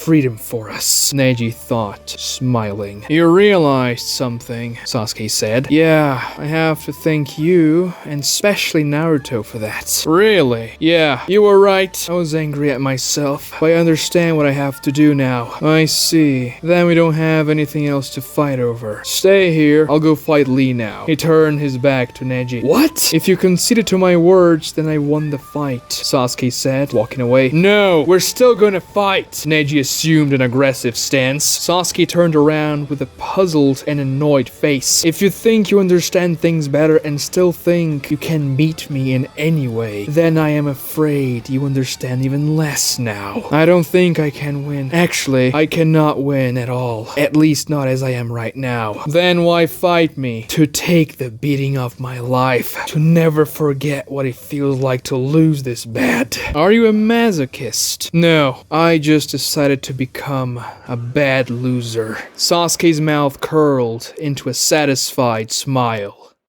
The gray three-headed wolf erupted into motion. Rotating Fang! The fusion of human and dog spun into the form of a massive disc that darted towards Jugo. He shot a chakra beam at it, but Kiba simply powered through. The intensity of the spin cut the beam in half, sending the beams to opposite directions, exploding in different sections of the city. Jugo jumped away to avoid the flying disc, but it changed trajectories mid-air, cutting taller buildings in half as it passed through them, chasing Jugo, who was forced to create a large flash shield. He blocked the spinning disc with it, but Kiba kept on pushing, increasing his rotation power, drawing blood out of Jugo's shield and pushing him back. His feet created crevices on the ground, but cannons emerged from Jugo's back and pointed at the spinning disc. They shot, but Kiba stopped spinning and swung his massive wolf body above Jugo, avoiding the beams. One of the heads bit Jugo's entire body, sinking its massive fangs on him and tossed him against a building before Jugo could unleash his cannons inside of the maw. Jugo impacted the building and demolished it with the power of the throw. Kiba then used his regular cylindrical fang or fang rotation and darted towards Jugo, hitting him. Jugo stood up. The curse mark flash grew to cover his wounds. He aimed a beam at the spinning massive wolf, but Kiba dodged them and hit Jugo again, dragging him through the wreckage. A chakra beam finally hit Kiba, making him spit blood, but he changed directions and hit Jugo from a different vector. Jugo was sent flying, landing on another section of the city. A faint yelp came from his left, and Jugo saw an old woman trapped in the middle of the wreckage of her own house, probably caused by one of Jugo's rogue chakra beams. She hadn't evacuated the city in time. Jugo laughed and pointed the cannon at the old lady. Time to die! No, please! The chakra blast erupted out of Jugo's cannon, but the great wolf curved itself around the old lady, protecting her from the blast. That took a price, however. The impact of the beam carved a massive wound on the side of the hound. Really? Are you really that stupid? You lost on purpose, just as I was enjoying killing you slowly? No one's dying, not under my watch. The wolf puffed into smoke as Kiba and Akamaru fell unconscious next to the lady. They were bleeding severely. Brainless idiot! Jugo's irrational anger boiled within, fueling the power of the curse mark as he saw the uselessness of Kiba's sacrifice. Jugo's body grew in size and his muscles bulged out as the chakra of the curse mark intensified and grew in volume. It doesn't matter! I'll kill you slowly and I'll savor every sensation! A barrage of water bullets hit Jugo from behind. I'm here, Jugo! Come kill me, little prick! Suigetsu said, shooting the water gun as he ran towards Jugo. The water bullets, however, had become useless. It didn't even dent Jugo's skin. What the hell? I've never seen him like that. He's like 3 meters tall. And for a second I thought Dogman had him. Karin and Sakura came running from behind Suigetsu. He's way too powerful. I've never seen a curse mark user draw that much chakra before, Karin said with a terrified face. Water style! Water bomb shockwave! Suigetsu spat a water bullet, a massive one this time, but Jugo simply stood there with a smile on his face as the attack exploded on Jugo's chest, now devoid of any clothing. He took no damage. Really?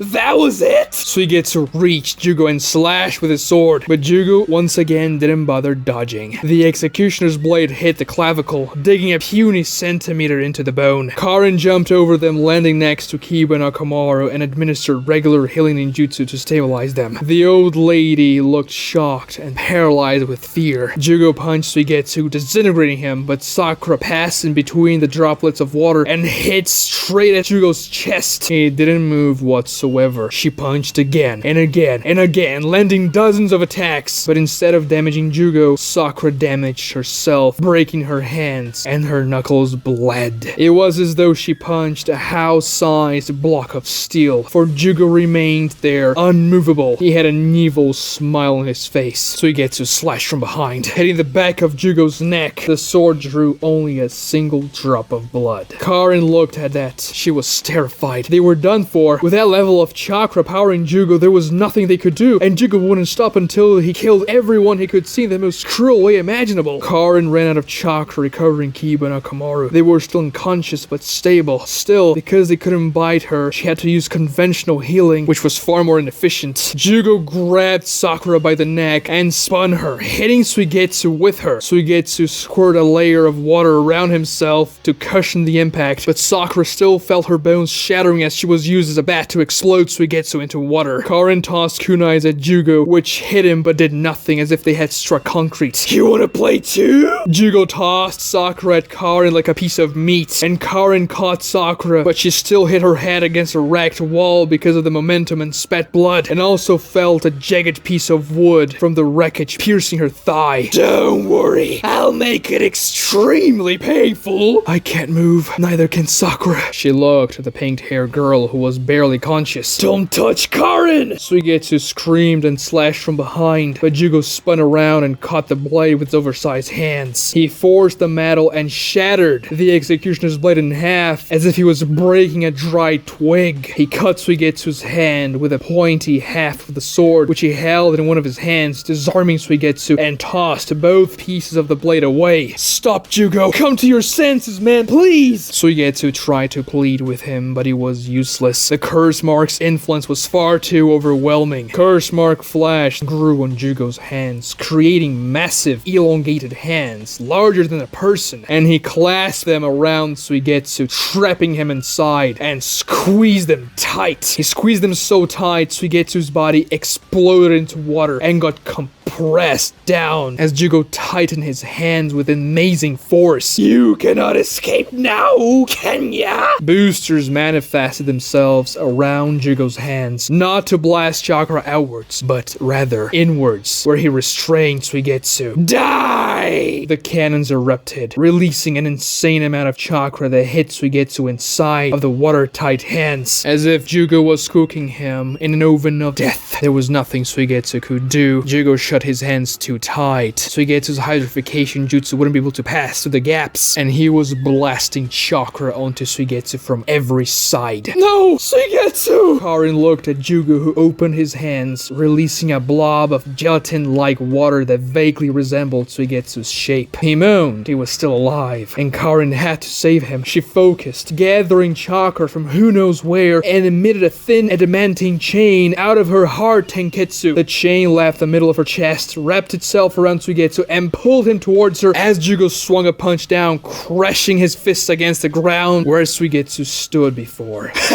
Alright, what now? You saved him, but what now? You're all dead anyway! Sakura tried to stand up, but she fell to her knees. Kiba and Akamaru were unconscious, and Suigetsu was jello. The old lady fainted from her fear. Jugo's bloodlust drew even more cursed chakra, making him even bigger and stronger. The sheer volume of chakra and the sinister nature of it paralyzed Karin with fear. She fell to her knees. It was over. I'll make this a special one, and I'll kill you all at once. A dozen large flash cannons emerged from Jugo's back and pointed to the defeated group, charging up a devastating blast. Suigetsu stood up. Karin couldn't believe her own eyes. Even though his body trembled and was reduced to gelatin, he stood there, powering through the pain and desperation. But to what end? There was nothing he could do anymore. Stay behind me. I'll protect you. His voice was weak. Willpower alone moved him. The will to save them. To save Karin, the woman he had been trying to kill a few minutes ago because she was trying to kill somebody else and Suigetsu was protecting her. Tears flowed down Karin's eyes. She felt sorry for Suigetsu. He was a good guy, but this was the end. It's okay, Suigetsu. It's over. You don't have to push yourself anymore. No, Kai. I'll save you.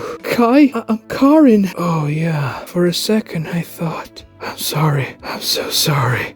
Suigetsu cried, standing in front of Karin to protect her from the blast as the chakra charged up in Jugo's cannons. Suigetsu, why you told me before when we were fighting? Was that true? Yeah, that was the first time I was honest with you. I'm sorry. But why didn't you tell me earlier? Because I'm a coward. Jugo's cannons erupted into blinding light and unleashed the chakra blast towards them. It exploded, reducing half of the city to ash. Neji discharged a barrage of gentle fist strikes at Sasuke, who moved backwards, dodging and blocking Neji with his wrists. Sharingan versus Byakugan, a battle of prodigies. Sasuke weaved one-handed seals, igniting a Chidori, and he swung towards Neji, who commanded chakra to erupt from every part of his body and spun with tremendous speed, forming a powerful rotation. The Chidori impacted the spinning chakra, and a shockwave blasted out of it, made a chakra and lightning. Sasuke pushed his lightning hand, digging into the rotation. The chakra scraping against the Chidori created an amplified 1,000-bird sound. Sasuke kept pushing, but Neji increased his rotation speed, overwhelming Sasuke's jutsu. The rotation exploded on Sasuke's face, sending him flying through the forest. Now's my chance, Lee thought, jumping out of the bushes he had been hiding. Great Leaf Hurricane! Lee spun in the air, kicking Sasuke with amazing force and catching him from behind as he darted through the air because of Neji's rotation. Lee's kick sent Sasuke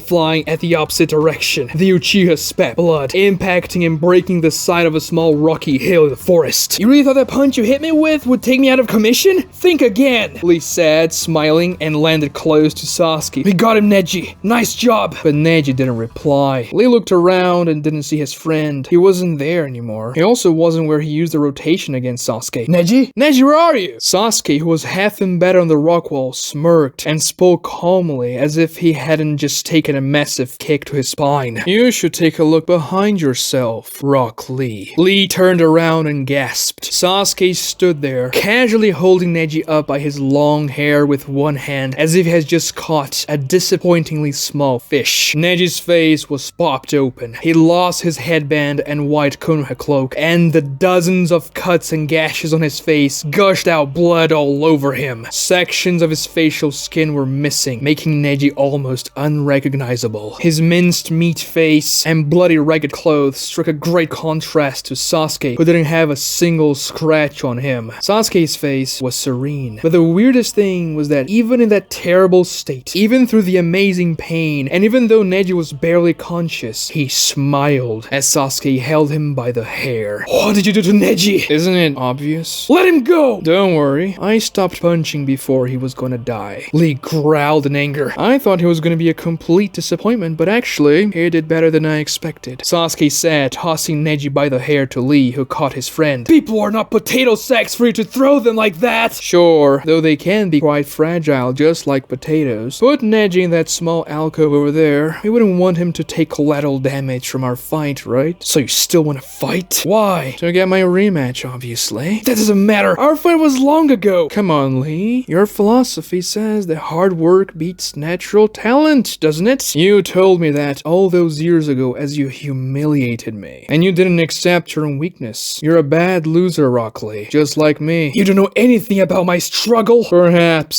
So let's put that philosophy to the test, shall we? Lee put Neji gently in the hidden stone alcove. Lee, I can finally see. Neji whispered with a weak voice. He was probably hallucinating. Lee couldn't let Sasuke get away with this. He would learn that messing with his friends was a great mistake. Lee stood up and looked at Sasuke's feet just like Gai Sensei taught him to fight against the Sharingan. Neji's wounds, they were all taijutsu related. Sasuke beat Neji in the least optimal way, and he beat Neji badly. I was stupid thinking I could fight against him without the gates. I'll have to go all out. I cannot let him use that genjutsu again. I didn't even notice when he cast it, but I didn't even look into his eyes at all. Lee then remembered the reports. Sasuke had the ability to cast genjutsu by pointing his finger at the target. Let me give you a piece of advice when you fight against me. You should always have your gates activated. The pain they inflict on your body would break you out of my genjutsu pretty much instantly. The strategy you're using of just looking at my feet would work against lesser Uchiha, but it won't work against me. I don't want your advice. We're from two separate worlds, Sasuke Uchiha, and just like before, my world will prevail. 8 inner gates.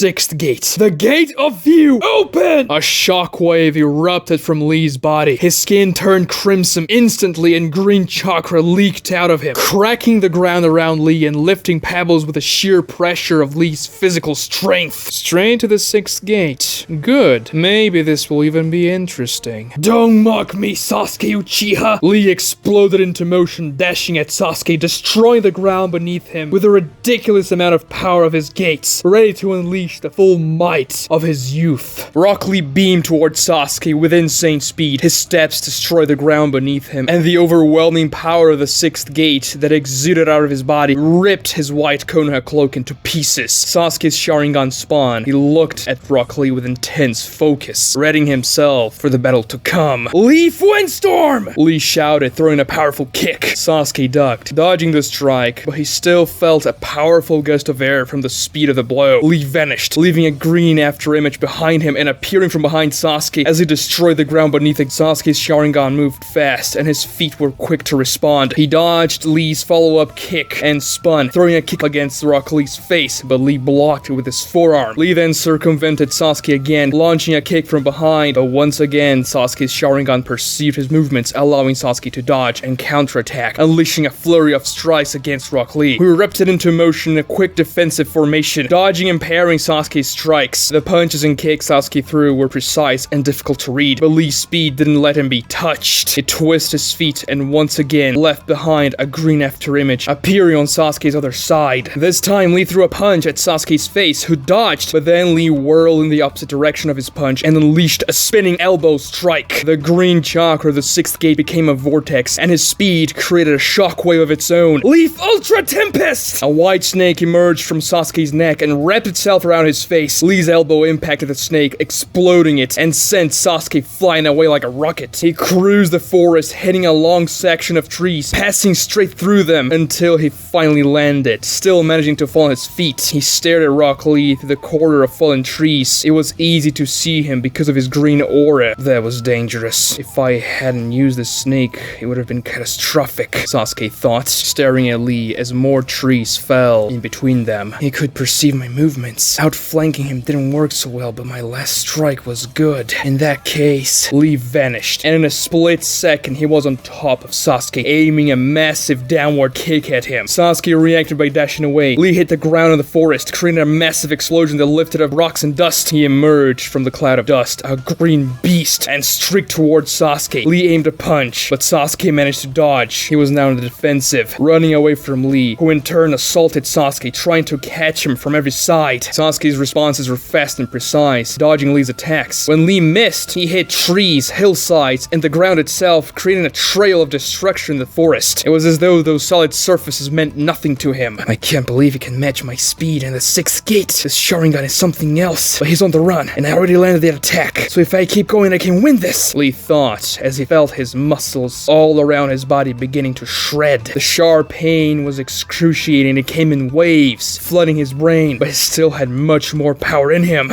He trained to maintain the 6th gate for much longer after his fight against Kaksu, and also improved its speed and power. Lee launched a taijutsu combo of quick jabs and spinning kicks. Sasuke dodged and countered as Lee hit a tree behind him. Sasuke landed a punch to Lee's gut, but Lee kept going. Sasuke's attack did not overpower the 6th gate. Lee advanced, cornering Sasuke. There was a large stone wall right behind him, meaning that Sasuke couldn't retreat, and Lee used that chance to throw a kick at Sasuke's face. Sasuke moved his head out of the way, but Lee changed the trajectory of the kick at the last second, hitting Sasuke on the chest, which pinned him down against the rock wall, creating a sideways crater on it. Cracks exuded out of it. The entire rock wall was crumbling, but Sasuke was stuck, and he grunted in pain. I told you, Sasuke Uchiha, hard work pays off! Lee threw a massive punch to finish the fight. Sasuke weaved a one-handed hand sign and ignited a powerful stream of lightning around himself, hitting Lee in the process, who winced from the electric shock. The strength of Lee's leg pinning Sasuke down wavered, and Sasuke knocked it to the side with his forearm, enveloping it with lightning. This allowed Sasuke to sidestep Lee's punch in a fluid and elegant motion. Lee's strike hit the wall behind Sasuke, destroying it completely with a furious explosion that sent a shockwave through the forest. Impressive. It's been a long time since I fought a human that was faster than me, Sasuke said, sliding back. Rock Lee gave chase. I am indeed faster, but it's not like the last time when Sasuke couldn't do anything about my strikes. In the last fight, he could barely see my movements, and now the gap of speed is much smaller. His speed is insane. I have to get to the 6th gate to reach it, and I'm a taijutsu specialist, and unlike me, he doesn't have to destroy his body to reach that level of speed. Besides, those lightning discharges are problematic. I have to get near him to strikes, so if he uses them, there's no way I can avoid it. The talent of the Uchiha is really something else, Lee thought as he launched a taijutsu barrage. Sasuke ran away from it, being careful not to get cornered against the wall again. He jumped up as he fled, leaping from tree to tree, zigzagging to avoid Lee's strikes, which disintegrated every tree they touched. I respect you, Rock Lee. The wheel of destiny has not favored you, and yet you didn't acquiesce. You sought power despite your limitations, even if you destroy your body in the process. I understand your struggle. No, you don't! Lee punched so hard, bolstered by his anger, that the shockwave of his attack shattered dozens of trees behind it after Sasuke dodged it. Someone like you who drowns in the purest natural talent could never understand. Lee managed to sweep Sasuke's legs with a fast spinning low kick, dropping him off the canopy, and he throwed a follow-up punch. Sasuke managed to protect himself with a white snake once more, which Lee's punch destroyed, but Sasuke himself rocketed down in a vertical trajectory, propelled by Lee's attack. He hit the ground, exploding it, and destroyed a large section of the forest, created a massive crater in the process. But that's my advantage. Geniuses don't understand what I had to go through to become strong, and so they don't know how to fight me. That's why the genius cannot beat the hard worker. Lee beamed down, throwing a guillotine downwards kick. In the last second, Sasuke jumped to the side, spinning in the air and avoid Lee's strike. Lee impacted the crater, making another explosion and expanding its size. Sasuke landed next to the crater and wiped a line of blood that dripped from his mouth. He looked down at Lee, who oozed the green energy of the 6th gate. If that's the case, then why did you lose to Gaara? Lee winced. That was the worst moment of his life. He lost to someone who didn't even move to fight in the most brutal way possible. To someone who at the time relied on talent alone. That was an exception. I wasn't ready. I hadn't trained hard enough. It's not a crime. I lost to him as well. But this really doesn't seem to align with your words, does it? He relied on his talent more than anyone else. And yet, you lost to him. Also, why did you lose to Dosu? I had to come and rescue you in the Forest of Death, remember? I was outnumbered! So your hard work only goes so far, huh? I will show you! I can be a greater shinobi than you! You have no idea of my sacrifice! Lee said as his muscle fibers ripped. He concentrated and built up the power of the gates. As I said before, I do understand what it feels like to destroy your body in the search for power. The left half of Sasuke's face was taken by the patterns of the first stage of his curse mark. Whether you like it or not, the wheel of destiny has favored me even less than you, regardless of my talent. What happened to you was tragic, but the way you go about solving it is wrong. You just want revenge. You don't care about your comrades. Sasuke narrowed his eyes. I will beat you, and open your eyes wide. The hard worker will triumph over the genius. Then answer me this, Rock Lee. What happens when the genius works harder than the hard worker? Ridiculous! Sasuke scoffed, and Rock Lee exploded into motion, releasing the energy he built up, and beamed at Sasuke like a green comet.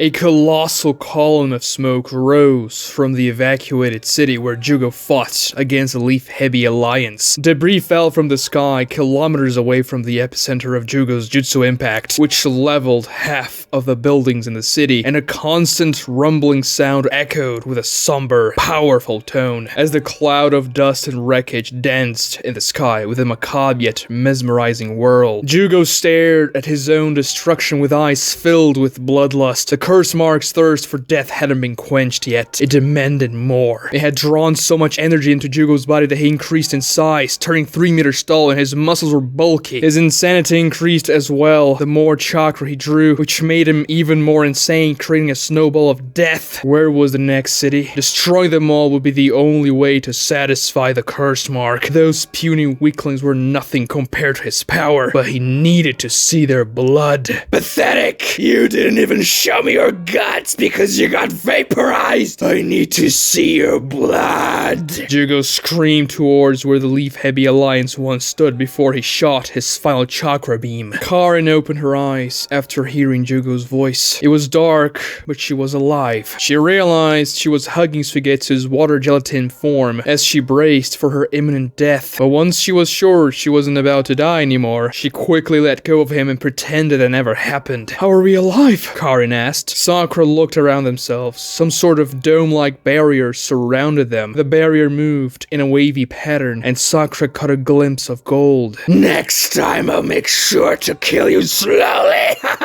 Jugo kept on screaming as the smoke dispersed, but then he realized that amidst the destruction sat a golden sphere right where his targets were. What's that? The end of the line, a voice said, coming from above. Jugo looked up and saw Shino hovering dozens of meters above the city on a cloud of dark insects. What? I'll rip you into pieces too! Jugo shot a chakra beam towards Shino. The cloud of insects moved out of the way and the beam kept rising up into the sky. Shino looked at the destroyed section of the city and sighed in regret. Damn it, I miscalculated. I should have returned right away, he said to no one in particular. It's Shino, Sakura said, realizing the insects protected him from the blast. She had never seen that golden variety though, and she couldn't fathom how they managed to withstand such a powerful explosion without all dying in the process. We should stay put and let Shino handle things. We would just get in the way. Oh, it's Bugman. I didn't know he could do that. Suigetsu sad and passed out. He can't beat Jugo by himself. Only Sasuke can subdue him at this point. No, Shino can do it. How can you say that after you saw Jugo's firepower? Because Shino has never lost a fight. Shino erupted into motion, zigzagging on top of his insect cloud as Jugo shot a barrage of curse-marked chakra beams. He dodged them all as the powerful chakra blasts colored the sky above the city. It seems the curse mark made him completely insane, like Sasuke in the land of crystals. I have to keep my distance to avoid those long-range strikes and draw him out of the city so he won't destroy it anymore. And I also have to take them away from Kiba and the others so he can actually use the golden thief bugs to attack. Shino thought. You'll never kill me, he yelled, goading Jugo into following him. He flew over the destroyed section of the city so Jugo wouldn't destroy the part that remained standing. He chased Shino down, shooting chakra blasts. The amount of chakra he has is enormous, and his speed is troublesome, Shino thought, looking down as they reached the forest outside of the city. I'll squash you like an insect! Jugo screamed and created large boosters that emerged from his back and ignited them. The force propelled Jugo up in the air in a diagonal line heading straight to Shino, who flew out of Jugo's trajectory, dodging the initial strike, but a curse mark cannon emerged from his arm and shot a thin yet powerful chakra beam. Swinging his arm towards Shino, the beam sheared through Shino's stomach, cutting him in half.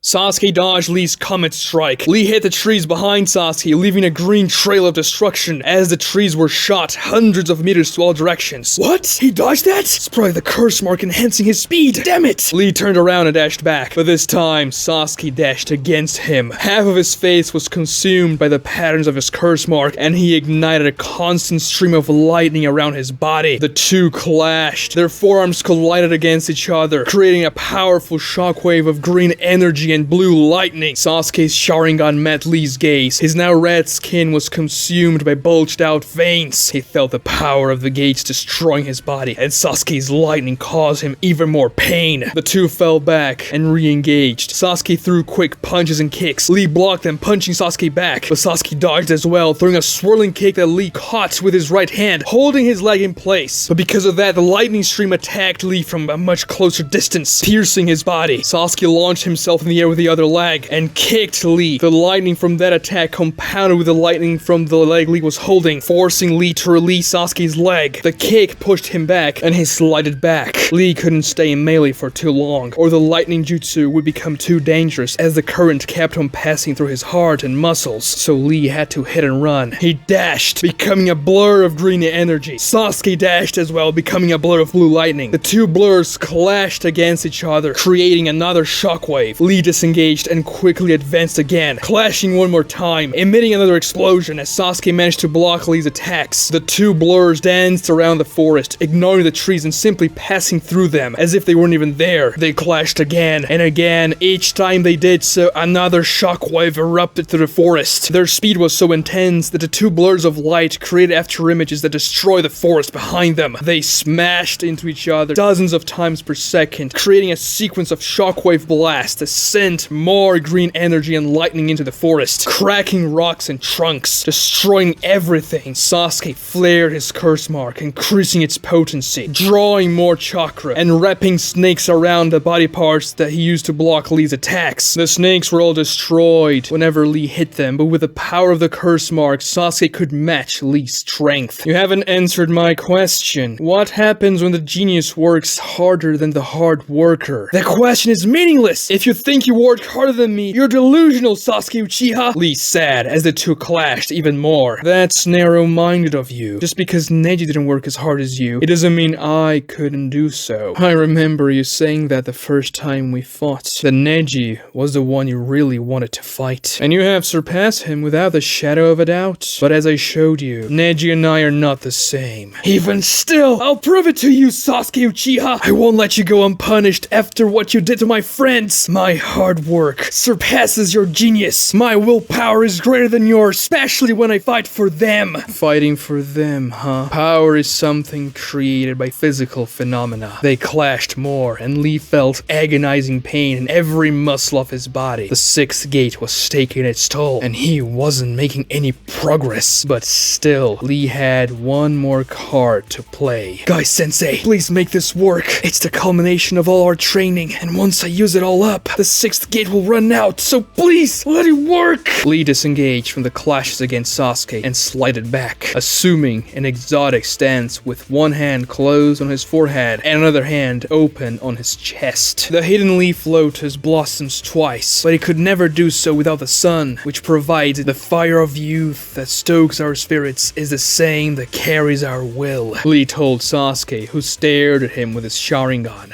Guy-sensei, so you'll teach me the morning peacock now that I mastered the sixth gate? Lee remembered him asking Guy-sensei. Don't be a fool, Lee! The inner gates are a manifestation of the user's guts and determination. You can't just copy my jutsu. It's simply impossible. You'll have to develop your own. And how do I do that? Isn't it obvious? We're gonna train until you pass out. Haha!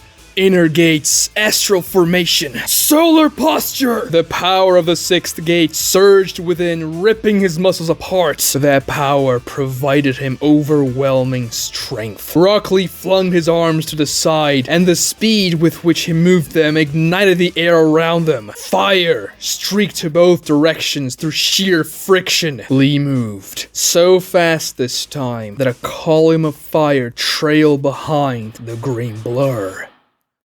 The golden thief bugs protecting the Leaf-Heavy Alliance flew away, undoing the dome shape. Their speed was uncanny, and they traveled towards the direction Jugo and Shino went as a single unit. These things are really fast, Karin said in surprise. The two halves of Shino's corpse plummeted down, and Jugo cackled in laughter midair, igniting his booster to propel himself down towards Shino's body. He crushed him with an impact to the ground. Jugo's stomp formed a crater, but Shino's two halves didn't explode into blood. Rather, they erupted into a cloud of dark bugs that swarmed Jugo. Ah! Insects! I'll destroy you! The bugs formed themselves as an orb around Jugo and leached his chakra, covering his entire body from all sides. He produced cannons that emerged from his back, breaking through the thick layer of insects. The flash cannons bent backwards and charged a chakra blast, aiming at Jugo himself. As the cannons charged, the insects entered them, clogging the passage of chakra like they did to Zaku's airburst hands in the Chunin exams. When the cannons ignited, however, they were blasted out. Jugo's cannon barrels were much wider than Zaku's, and the power of the blast far more potent, meaning the insects couldn't clog the passage like they did back then. Jugo's chakra beams showered over him, annihilating the swarm of bugs that drained his chakra. Jugo laughed, now with a few scorch marks he dealt himself. Was that it? Bugs won't satisfy me! So my regular insects are completely ineffective, the real Shino thought, hiding in the canopy of the forest and looking at Jugo from a distance. He didn't know where Shino was. In that case, Shino uncorked one of his gourds, and a thin, small, and almost invisible cloud of flying lice made their way towards Jugo. The tiny insects were so spread out, it was pretty much impossible to detect them with the naked eye, and they managed to land all around Jugo's body without him even noticing. The insects began to leech Jugo's chakra once more, but because they were so small and Shino couldn't use too many of them so Jugo wouldn't notice, their chakra drain didn't affect Jugo too much. Where are you, you pathetic little bug? Show yourself, let's play! Jugo screamed into the forest around him, unaware tiny little bugs were all over him. The lice won't be enough. The curse mark draws chakra much faster than my lice can drain. In that case, dozens of Shino centipedes emerged from the ground surrounding Jugo. He immediately unleashed chakra beams with his hands, hitting the ground around them and destroying the long insects. But the centipedes weren't meant to attack. Rather, a small swarm of golden thief bugs emerged from the holes the centipedes had carved through the ground with their earth style. Jugo shot at them, but the bugs sustained the power of his blast. They were resistant to blunt force damage, and they could also dodge the beams easily with their great speed. Their movements were so fast, and they could change trajectories midair with such a terse motion that their flying resembled dragonflies. Shino commanded two small swaths of flying lice to clog both of his ears, and the golden thief bugs that flew in circles around Jugo unleashed their high-pitched sound blast, directing it straight to Jugo's ears with pinpoint accuracy. Jugo screamed in agony from the torturing sound assaulting him, but to Shino's surprise, his reaction was brisk. He grew lumps of curse mark flesh on the side of his head that covered the entirety of the ears, blocking the sound, and the screams ceased. That's futile! Those who taught me how to counter sound attacks. Now, where are you? Cannons emerged from all over Jugo's body and shot chakra beams to all directions, destroying the forest around him and clearing a large section. Shino managed to dodge the wild blasts, but now he didn't have a place to hide near Jugo anymore, so he simply stood on the ashen ground of the now clearing and stared at Jugo's face with an unfazed expression. There you are, tired of living?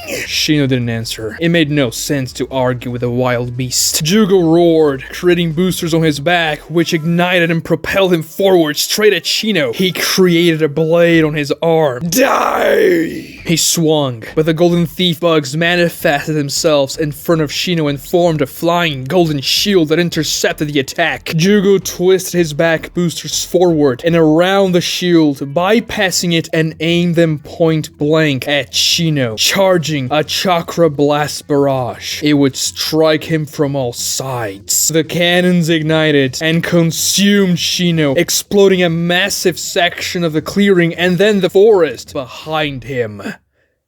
Lee screamed from the pain, but he moved forward, fire coalescing behind him. Sasuke flared his curse mark even more. The first stage spread around his entire body, and he weaved one-handed signs with both hands simultaneously. Lee kicked. Sasuke dashed back to dodge the kick, but it created a rupture of fire in the air that expanded towards Sasuke. Water style, water wall! Sasuke released one of his jutsu, spitting water, which formed into a wall, but the fire simply carved through it, turning the water into steam and hitting Sasuke, flinging him backwards. Lee chased after him, leaving a trail of fire behind, circumvented Sasuke and threw a punch against him while he was still in the air. A large white snake surrounded Sasuke, intercepting the blow, but the punch exploded into fire, flinging Sasuke in the opposite direction, still surrounded by the white snake, which became a fireball. Lightning Dragon! He released the second jutsu towards Lee, but Lee exploded through it. The fire coalesced around him, blew away the lightning dragon, which erupted into thin streaks of lightning, hitting the forest around them. Solar flare! Lee punched again. This time, a thick beam of fire erupted from his fist. Fire style! Great dragon flame! Sasuke sped a dragon from within his snake, sending it against Lee's beam. They clashed, exploding into a beautiful incandescent vortex, sending fire all around the forest, burning a massive area around them. Sasuke Sasuke jumped away out of the middle of the burning snake, but Rock Lee appeared above him. Dozens, if not hundreds of meters above him this time, and his fist was blazing with fire. Sasuke weaved hand signs as fast as he could. Fire style, great dragon song! He spat fire dragons that rose up in the air towards Lee, but they missed and cruised up towards the sky. Rock Lee sent all the remaining power of the sixth gate into his right fist. He overlooked Sasuke while he was in the air. This next attack could not miss. Sasuke tossed a large Fuma Shuriken against Lee, who simply caught it in the air with his left hand as he charged up his final attack, but it was a Shadow Shuriken jutsu. The Shuriken hidden underneath struck Lee's ribcage, carving deep into his bone because of the lightning style Sasuke imbued it with, but Lee ignored it. It was too deep in, and he had to land his final strike. Primordial Furnace! He punched the air. His fist was invisible due to the speed, but it ignited a flash of blinding light that manifested itself in the sky. It flooded the landscape with white light that permeated everything, forcing Sasuke to close his eyes. The power of the sun struck the ground, igniting the forest into a blast of cataclysmic proportions. The explosion rose up, forming a mushroom cloud. The power of his own strike sent Lee flying up hundreds and hundreds of meters. He felt immeasurable pain, and the power of the sixth gate was depleted. He saw the mushroom cloud rising from the forest, and he could just hope that Sasuke somehow survived that. Once he reached the plateau of his ascension, Lee plummeted. He was hundreds of meters up in the air, and he couldn't move because of the damage the gates caused him. The best thing he could do was to brace for impact.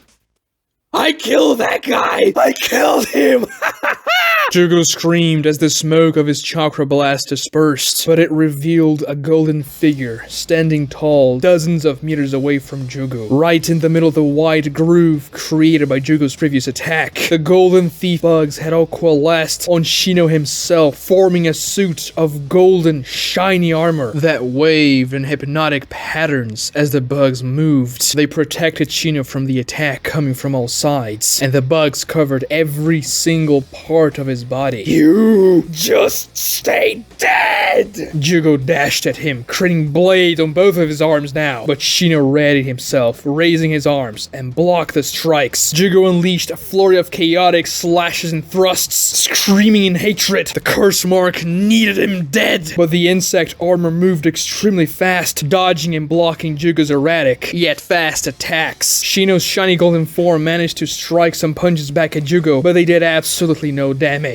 That's puny! Jugo then created comically large boosters on his right elbow and a sword-like curse mark extension on his right hand. The boosters exploded forward, propelling his arm with more speed than any attack he had thrown today. The flash blade penetrated the golden insect armor in the middle of Shino's chest and crossed his form completely, piercing the back of the armor and exiting on the other side. Now, let me see your guts. Jugo yanked the blade out, but there was no blood on it, nor on the golden thief bugs themselves. The golden suit of armor unmade itself. The golden thief bugs swarmed at Jugo and revealed that the armor had been simply a husk with no one inside. Jugo had been fighting against a mere swarm of golden thief bugs that resembled Shino's form. Centipedes emerged from the ground dozens of meters behind Jugo, and the real Shino came out of the ground with them. The golden thief bugs had indeed formed into a suit of armor to protect Shino from the chakra blast barrage, but the blast pushed him backwards, and once it stopped, Shino used the smoke and dust it lifted to sneak out of the suit of golden armor and use his centipedes to burrow underground, using their earth style to close the holes not to draw any suspicion. The husk of armor then engaged Jugo in close quarters, fooling him into believing Shino was in there, and goaded Jugo into striking from up close, so that the golden thief bugs could swarm and touch Jugo from all sides. Shino looked at the swarm. It was a golden orb that obscured Jugo fully. He tried to create curse mark spikes that came out of his body to pierce the orb that was surrounding him, but they only dislodged a few golden thief bugs that quickly covered the holes back again. Jugo also created new chakra cannons that twisted, aiming for himself, and showered the golden thief bugs with powerful chakra blasts, but they withstood them. Smoke rose from the reflective golden surface of the bugs, but the swarm didn't budge at all, and they started to shake. Every single golden thief bug vibrated vibrated so fast that they became a blur. I was hoping the sound wave vortex would be enough to knock you down. This ability is far more dangerous. From within the golden blur, Jugo began to scream. The bug's vibration created a powerful low-pitched rumble, but the sound wasn't the source of Jugo's agony. It was the heat. The intense vibration of the swarm created a ludicrous amount of heat, sending waves that radiated inwards omnidirectionally, cooking alive whatever found itself inside the swarm. It didn't matter how many layers of curse-marked shields Jugo created to protect himself, for they were all made of flesh, and the heat would transfer through them as easily as it would through any other medium. This jutsu wasn't like a regular fire-style attack. Unlike fire that burned the target from the outside, the heat wave was invisible, and it penetrated the target, boiling blood and frying internal organs, and it did so fast. Jugo's scream ceased, and the swarm dispersed, as an unconscious Jugo fell to the ground. The curse mark had retracted, and red burns were visible all around his body, but the real danger was the internal organs. He was breathing, the breath was shallow, but Shino managed to defeat Jugo without killing him. Even still, the omnidirectional heat transmission demanded a lot of chakra, and he wouldn't be able to use the golden thief bugs for a week now. Shino was low on chakra, and many of his regular insects were destroyed. Also, judging by the state of the others, which he saw for a split second before he sent his golden thief bugs to protect them, they weren't in a good state to resume the search for the day. But at least now they had Sasuke's allies.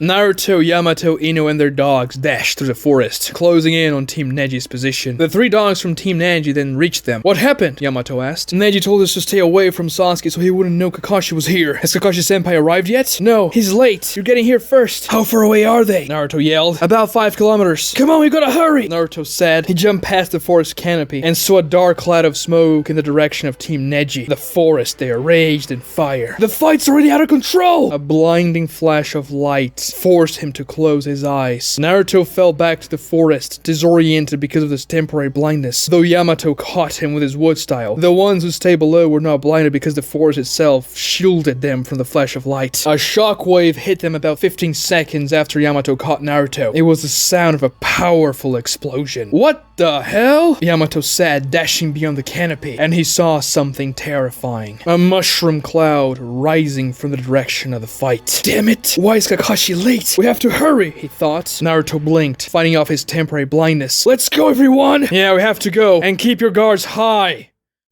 The battle sounds coming from outside of the city where Jugo and Shino were fighting ceased. Sakura and Karin looked in that direction with apprehensive faces, but they saw a flying form returning at them with a sluggish pace. Shino flew on top of a thin cloud of insects, carrying Jugo's unconscious body. He landed next to the party. What? He defeated Jugo in that state? And he doesn't have a single scratch on him? How? Karin stared at Shino in astonishment. He lowered Jugo gently next to Kiba, Akamaru, and Suigetsu, and also the random old lady. They were all unconscious. Shino fixated his gaze on Karin. His all-knowing dark goggles made her feel small. "Where's Sasuke?" he asked with a cold voice that made Karin shiver. Lying to him seemed like a terrible idea, so Karin told him the truth. "He's investigating possible Akatsuki hideouts, looking for Itachi, and will eventually get to Ariguru, the port city." "And where were you going to meet him?" "Halfway through Ariguru and this city." Shino commanded his flying lies to Karin's ears, blocking them to make sure Karin wouldn't hear anything. Shino then tied her hands behind her back with a piece of metal wire he carried in his ninja bag. Karin motioned to protest, but a single stare from Shino was enough to shut her up. "Then he's far away from us, and we can't really go anywhere in our state. We can pass it along to Ino once she reaches out to us again. She's probably doing it less frequently to save chakra, as the distances between the teams are much larger than usual." "Should we rest here?" Sakura said. "Yes, we should help with the evacuees as well. I saw them in the outskirts of the city as I was making my way here, and I had to make sure to draw the battle the opposite direction. I'm sorry I didn't arrive sooner. I encountered something unexpected on the way." "What was it?" "An Akatsuki." "Who?" "Deidara, the one of the explosions." "So he's here too?" "Yes, the one who destroyed the waterfall village, the one you fought rescuing the Kazekage. Are you sure it's him?" "There's no doubt." "How did you find him?" "It wasn't hard at all. He was screaming in the middle of the forest, calling out for someone named Toby. I lurked around him without being noticed for a while, trying to see if he would take me somewhere like a hideout, or encounter any other Akatsuki, maybe even Itachi. But I had no luck. He just kept on shouting for Toby, Toby, and he looked livid. I thought about engaging him, seeing that I had the element of surprise, but according to the reports, he was exceptionally powerful, and taking him out by myself wouldn't be easy. I probably would have tried if I didn't know you were here fighting. Well, I'm glad you decided to rush for our help. You saved our lives. I am glad as well. But before I left Adara's sight, I managed to leave a female bug on him. My insects will be able to track him with great precision once we are rested. Oh, that's great! It could lead us to Itachi! And we somehow managed to capture Sasuke's allies as well. The only thing I regret is the damage to the city. But for now, we rest. Once we hear from Inu again, we'll know what Battalion Lord Kakashi will have us do. Kakashi looked at Toby with a concerned and sweaty face. The trees around them were broken and splintered with several scorch marks and trailing smoke. Kunas and shurikens stuck on the ground and the trees as well. Battle scars from the jutsus Kakashi tried against the weird Akatsuki. It doesn't matter what I do. It's as though he can predict everything I throw against him, Kakashi thought. Mr. Copy Ninja, this Sharingan of yours is super intimidating, but I have to admit, it's super duper cool. It really gives you this aura of a legendary shinobi. Do you think you would look as cool on me as well? Toby poked into the dark hole of his mask with his index finger, but Kakashi remained silent. Oh, of course not. I could never be as cool as you. If it continues like this, I'll run out of chakra soon, and I won't have anything left to fight Sasuke. I'll forget that. He'll kill me, but I have no choice. This guy, I'll take him out before he becomes more problematic, and hope the other teams can help Team Neji against Sasuke. Kakashi weaved hand signs. Fire style. Ground ignition! He plunged his hand into the ground, and it lit on fire. The flames chased Toby, traveling fast and consuming the forest. Oh, that's hot! Toby yelled and ran away. Earth style. Mud wall! A wall of stone rose out of the ground, blocking Toby from running away from the fire.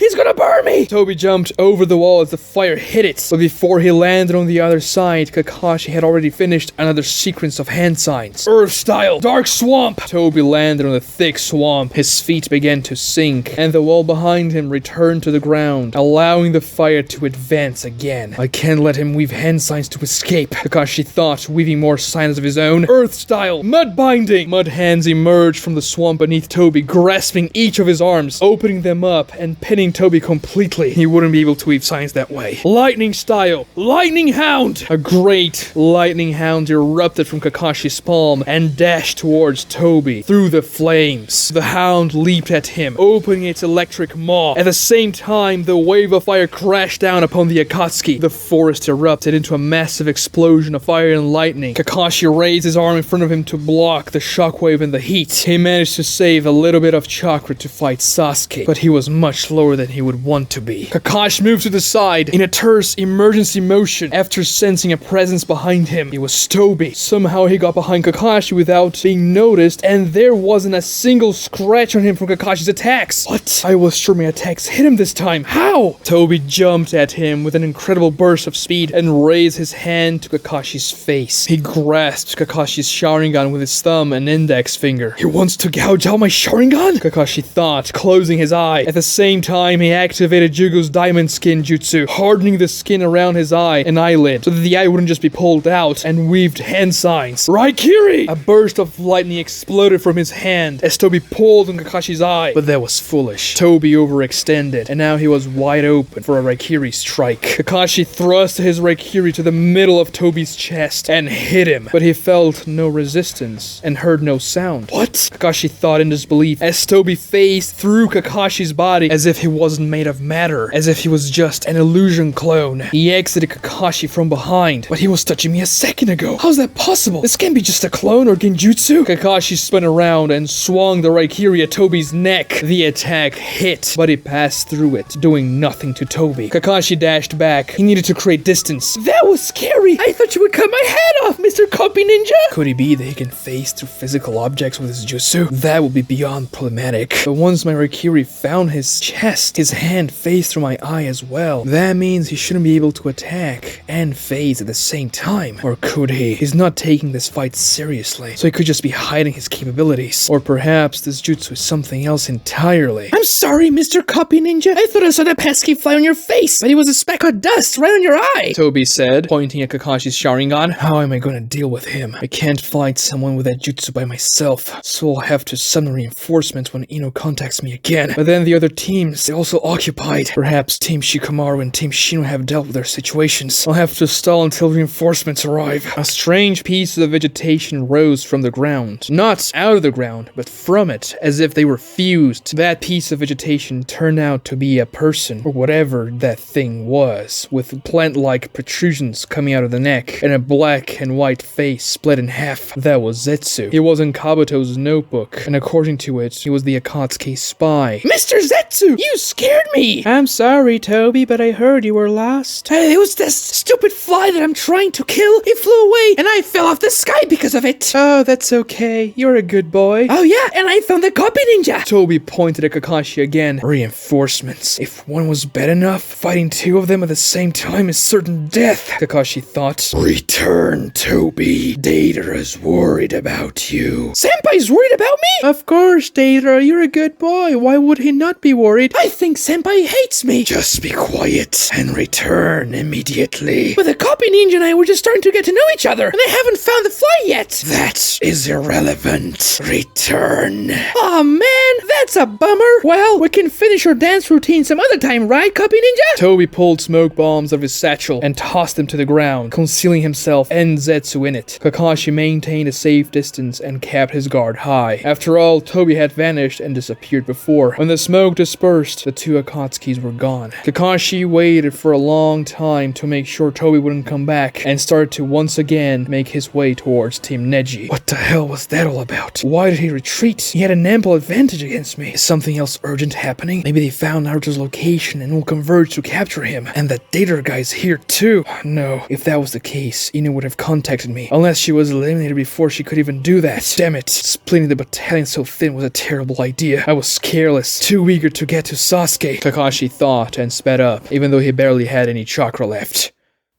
Kiba woke up, feeling pain all over his body. Akamaru licked his face, which eased the pain. Sakura administered a faint, healing ninjutsu on him. Sasuke's allies were unconscious nearby, except for the woman who was bound. Shino was near them, overlooking their prisoners. What the hell happened? Shino saved us. We have those three captured now, and we'll probably use them to draw Sasuke to us. But none of us have much chakra left, so we're waiting orders from Kakashi-sensei. I see. A fire blast engulfed them, and sent Kiba, Akamaru, and Sakura flying away. Shino's insects were obliterated in the gust of flames, but he stood his ground with the help of his special fire-resistant overcoat. His dark goggles allowed him to see an outline through the bright flames. It was a man, spewing fire-style ninjutsu. Where did he come from? Is that Sasuke? Shino thought, perplexed, and he regretted the fact that he couldn't use his golden thief bugs anymore. You are quite vexing, the figure said from within the flames, with an intimidating voice. No, that's not Sasuke's voice. The figure weaved hand signs and spewed a concentrated chakra blast towards Shino. He jumped to avoid it, but the fire exploded before it even impacted him, burning Shino's overcoat away and launching him dozens of meters. He hit a section of the rubble and felt his ribs cracking with a powerful impact. Shino stood up with shaky legs and burned all over. Sakura, Kiba, and Akamaru were also severely hurt, but Shino opened his toe-biter gourd, releasing the large flying insects. He waited for the next attack to come, but it never did. Rather, once the flames and smoke cleared, Shino realized that the three ninjas they had captured were gone. Two of them were unconscious, and the other one was tied up, so whoever launched the fire attack rescued them. What happened? Sakura asked in a pained voice. Someone extracted them, someone strong, and it wasn't Sasuke. Damn it, they couldn't have gone too far. Shino sent his bugs to search for the perpetrator and the three former captives, but they couldn't find anyone in the city or near it. Whoever it was probably used space-time ninjutsu to flee with the captives. Sakura looked at the destroyed section of the city and let out a sigh of agony. So all this was worthless? We got some intel, but I'm afraid this skirmish was a failure.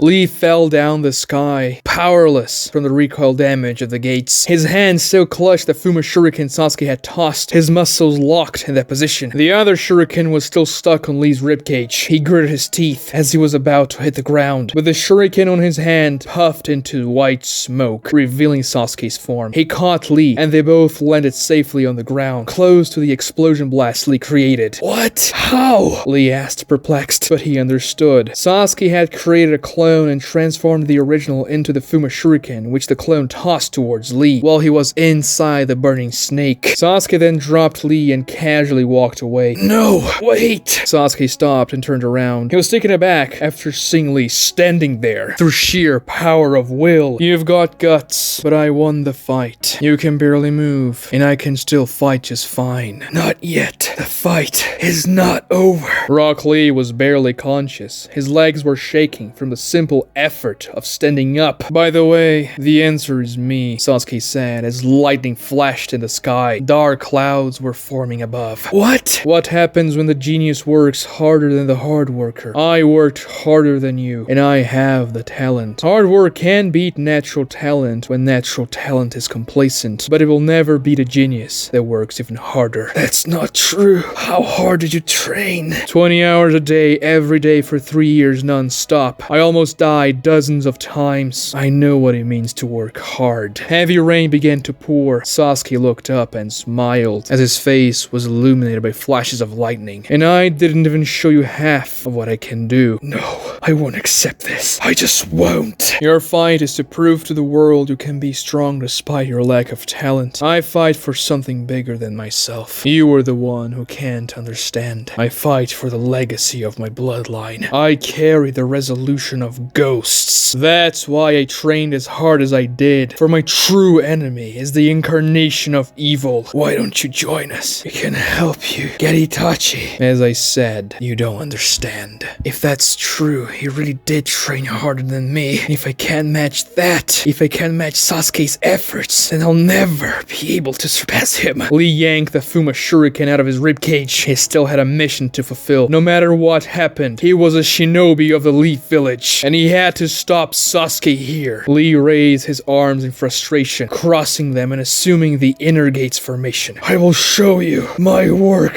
wasn't in vain. Sasuke, 8 inner gates.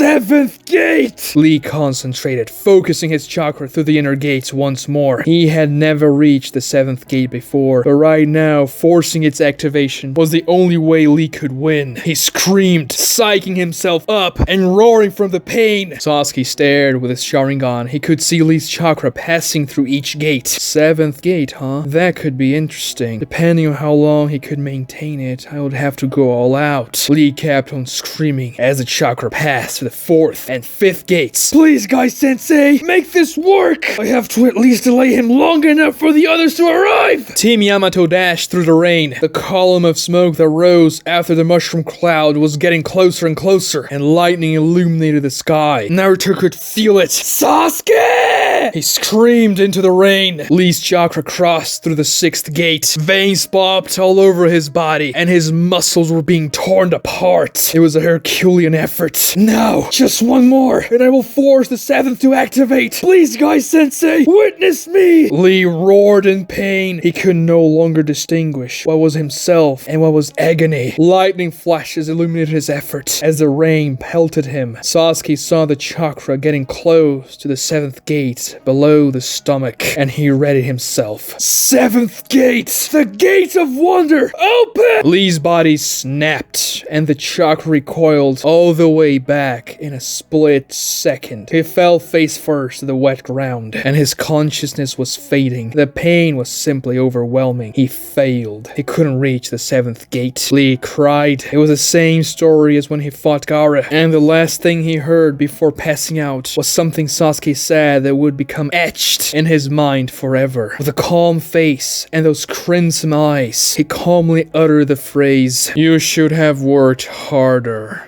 Naruto, Yamato, Ino, and the ninja dogs dashed through the burning forest. The heavy rain helped dousing the flames, with the smell of burned vegetation permeated the air. The members of Team Neji were separated, and it's difficult to track with all this smoke around us, a dog said. I sense someone over there. Ino pointed to a small stone alcove. The 3 jumped there, approaching carefully, and they saw Tenten, unconscious, hidden in the alcove. Ino checked her vitals in haste. She's alive, but she seems very hurt. Naruto created a shadow clone to carry Tenten. His original Ino had to stay alert. Sasuke could be anywhere. We can smell Sasuke's scent around this area. It's difficult to say where, but we should be careful, one of the other dogs said, accompanying them. They ran through the forest a bit more, and Ino felt another presence, hidden in another forest alcove. Once again, they approached it with care, and what Naruto saw in that alcove made him gasp. It was Neji. His face looked like minced meat. Neji! He yelled as he approached with Ino. To his surprise, Neji was conscious. Barely, but conscious. And using his destroyed face, Neji smiled. What happened with you, Neji? He's too strong, Naruto. Way too strong.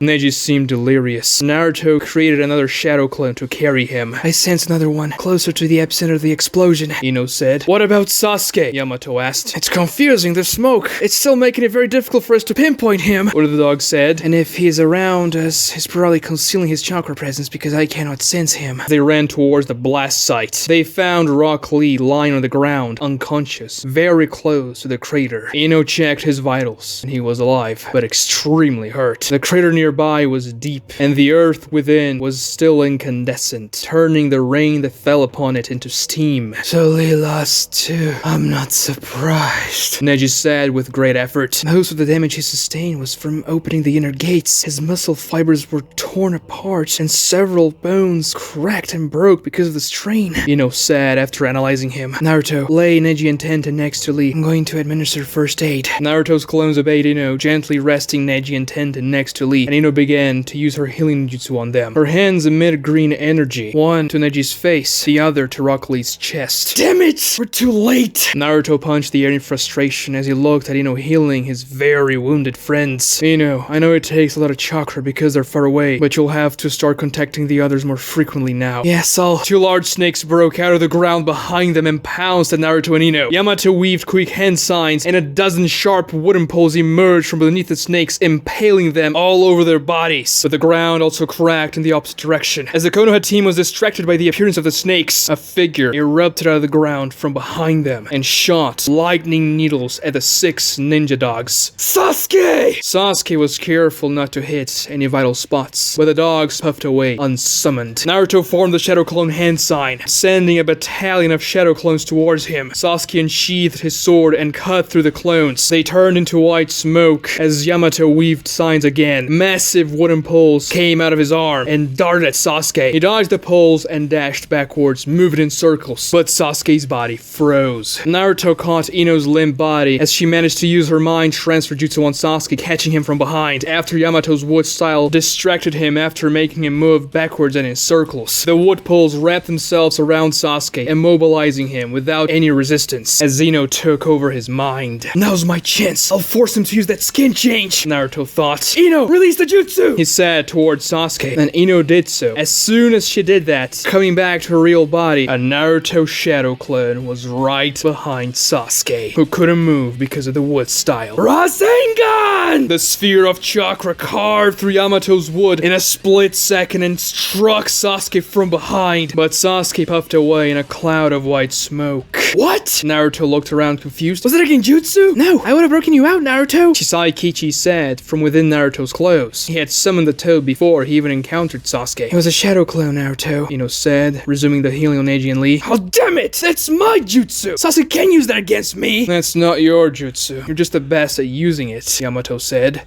The real Sasuke dashed through the forest towards the port city of Areguru. The intel from his destroyed clone returned to him. Naruto's here with that wood style guy, and the dogs are Kakashi's, so he's here too. If those two are coming after me, then Sakura's probably here as well, and it appears they're backed by a much larger squadron. Hopefully those three managed to avoid them. Splitting up the party was a bad idea, but at least I neutralized their trackers, so maybe they won't find out where I'm going to until it's too late, Sasuke thought, jumping through the trees.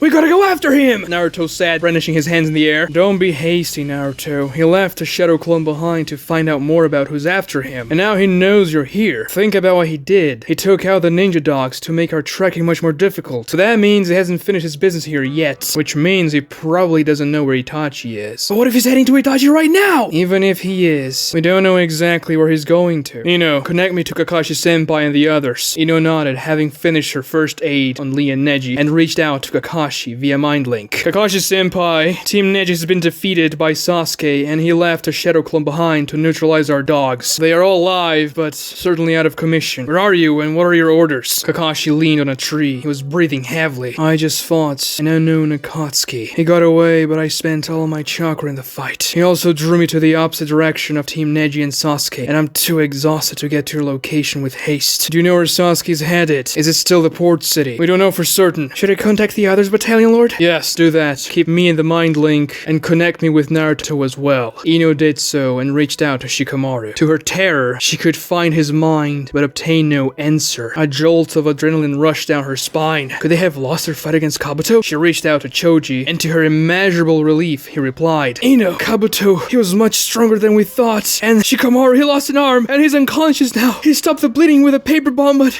it's looking bad. What? And what happened to you and Anko? I'm paralyzed. My movements are coming back slowly, and I don't know where Anko is. We were about to die, and Anko used her curse mark as a last resort. She fought Kabuto off, but they flew away, and I lost sight of them a while ago. Ino reached out to Anko, and she couldn't find her at all. Battalion Lord Kakashi, I can't locate Anko with my mind link. This means she's probably out of my 40-kilometer range. It could also mean she has been eliminated. Kakashi replied, and even through the mind link, Ino could see Kakashi's worried face. They flew really fast. Maybe she is out of range. Choji thought. Choji, and look for Anko once you can move again. If Kabuto hasn't returned to finish you off, it means he probably fled. But be careful. Once we know what we're dealing with, I'll set a new rendezvous point. Now connect me to Shino. Ino did so. Battalion Lord Kakashi, we encountered 3 of Sasuke's allies. We fought them in one of the western city outposts, and the city took heavy damage. Someone appeared after they were captured and extracted them. It wasn't Sasuke, and he seemed powerful. Kiba, Kamaru, and Sakura are hurt, but they are alive, and we are all out of chakra. Shino thought back to Kakashi. How many casualties in the city? Uncertain, but the city was evacuated before the most devastating part of the fight. We also got intel on Sasuke. We're pretty sure he's heading to the port city of Ariguru on the eastern side of the peninsula. He's looking for intel on Itachi, and they believe that will be the place to find it using underground means. He meant to regroup with his team in a point between Ariguru and the western towns, but we don't know where exactly. I also found data of the Akatsuki. I put a tracker female bug on him, but we're too depleted to go after him at the moment. So that guy's here too. It only gets worse. We gotta go after Sasuke quick, Kakashi-sensei! Naruto thought through the mind link. We can't, Naruto. Nearly the entire battalion is hurt or depleted or both. The mission parameters dictate that we need to engage Sasuke with at least 6 fighters, if not more. The only reason why I commanded Team Neji to engage Sasuke without reinforcements was to try and stop Sasuke from getting to Ariguru, where thousands of civilians live. And now we have confirmation he's headed that way. A fight in that city could be catastrophic. Yeah, but we know where he's gonna be. Now that the dogs were taken out, it's the only chance we'll have to find him anywhere. And I mean, we can also evacuate that city too. If we evacuate that city, then Sasuke will know we're there. It's too dangerous, and we've already wrecked one city. We just don't have the numbers to make it work against Sasuke, Naruto. I still have chakra. I'm full. And Captain Yamato as well. Besides, I can make the numbers myself, Kakashi-sensei. No, Naruto. Sasuke beat Lord Jiraiya. You two cannot engage him alone. But Sensei, I developed a new jutsu to fight Sasuke, to counter the Sharingan. And I showed you outside of the hospital that I can take care of a powerful shinobi with a Sharingan, didn't I? Kakashi remembered that fight. It was a terrible day for him, acting against his will, thinking he was doing the right thing. He fought a big fight against Team Neji. He spent a lot of chakra fighting them, Kakashi-sensei. So we can't waste this chance of fighting against Sasuke when he's not 100%. Trust me, I have a plan. It's gonna work. If I may say so, I believe that Naruto can beat Sasuke with his new jutsu, senpai, and I'll be there to provide reinforcements. I'll be there too. I'll reach out to you if anything bad happens, Kakashi-sensei. Ino thought. No, Ino, you have to stay here and keep Team Neji safe. Naruto and I will take care of him. Senpai, please, believe in Naruto. Kakashi pondered their pleads. He was too tired, and his body was too sluggish to get there in any time. He obviously had a soft spot for Naruto, and he owed Naruto big time after he pulled him out of that terrible nightmare during the night of the invasion. Naruto was spunky like Kushina, and performed miracles like Minato. Kakashi sighed,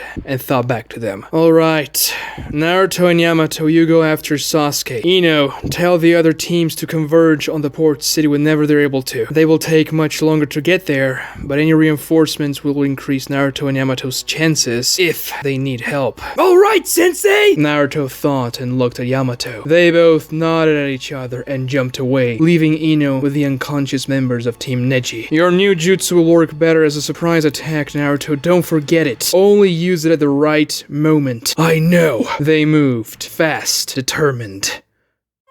Shikamaru woke up. Choji carried him on his back. I'm awake, Choji. You can let me down. Choji did so, and Shikamaru noticed that he didn't take his eyes off Shikamaru's own stump. The pain he felt was unlike anything Shikamaru ever imagined, but he had to pretend he was fine for Choji. He didn't want to worry his friend. Are you okay, Shikamaru? Your arm. It's troublesome, but I'm fine. Do you know where Anko went? Choji told Shikamaru what he knew, and the Kakashi ordered them to look for Anko. They didn't know where she was, but they followed the trail of destruction that Anko and Kabuto left behind. Mountains were cracked, and columns of smoke rose from several places on the mountains. I saw them flying that way, but they got out of view. Yeah, it's annoying. Feels like Anko chased Kabuto in the air, using fire sail to attack. Those freaking daggers. I never thought they'd be so powerful. If it wasn't for Anko using the curse mark, we would all have died. I just didn't have a counter for him. Fighting that cave was stupid. But we had to go and check. All those people he killed. If we didn't find him there, he would keep on killing them. He will still keep on killing them if we don't stop the bastard. If Kabuto didn't go back for us, then he probably ran away. Or, hopefully, Anko killed him. Yeah, I mean, she was really strong with a curse mark. True, but it's too dangerous to use it. It would be annoying if she ran out of control. Do you have any chakra left, Choji? In case we have to fight? I still have some. You? Even if I had, I can't use hand signs anymore. My shinobi career is over. Don't say that! It's bothersome, but it's true. Besides, it was my dominant hand that I lost. It's over. Choji's eyes welled up in tears. You lost your arm to protect me. I was too weak. I'm sorry, Shikamaru. Don't be an idiot. My arm is a very low price to pay to save you. Besides, Kabuto was really strong. You weren't the only one who got his ass handed to him. And I was the team captain. If there's anyone who should have been hurt, it was me. Because I failed to provide a good strategy for us to win. Ever since we failed to retrieve Sasuke all the way back, when you and the others almost died and only broke a finger, the captain is the one who has to sacrifice himself for his comrades, not the other way around, like Asuma Sensei did for us. But don't cry for my arm. Life goes on. They spotted a valley beyond the mountain range, raging in fire. I don't see any more signs of battle beyond that spot. Keep your guard high. Could be a trap. They made their way across the burning valley, going around the larger patches of fire, until they saw someone lying down in a pool of blood. They ran towards the figure, and the world crashed upon them when they identified who it was. Anko. She was severed in half at the waist. The lower part of her body was still kneeling, and the upper part laid next to it. Her eyes were open, lifeless. No! Shikamaru screamed, kneeling next to her in the pool of blood. He motioned to touch her with his right hand, and his arm didn't respond. He didn't reach out to Anko. It took Shikamaru a few seconds to realize he didn't have that arm anymore. Choji ugly cried behind him. It's all my fault if I didn't get paralyzed. Shikamaru punched the grass next to Anko with his left hand, splashing the blood of his fallen comrade. Damn it, I failed again. That's all I do. That's all I know. Damn it! Sasuke arrived at Araguru, the largest city of the Blazing Horn region. It was one of the largest cities in the Land of Fire as a whole, with tall buildings and a port that served a fleet of large commercial and military vessels. Sasuke used the transformation jutsu, becoming a regular citizen and deactivating his Sharingan so as not to call any attention to it as he mingled in the large crowd. But one thing stood out immediately to Sasuke once he got more into the city. The people of Araguru celebrated a great festival. They gathered in squares, docks, and taverns, and partied. The festival was called the Solar Commemoration, where the locals celebrated the successful harvest and the prosperity of their city. The people from Araguru, as well as some others certainly from around the Land of Fire, who came to the festival lit up yellow flying paper lanterns that rose up into the sky, each with a different drawing of the sun. Hundreds, if not thousands of them, created a beautiful contrast with the clear blue sky. Families enjoyed themselves and lit the lanterns together, while eating squid and other delicacies sold by the countless food stalls that enriched the smell of the streets with the characteristic scent of fried seafood. Even residents of the taller buildings released the yellow lanterns into the sky while singing and dancing. Great. right. If there was any day for them to hold a festival, it had to be today. Sasuke thought, looking at a girl tossing fake shurikens at a glass bottle in a carnival stand. I have to get out of here quickly. If they catch up to me, this could get ugly with so many people around. A boy tripped in front of Sasuke. He sprung into motion and grabbed him before he hit the floor. Thank you, mister, he said a bit scared and ran back to his parents. A smile reached Sasuke's lips and he made his way to a less savory part of town. He had to find those crime lords and extract Itachi's location out of them. Suigetsu woke up disoriented. His body was regaining its regular shape after Jugo cooked him alive with his chakra blast. He looked around himself and saw Jugo unconscious and Karin looking at him. What happened? I thought Bugman had us. He did, but then someone arrived and exploded everything. Whoever it was, they knocked me out, and then I woke up here. The three of us. I have no idea where we are. Karin said, looking at the forest around them. Someone rescued us? Apparently. This forest kinda looks like the forest from the Blazing Horn region, so I guess we were teleported here or something. We shouldn't be too far away. When Jugo wakes up, we can ask his birds. She looked Suigetsu in the eye, who immediately twists his neck to avoid her gaze, as if he was looking away from the eyes of a Shinigami. What is it, Suigetsu? Nothing. Oh, sure, nothing. You confess your feelings because you thought you were gonna kill me, right? You wouldn't have to face the consequences. And now that I'm alive, you're too scared to look me in the eye? Be quiet, you. Now I understand why you were staring at me and Sasuke while he was biting me in the chest. Was it hard for you? You're the worst! Since when do you make double meaning jokes? Since when do you have a crush on me? Forget about it. I should have never said anything. Suigetsu turned around, away from Karin, tried to stand up, but fell back on his butt. His legs still trembled like jello. But to his surprise, Karin sat next to him. I'm sorry, Suigetsu, she said, looking the other way. I'm the one who was gonna kill you. Still, I'm sorry. I didn't know anything about you, Karin said, with her face still turned the opposite way. And you said I was the one afraid to look you in the eye. Don't push it, Karin said, standing up fast.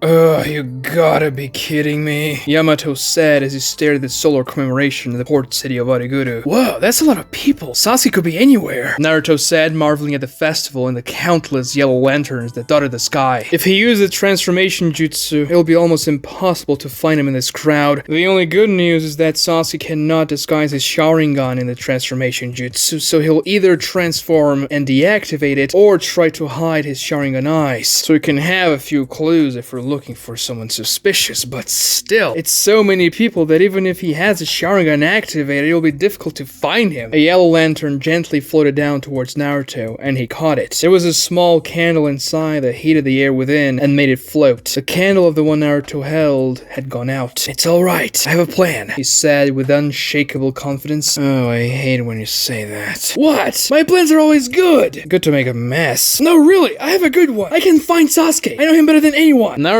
reached within the lantern and pinched the wick of the candle with his nails. He scratched his nails against each other, relighting the candle. The drawing on that lantern was of a sun shining bright above the port city. Naruto let the lantern go, and it floated back up. Okay, so what is this plan? I'll use my shadow clones to search around the city. The whole entire thing. I can cover a lot of ground with them. Oh yes, that's kind of obvious. But it doesn't matter how many clones you use if you can't spot him. Last I checked, you weren't a sensory type. I guess we should have brought Ino then. No, I left her behind on purpose. She's not strong enough to face Sasuke in a confrontation like this. I think you're underestimating her. She did well against the clone. It's just a clone. Regardless, someone has to take care of the 3 invalids Sasuke left behind. Anyway, I'm not gonna need a sensory type to find Sasuke. Trust me, Naruto said, weaving the shadow clone hand sign.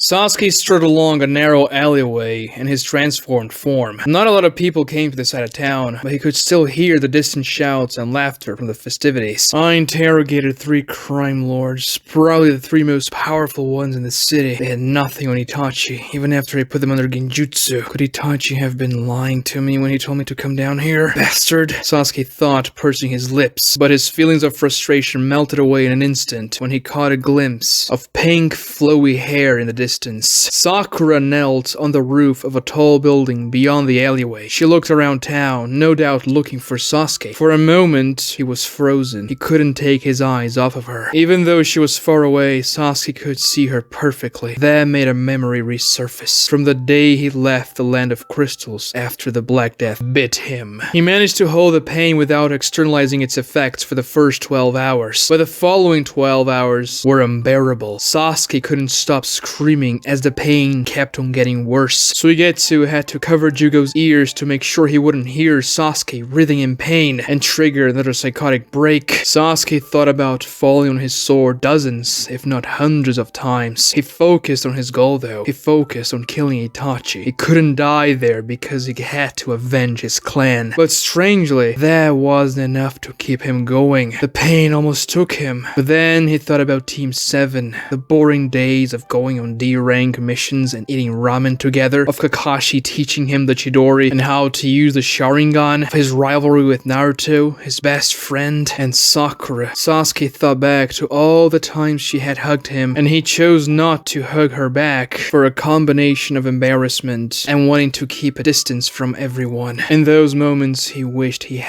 so wished he had hugged her back. The smell of her hair was always so comforting. She always had the same pleasant smell. That kept him going. Not his vengeance, but his friends. If Sasuke gave in to the pain, if he died, he wouldn't see them again. He wouldn't be able to compete with Naruto anymore, or ever hug Sakura back. And so he managed to withstand the effects of the Black Death's venom for the 24 hours of its duration. Sasuke felt ashamed afterwards. Wasn't he an avenger? Wasn't he supposed to kill Itachi above anything else? And yet his thoughts always drifted back to the Leaf Village. No matter what he did, he couldn't sever those bonds, and they held Sasuke back. His clan's honor would never be restored that way, but still, he just couldn't sever those bonds. Sasuke snapped out of it. He realized he was staring at Sakura at the very moment. He could easily do that. He could easily reach out to his friends. No, that was stupid. Why would he reveal himself to the Leaf after losing them? He's after a goal. He had to think like an avenger, not a sentimental child. Sasuke saw a glint of metal rising to his neck, and a voice came from behind. Found ya, Sasuke. Naruto undid his transformation jutsu. He had been disguised as a regular citizen. Sakura, standing on top of the tall building, puffed into smoke and disappeared. She was a transformed shadow clone. I was so distracted, I didn't even think of that as a possibility, and I didn't notice Naruto sneaking from behind. Sasuke thought, wincing, and undid his transformation jutsu. I knew you wouldn't resist staring at Sakura after what happened in the land of crystals, Naruto said with a satisfied smile. He still held a kunai to Sasuke's neck with a firm grip. So Shino and Kiba told him about what happened there. Figures. Sasuke thought. He cleared his mind and focused. Since when do you fight like a shinobi? His expression became calm despite the blade of his neck. What's that supposed to mean? I take it you've come here to take your revenge on me. Revenge? For your master. Huh? You think you'd kill pervy Sage? You stupid idiot! Chidori's through the chest, and to do that, I hoped Tsunade would be able to heal him, but I found out she was not at the village. Sakura healed him. Sasuke smiled at that. He was glad he hadn't killed Jiraiya, and it was surprising to him that Sakura could heal such a devastating wound. Really? She did? Yeah, really. But I see you broke our agreement. What agreement? That if you lost our previous fight, you were never going to interfere with my revenge again. I never agreed to that, and I'm taking you back home now. You actually think you can beat me? You know I beat Jiraiya, right? Didn't he tell you what happened when he fought against me? Yeah, he did, but I can beat you. Got a new trump card and all. If you use the Nine Tails here, you could kill thousands of innocent civilians. I'm not gonna use the Nine Tails, Sasuke scoffed. You don't believe me? No. It'd be better if you came quiet, Sasuke. I heard about your deal with Shino. I appreciate you returning to the Leaf Village and accepting judgment, but we need Itachi alive. He has information we need. We could actually go after him together. We're after him right now, so you could just join us. It would be great. I already heard that one. Quite frankly, you'll you'll never understand. Oh, I understand you're being dumb! I'll break your face open if I have to make you understand. Don't get ahead of yourself. As I said all those years ago, you'll never put a scratch on my forehead. A white snake emerged from Sasuke's neck, biting Naruto's hand that was holding the kunai. An even larger snake emerged from Sasuke's back and pierced through Naruto, who puffed away into white smoke. It was a shadow clone as well. Sasuke jumped up, cruising above the narrow alleyway, and at the same time, hundreds of Naruto shadow clones rose up in the air all around him, coming from other streets and alleys. Of course, when he dispelled the shadow clone disguising as Sakura, all the others looking for me converged to this location, Sasuke thought, unsheathing his sword and activating his Sharingan. The clones swarmed Sasuke. They wielded kunais and some weaved hand signs. Sasuke sprung into motion. His blade became a blur as he struck dozens of clones midair, turning them into smoke with an elegant swirling cadence of slashes. He landed on the rooftop of a building. More clones came crashing down upon him, but Sasuke blocked their kunai strikes with his sword, making sharp metal sounds, and cut through them as well. Some clones spat wind bullets, which Sasuke dodged without much trouble and counterattacked, destroying the clones with his sharp blade, jumping from rooftop to rooftop, displacing the flying yellow lanterns with a vacuum he left behind. I see. The original is hiding, creating clones and sending them against me. He wants to tire me out, exhaust my chakra without engaging with the original. It's difficult to pinpoint his location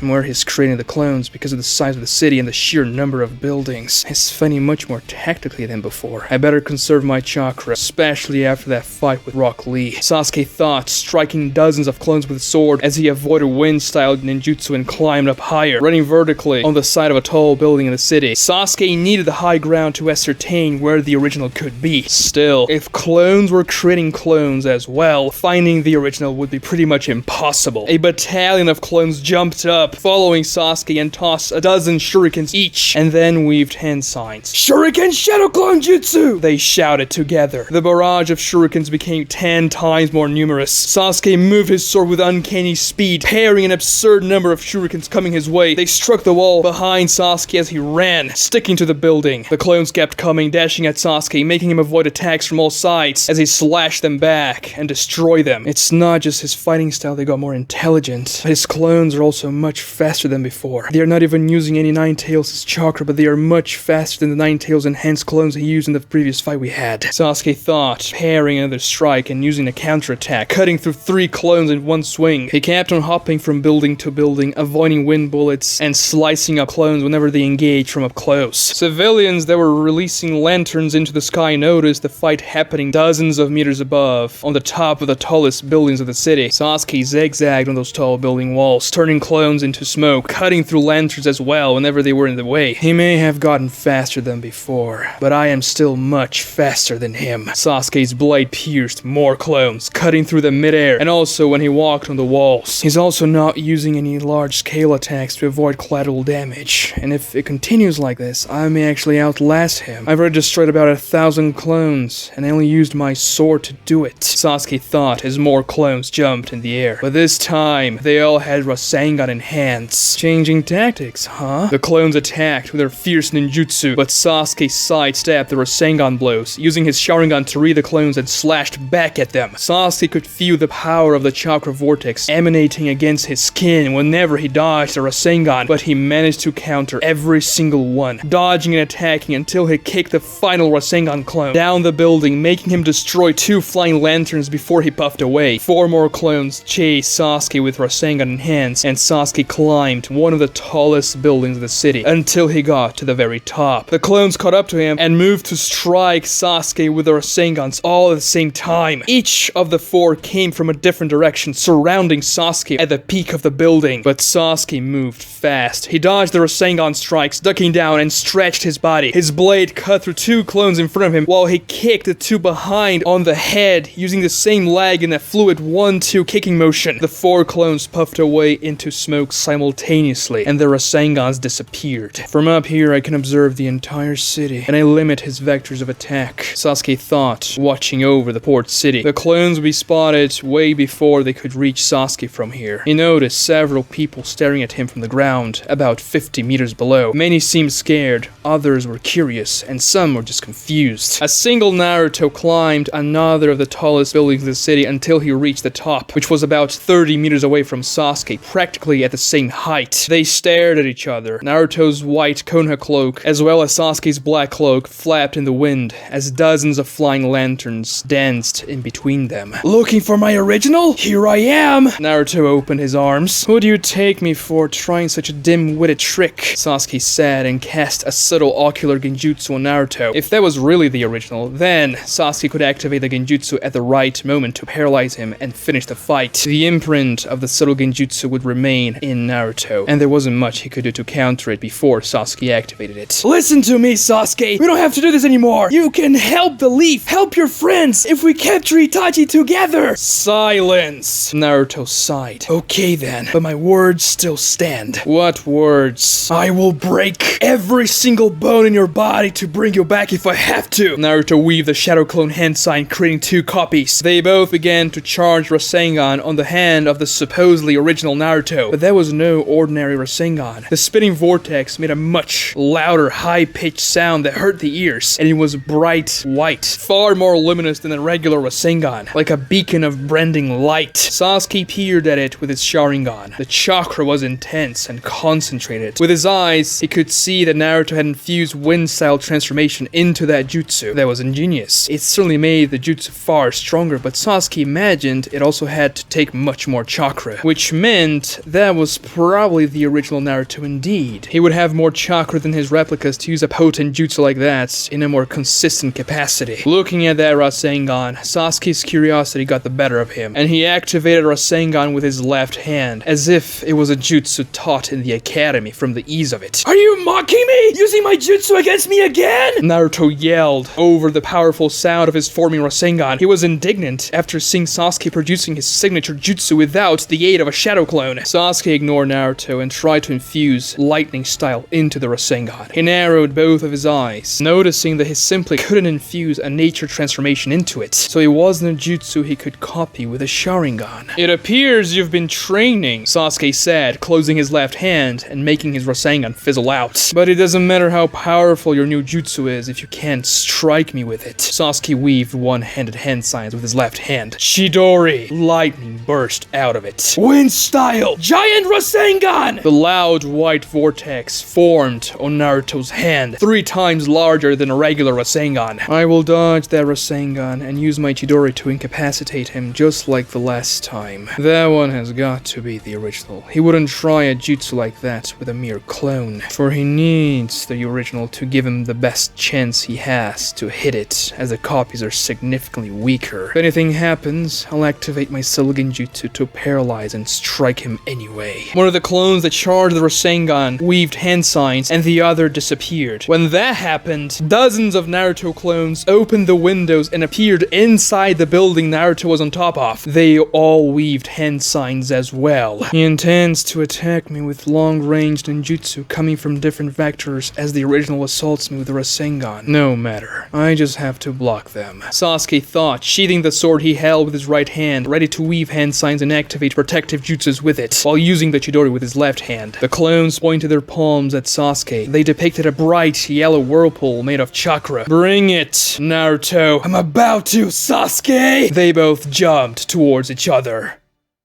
15 days ago. So what's this jutsu all about? Naruto asked Yamato with eyes wide open, eager to learn. You said it's perfect to fight against Uchihas. Yeah, I did, Yamato said, staring at the ancient scroll that described the jutsu. No wonder you couldn't read a thing in this scroll.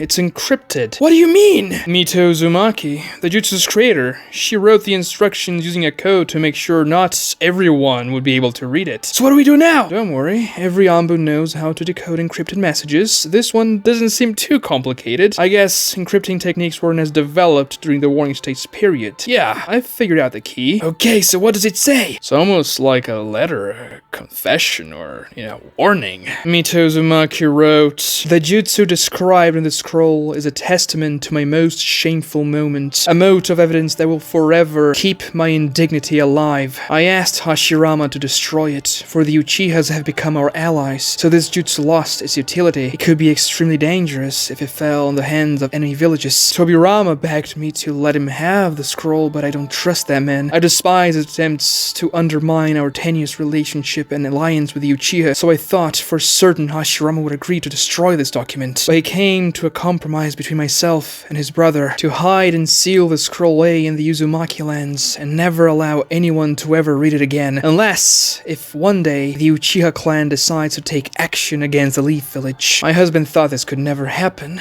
but his brother convinced him that he should at least keep the scroll as insurance. I just fear that the existence of the scroll could be the cause for the Uchiha to revolt. Then again, I am not the Hokage. I don't even lead my own clan. All I hope is that a day like that never comes. But if you're reading this, I am afraid it has. So if you must learn the jutsu to protect the Leaf Village, I shall leave you a record behind for my husband's request to protect the Wheel of Fire. When I was younger, I fulfilled this terrible mission my clan gave me. I extracted and unraveled the Sharingan's very chakra signature to its most minute fragments. It took me almost a decade, but I used that knowledge to perfect a sealing jutsu capable of suppressing the power of the Sharingan. The time of suppression will depend on the power of the targeted Uchiha, but in the worst case, it should seal the eyes for at least 10 seconds. That was the time the jutsu took to wear off when my husband used it against Madara. You may use it in close quarters, but it can also be launched from a long range. When you choose that option, the sealing glyph will seek the eye, chasing down the chakra signature of the Sharingan. Once it lands on the target's head, the Sharingan will cease to function. I pray no one will ever read the instructions I'm about to write, but if you must, this jutsu is called Uzumaki Hidden Jutsu Wheel Devouring Vortex! Naruto's clones shouted in unison. The yellow whirlpool glyphs leaped out of their palms and streaked towards Sasuke, passing by the yellow lanterns that flew between the two tall buildings. Sasuke cruised the air with Chidori in hand, prepared to strike Naruto, as Naruto prepared to thrust his Rasengan forward. They were 15 meters apart when Sasuke saw a flood of bright yellow motes of chakra shaped like the symbol of the Uzumaki clan coming his way. He weaved one-handed hand signs with his right hand and shot a barrage of Chidori needles at them. The bright blue needles darted down, clashing against the yellow swirls. They destroyed most of them, piercing through several lanterns as well. Some of the yellow symbols that the needles didn't hit continued to fly, but they would miss Sasuke, so he just ignored them. He focused his Sharingan on Naruto's trajectory and the loud white Rasengan as the swirls of chakra flew up, passing between them. But one of the yellow whirlpools that was particularly close to Sasuke veered off its path out of nowhere and lashed itself against Sasuke's face, seeking his eyes. The yellow chakra hit Sasuke and creating a whirlwind shape in the middle of his forehead, which spread tendrils across his Sharingan. Sasuke felt as if tiny claws clutched the back of his eyes from within his skull and began to yank them in. It was such a strange pain, a sensation he never felt before. The seal drained the crimson color of the Sharingan and forcefully deactivated them, reverting Sasuke's eyes back to normal. What? He repressed my Sharingan? Sasuke thought, attempting to reactivate it. But the more he tried, the more he felt the tiny claws pulling his eyes inwards. It will be more difficult to sidestep his Rasengan without my Sharingan, and I can't activate the subtle genjutsu with them deactivated. As they were about to converge in the air between the two tall buildings, Naruto used the spinning momentum of his jutsu to swirl in the air, making it even more difficult for Sasuke to bypass the Rasengan and hit Naruto instead. Sasuke pointed his right index finger towards Naruto and put him under an ephemeral genjutsu. That would make Naruto an easy target, but the genjutsu was broken in a split second, right after Sasuke caught Naruto with it. Nice job, Chisaikichi! The Chidori and the Rasengan clashed against each other. The impact created a powerful blast that displaced countless flying lanterns that surrounded them in the air. Because Naruto was spinning before the collision, he hit Sasuke's Chidori upside down. His bright white chakra vortex spun against the blue lightning with untamed ferocity. The sound of 1,000 chirping birds mixed with the strident screech of the Rasengan, creating a racket of infernal shrieks. Countless lightning bolts and swirls of wind blast out of the clashing jutsus, beaming with intensity to all directions. The wind swirls cut through flying lanterns, and the lightning bolts burned them. They hit the taller buildings around them, destroying the outer walls. The crowd watched, horrified from down below. Many put their hands on their ears to protect themselves from the shrill sound of the clash, but the Naruto clones jumped down the building and told them all to run away as far from the clash as possible. They began to evacuate the crowd, as the mixing energy of the Chidori and Rasengan made both Naruto and Sasuke stay aloft. The lightning and wind began to fuse around them, and a massive massive sphere of bright blue and white chakra started to coalesce around Naruto and Sasuke. He tried to reach Naruto with his right hand, but the wind-style Rasengan created a barrier between the two, almost as if shuriken blades spun with mind-numbing speed around the Rasengan itself. Sasuke ignited a jittery stream that enveloped his entire body. He meant to hit Naruto with it, but the spinning wind barrier didn't let the lightning leap from Sasuke to Naruto. The Chidori and Rasengan began to merge, emitting even more powerful energy, which made the great sphere shinier and brighter. Sasuke began to feel a sharp pain on his left hand as the spinning wind swallowed his lightning. The environment within the sphere became brighter and brighter until Sasuke only saw whiteness. Deep down, you know, don't you, Sasuke, what you want to do the most? You want to come back. Sasuke could see Naruto amidst the white immensity, or rather, he knew Naruto's thoughts just by trading blows with him. No, my revenge comes before anything. It is the only purpose I have. I couldn't care less about the ghost leaf. I will kill Itachi. You put on this mask of a cold, calculating avenger, but you can't sever your bonds, can you? You hide behind indifference just like I hid behind brashness. We coped with our pain our own ways, but we were doing the same thing when we were kids. I always wanted to be your friend, but my ego didn't let me. You were the same, and now you are being the same. Your ego doesn't let you come back, even though it would be better for everyone, including you. Ego. You think I'm doing this for ego? I don't care about what happens to me so long as I kill Itachi. So you wouldn't care if the Uchiha clan disappeared? I don't intend on dying, but if I have to, if it means Itachi dies, I will. You don't have to. We can fight him together. My jutsu can seal the Sharingan. You just felt it with your own skin. So if you don't accept my help, then yeah, you're doing this because of your ego. Not because it's the best thing to do. Not because killing Itachi is for the better of everyone. Just because you want to satisfy your own ego. You blind fool. There is more to this world than the simple mechanics of events. You think I do this for myself, but if I don't do this by myself, then the Uchiha clan will be forever a clan of slaughtered sheep.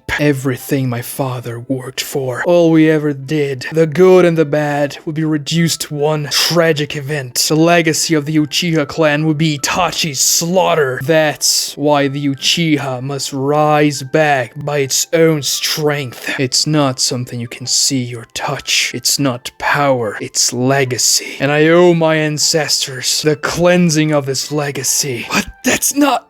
Friends! We are your friends! And friends exist to help each other! We can help you, Sasuke! Even if you fight Itachi alone, you could just die and not even fulfill your goal! Bonds weaken resolve. If I am not to die in my fated battle against my bastard brother, then I must sever them all. You don't believe that. Even still, if I survive, I shall fulfill my agreement. I shall return and accept judgment once I have Itachi's head. The great chakra sphere hovered above the city like a second sun. It no longer made a shrill sound, but an ominous and ethereal noise that permeated and penetrated everything, making the insides of whoever was in the city shake. The crowd of civilians ran away from it, darting in all directions, but some looked back, overpowered by curiosity, and marveled at the otherworldly beauty of the object floating above the city. The sphere exploded in a blinding flash of light. The shockwave swept over the port city, shattering every window and creating a storm of glass shards. It blew away every flying lantern, and when the shockwave hit the ocean, it lifted up a cloud of mist out of the water, shaking boats, making people fall. Blasted out of the epicenter of the explosion, Naruto and Sasuke rocketed in opposite directions. 3 Naruto clones jumped up and intercepted the original Naruto with their bodies so he wouldn't hit any buildings or the ground. Naruto felt fine. He wasn't hurt after the explosion, and hopefully he managed to do enough damage to Sasuke to force him in substitute using Orochimaru's skin change. Naruto weaved the Shadow Clone hand sign and created a small army to go after Sasuke. Sasuke tried to eject his snake out of his left hand, but he felt a sharp pain all over the left side of his body and noticed he couldn't mold chakra with it. So he used the right hand instead to launch white snakes. They wrapped themselves around a thin building, and Sasuke used the grip of the snakes to stop his momentum and prevent a catastrophic clash. He was flying flung out of the explosion much faster than Naruto, and the snakes almost ripped apart, stopping him. When Sasuke landed on the ground, he realized his eyes remained sealed, but there was something far worse. His left arm and the left section of his torso were severely wounded. The wounds were strange, and they caused another type of odd pain, as if thousands of tiny needles had pierced him all over. Wind style beats lightning. That clash was stacked against me. Sasuke thought, wincing, and saw a wave of people running his way, away from the explosion site. They were lucky Naruto's clones evacuated them before the explosion happened. A miniature forest emerged from the ground all around Sasuke and lunged at him. The wood-style user. Sasuke unsheathed his sword with his right hand. Looking around, Sasuke couldn't find Yamato. He was probably mingling with the crowd using the transformation jutsu. Sasuke slashed at the thick trees attacking him and cut through them, but there were a lot of them. A few scattered Naruto clones engaged Sasuke in taijutsu as well, but he disposed of them. He dashed away, and the wood style kept on pushing. One branch managed to pierce his left calf, exiting from the shin, drawing a string of blood. Out of the corner of his eye, Sasuke saw about 100 Naruto clones jumping over rooftops, coming his way. Sasuke yanked his leg out of the wood and tried to activate his Sharingan. It didn't work, and he was about to be cornered. Sasuke ran through the city alleyways, away from the crowd, trailing blood, and didn't see anyone chasing him other than the wood itself. So he wasn't among the crowd. He can't be underground either, because he wouldn't be able to see me. So he has to be inside one of those larger roots. Sasuke thought, locating a large trunk that kept on growing and following Sasuke, but never got close enough for Sasuke to slash. I'll draw him out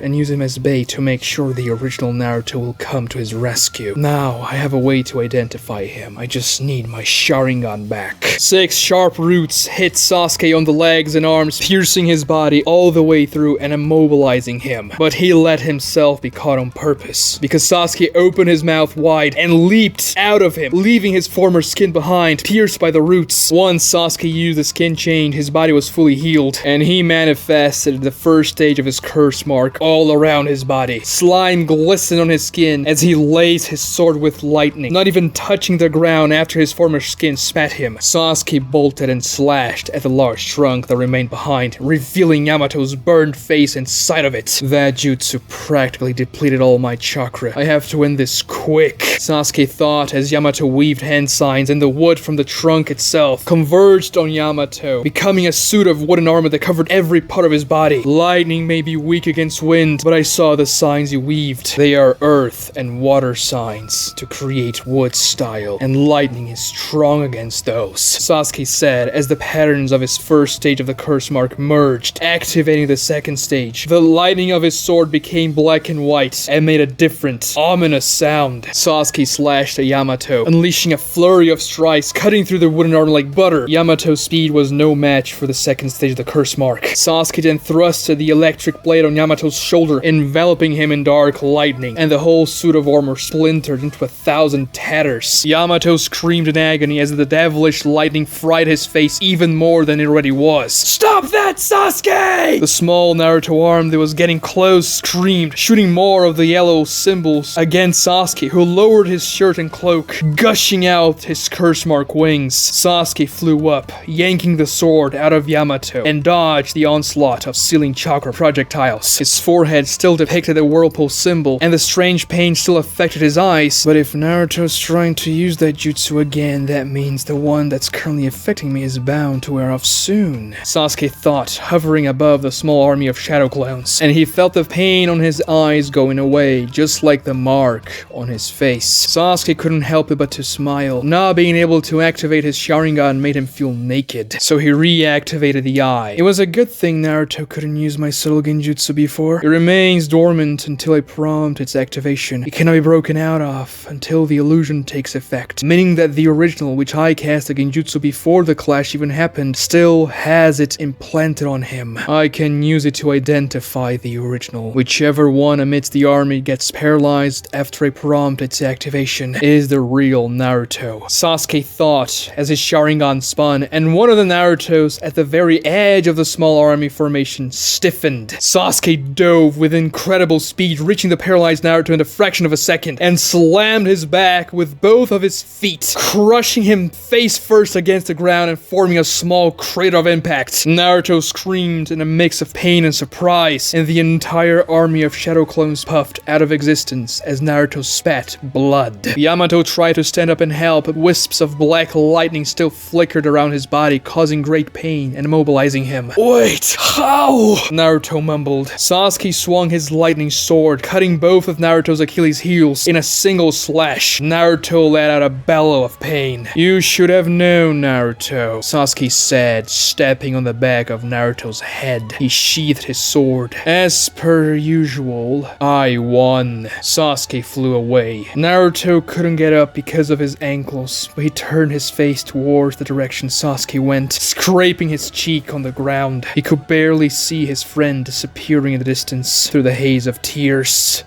Continue to watch the Rewriting Naruto series right here. Definitely subscribe if you haven't and ring those notifications because it's a 5-hour video. Come on, if you got here, you can do that. Also, like the video to help me out. Comment down below what you thought about this arc, and thank you so much for watching.